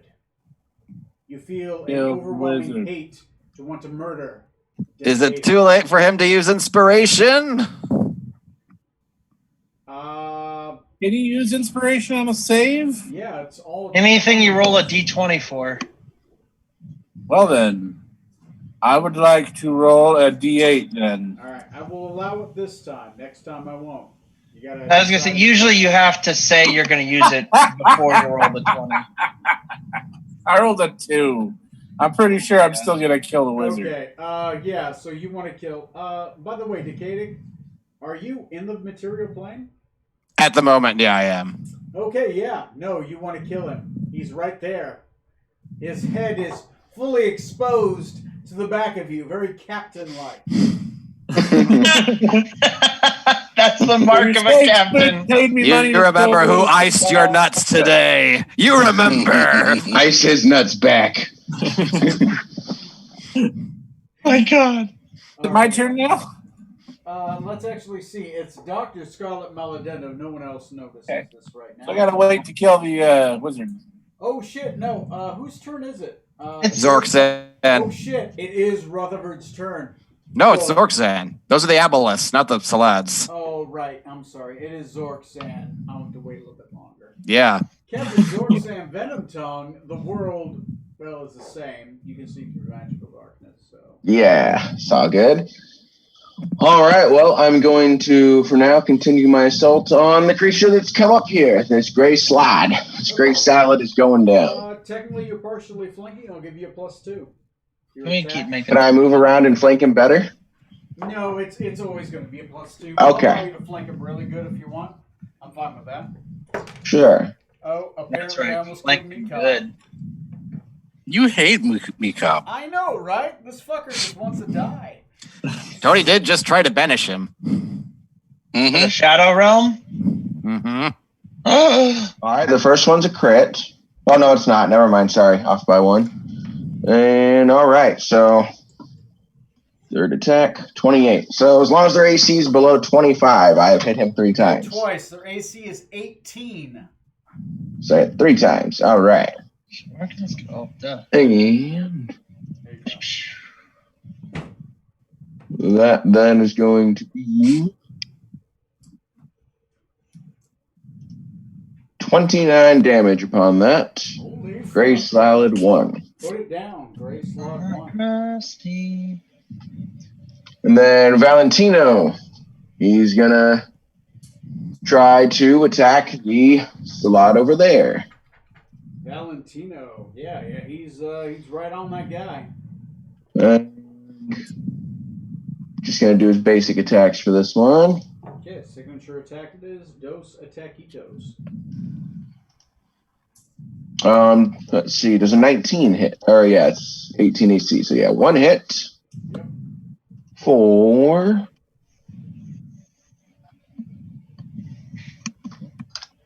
13 damage. 13 damage. Go ahead and throw it on the board. He's at 49 health, or 49 damage taken. Okay, not bloodied yet. All right, Smoot's turn. Woohoo! Right back. Okay, so push me right up next to the same slot that the captain's attacking. You're still on it. You're right on him right now. I can. Oh, cool. I Yeah, can't you're- tell from the picture, so Oh, sorry. Here, let me. I'll shine a laser. Can you see the laser? no, Kind of, not really. Kind of. It's very faint. no. It's tough. And if you didn't say you were using one, I couldn't tell. Yeah, I gotta get a more powerful laser. I gotta get like a. And sharper melt the laser figs. on it. There is a laser. Okay, What so- was it a rack? They had a laser that could blind a human being if you pointed it at him. Yeah. Lord. Yeah, it's powerful. Okay, so first attack. It would cause fires. Like you could burn Well, off the. that's cap 12. So. And that's Jeez. 26. You do get a So plus 26 1 to your hits. attack if you want because you are flanking. Do what? You have +2 to your attack because you're flanking. Okay, so does a 14 hit it? No, it does not. Okay, so no point. Okay. So 1 hits. I'm going to do a level 2 smite. Okay, level 2 smite. You do an extra D8 because it's a demon technically. So that's going to be 1, 2, 3. That's going to be 4 extra D8 damage. 2d6. Well, technically 1d6 from the fire because the fire is halved, and then normal damage. So it's going to be 5d8. 5d8, 1d6. and then the plus 3. fire. Yeah. Wow. A lot. Okay, so we've got 5d8 plus 1d6 plus 3. Yes. 27. Woo! 27. Put it on the board. Kind of hoping for a little more. And that's which one? Salad 1. Okay. He is not bloodied yet, but he's 83. He's close. He's close.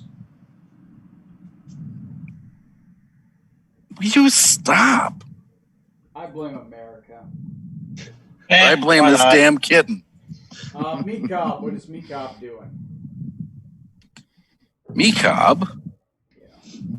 is going to Kill Will the you babu. stop?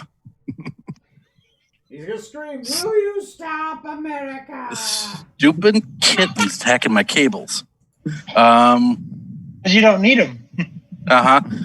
So the Is Neil's camera not? Oh, I see Neil's camera now. Okay. what? Nothing. Yeah, he's on the ship right now, on the I ship see him. background. I see him. I see him. I see him. Is that a baboon next to Strom? Yes. Yeah, on his there's last a, legs. There's a Brabu next to Strom. It is, Meekob's going to attack that one. It's pretty much in hospice. It's so close. Okay. Jeez. So Meekob is +8. Okay, so that is You have to do 5 health points to it.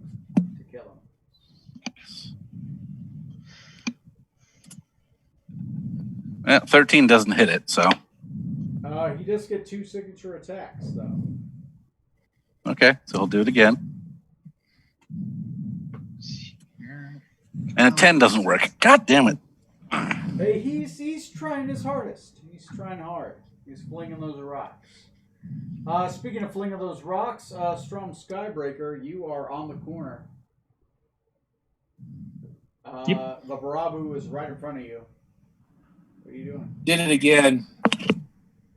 Yep, I'm gonna hit it again. The Samurai cast sword. Mm-hmm. You call him Skybreaker. His name is Stormbreaker, damn it. Skywalker. Oh, man. Damn it, No, it's Skywalker. I've been It's drinking. from Skybreaker. There we go. Strom. That's the one. I've had a lot Yeah. of gin. This is like my 5th glass. So. Jesus. Okay. Oh, I What do you Let want that to hit? phase you? Lightweight. All right. And 10 damage, so he did. Ooh, 10 damage. You knock him down. A change to your class. Every time you kill an enemy, I'll give you back a heroic spirit.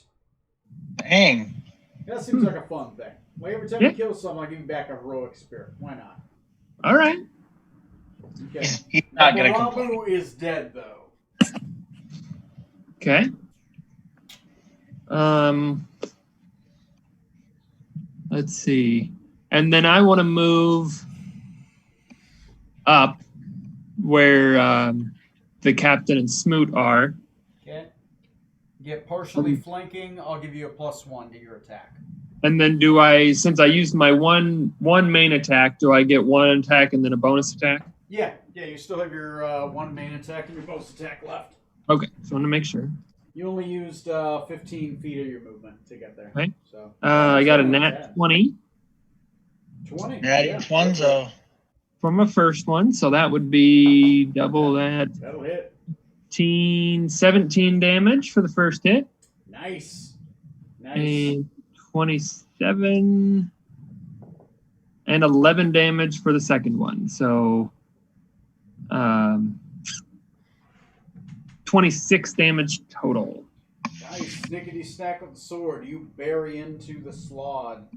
The slod now has what's the health of the slod? 83. You learn its maximum hit points are 120. Okay. And then Norgin does another death saving throw. Another death saving throw. Okay. And score.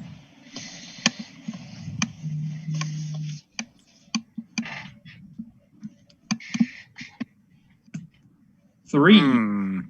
That is another failure. Okay. Yeah. One failure, one success so far, Oh, right? So he's 50-50. on his Yeah. death.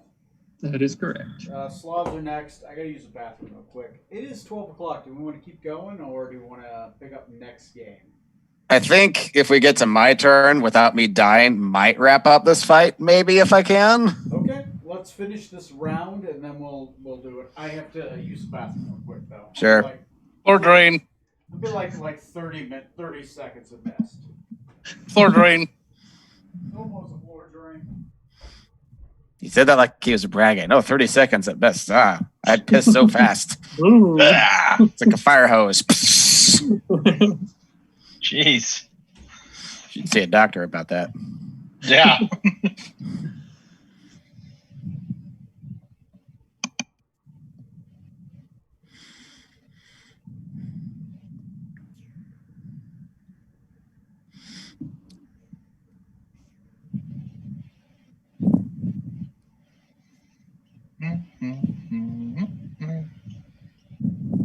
So yeah, having learned what I did last time around, I don't know if I can, but I'm gonna try to wrap this up if I'm still alive and Trey doesn't kill me.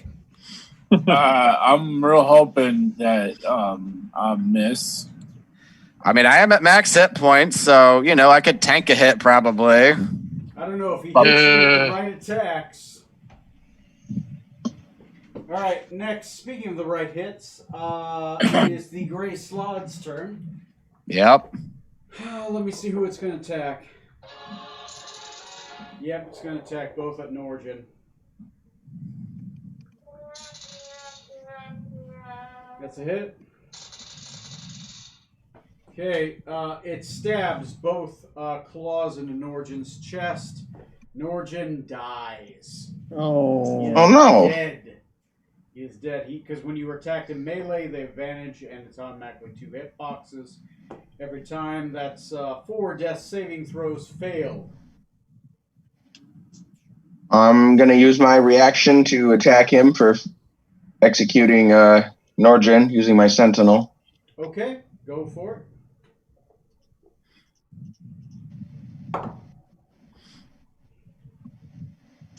Only a 15. No dice. Not enough. The Gray Slot technically gets a bite attack too.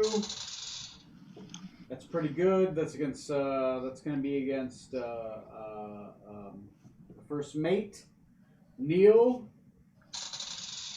You take 10 health, 10 damage from a bite 10? attack. Yes. 10 damage. As it bites you, it stabs. Wolverine double stabs Norjan in the chest, tearing huge swaths into Norjan's body, and then it bites you into the neck. Okay. Do 3 attacks. You're a mean man, Mr. Potato. Gray Slod number 2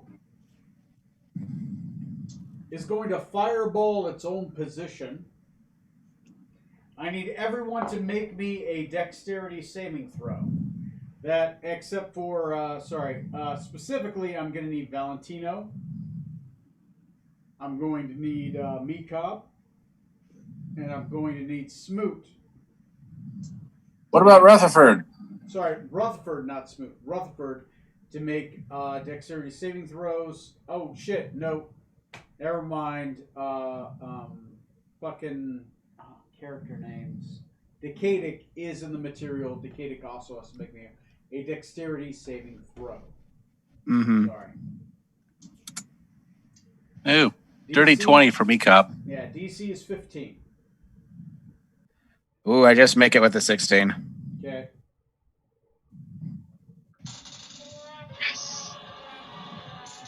I don't make it. If you don't make it, you take 24 points of damage. Ow. Does it No. make me realize who my real enemies are? No, it doesn't. Damn it! If you do make it, you take 12 points of damage. If you are an NPC and you do make it, you take 1. If you're an NPC and you don't make it, you take 3 points of damage.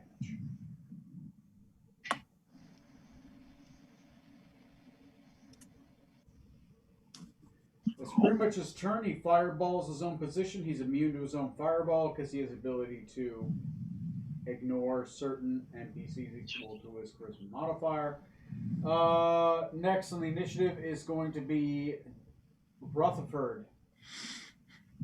Hey, Trey. I apologize ahead of this. Why'd you have to say ahead? Why'd you have to use those words?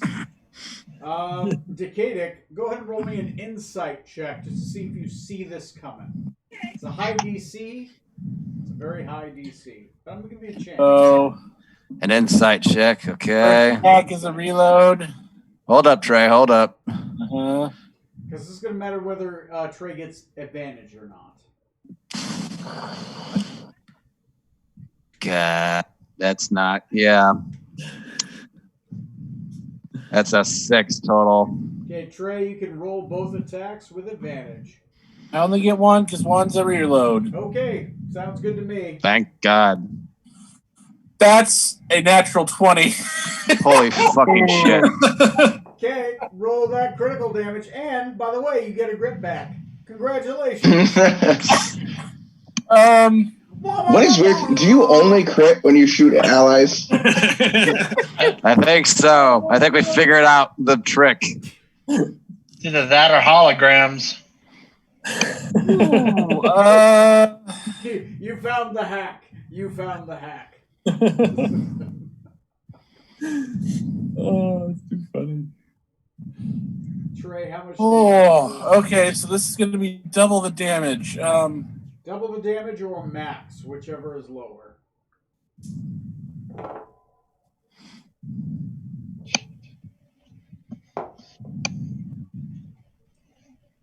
Oh, 18, 19, 20, 21. damage. Okay. That's my shot. Is that the lower of double or max? Because I believe the max would be 24 plus your modifier, right?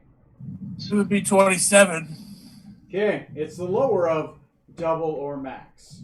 So yeah, 27 damage to the skull.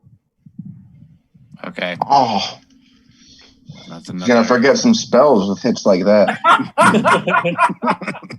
He's gonna forget a lot of stuff. Are you still up, Decadic? By the way, Actually- Trey, congratulations, you get a grip back. Yeah, I already kind of notated it. Okay, Dr. Scarlet Maladendo, you're there. You just watch Trey try to execute the wizard. Oh God. Oh Jesus. Oh Lord. All right, here's what I'm gonna try. Are Catholics back? Jesus. No, Jesus. It's spreading. Good Jesus is back in them. All right, go for it. I was so shocked that he actually hit Decadic that I became a Catholic. No, fuck. Scarlet drops her weapon in shock.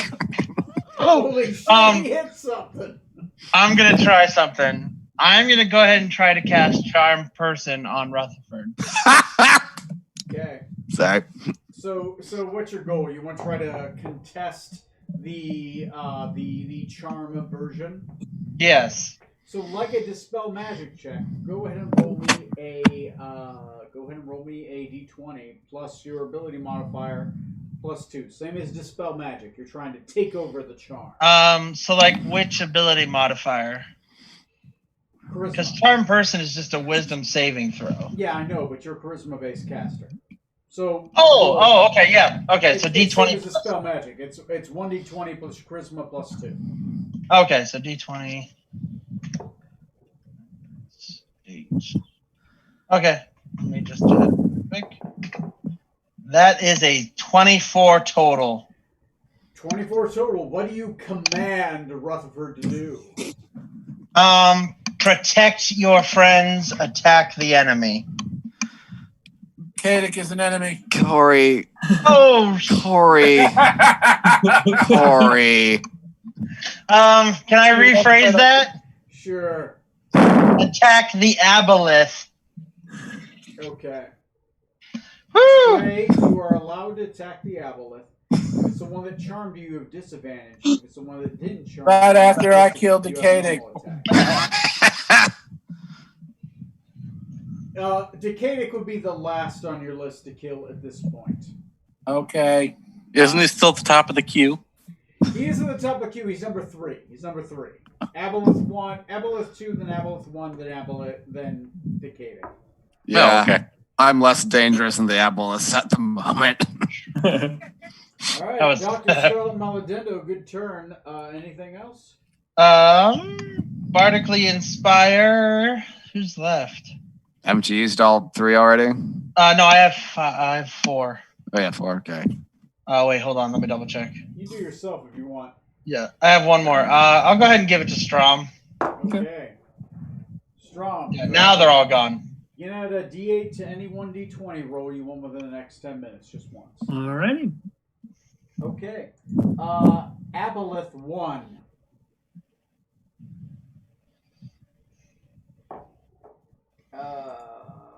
What the fuck is he gonna do?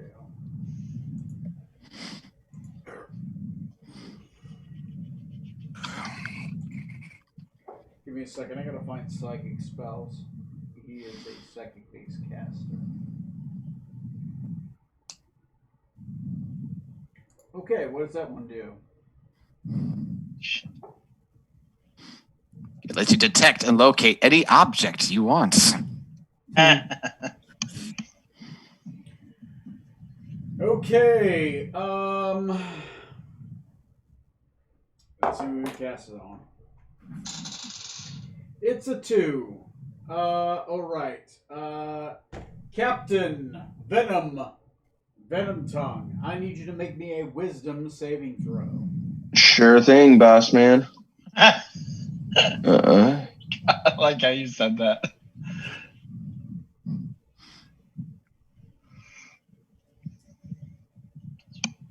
I got a natural one. Okay. You're all gonna die. Or is this a magic effect? This is technically magic. You do have advantage. I'm sorry. Okay. You're purebred. And I will use that advantage then instead and get a 22. Hey. Man, Much better. You.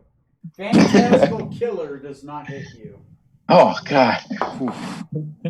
All right. Yeah, I know. You killed a beholder with that once, you? A couple of times. I know, right? You farmed a beholder with that spell. All right. Anyway, that didn't go off. That didn't happen. It's going to make another check. It's going to try to wrestle the command charm ability away from what happened. It is not successful.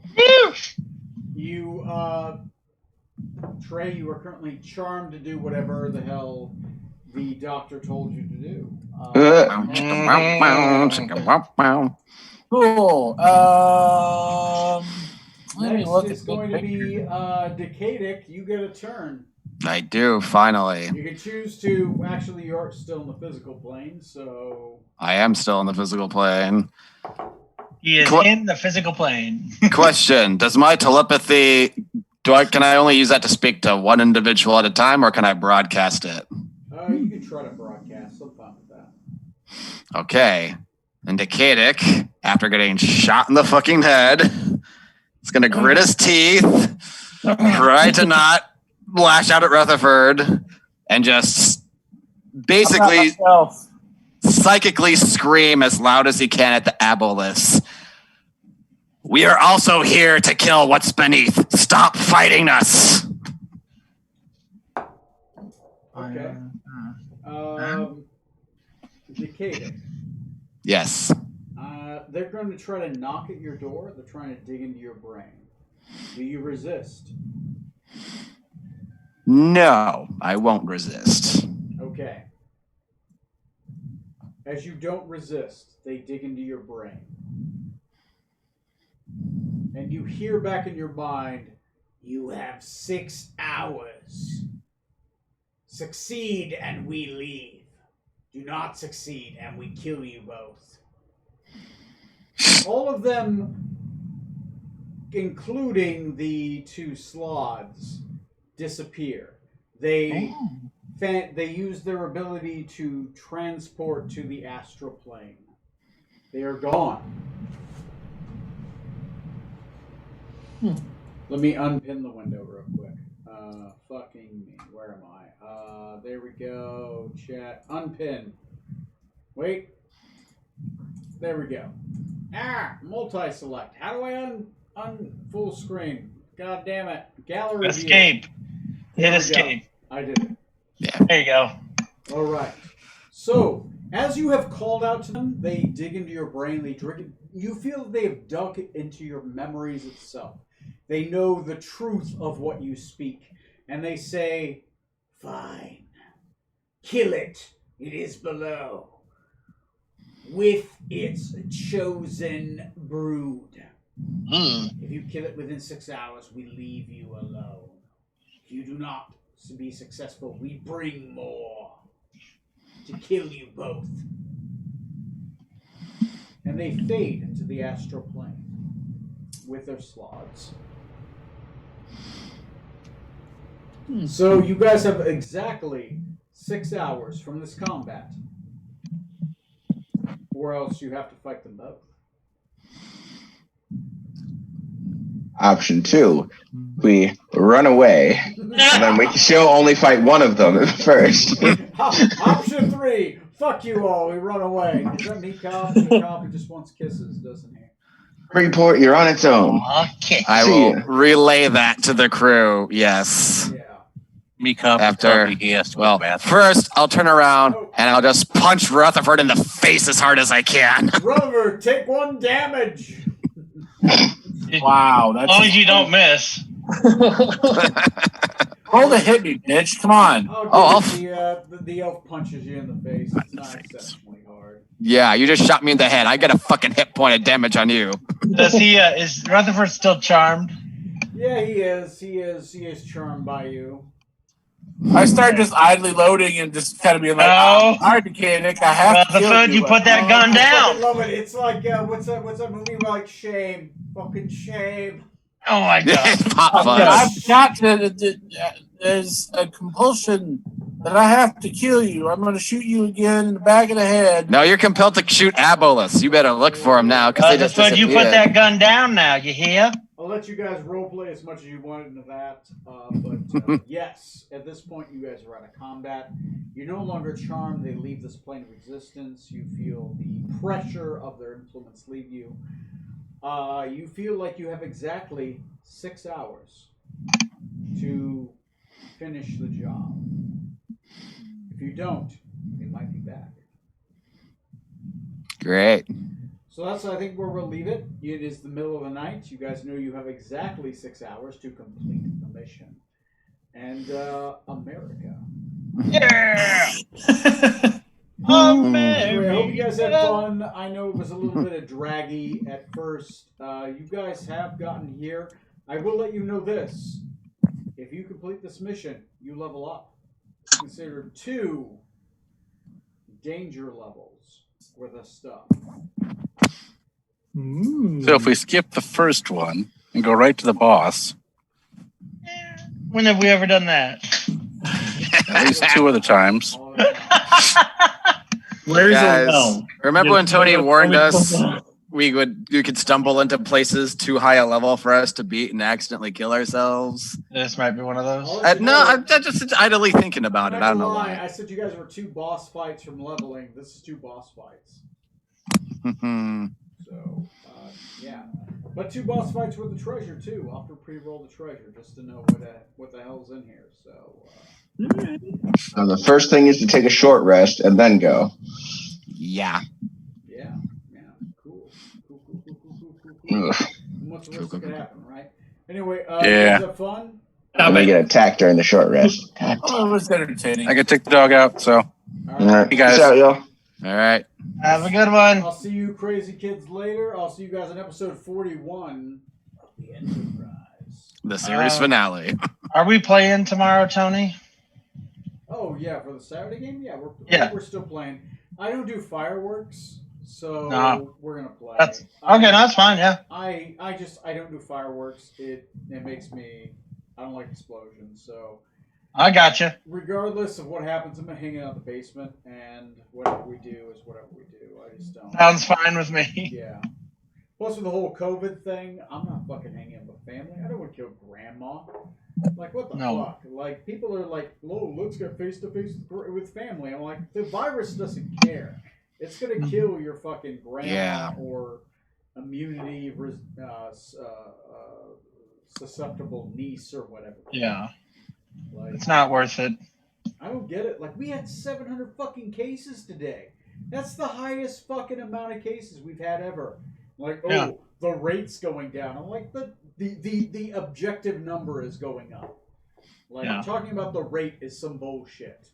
yeah. Like, what the fuck? That's not how math works. You have more Yeah. cases than you've had before. But still, That's how like, government math works, Tony. Yeah, it's like, what the fuck? It's like, oh, but the rate is going down. I'm like, no, you have more fucking cases than you've ever had before. And you still want to have fucking huggy kissy time? Fuck you, Governor Reynolds. Fuck you. Mm-hmm. Anyway, that's just how I feel. Yeah, no, that's fine. Anyway, I'll see you guys in episode 41. I hope you survive because honestly, I don't want to have to run another fucking game unless you guys want to play Samurai or some fucking bullshit. I got like 5 primers ready, so you know whatever. I mean, maybe Rutherford will be summoned by his booty call at the last second. He might survive at least. I have an entire thing built on that, so that's. Oh yeah, that's awesome. It's gonna be fun. As you guys, once again, if you guys want like plots, some of you sent me your backstories. That helps. I can make plots forward or backwards based off your profile or based off your profile history, right? Or I can build stories based off kind of like what you have going. So let me know. It's kind of like that style sheet, like kind of like those 1 to 10s. so I can kind of build a backstory or forestory based off of what you have. So, I mean, the goal is to have fun. If you're not having fun, what's the fucking point? So that's another thing too. Like, let me know if something's like not clicking, if something's not fun, because I'll adjust. You know, it's about having fun, man. Like, what's the point of showing up if you're not having fun? You know. Yeah. Anyway, I'm gonna end this game. I will see you guys in episode 41. I hope you kick ass, take names, and I'm gonna pre-roll loot because I'm honestly curious what the fuck's down there. I don't know what's down there till I roll. So it'd be fun. It'd be fun. Another power cell, so we can finally turn in the heart of the Hydra. That would be funny if I rolled another power cell. I would fucking laugh my ass off. I know where they are. There are 5 power cells in the game, and I know where they are. So. Okay. Anyway, I'm gonna stop streaming. I'm gonna stop recording. Stop streaming. Stop recording.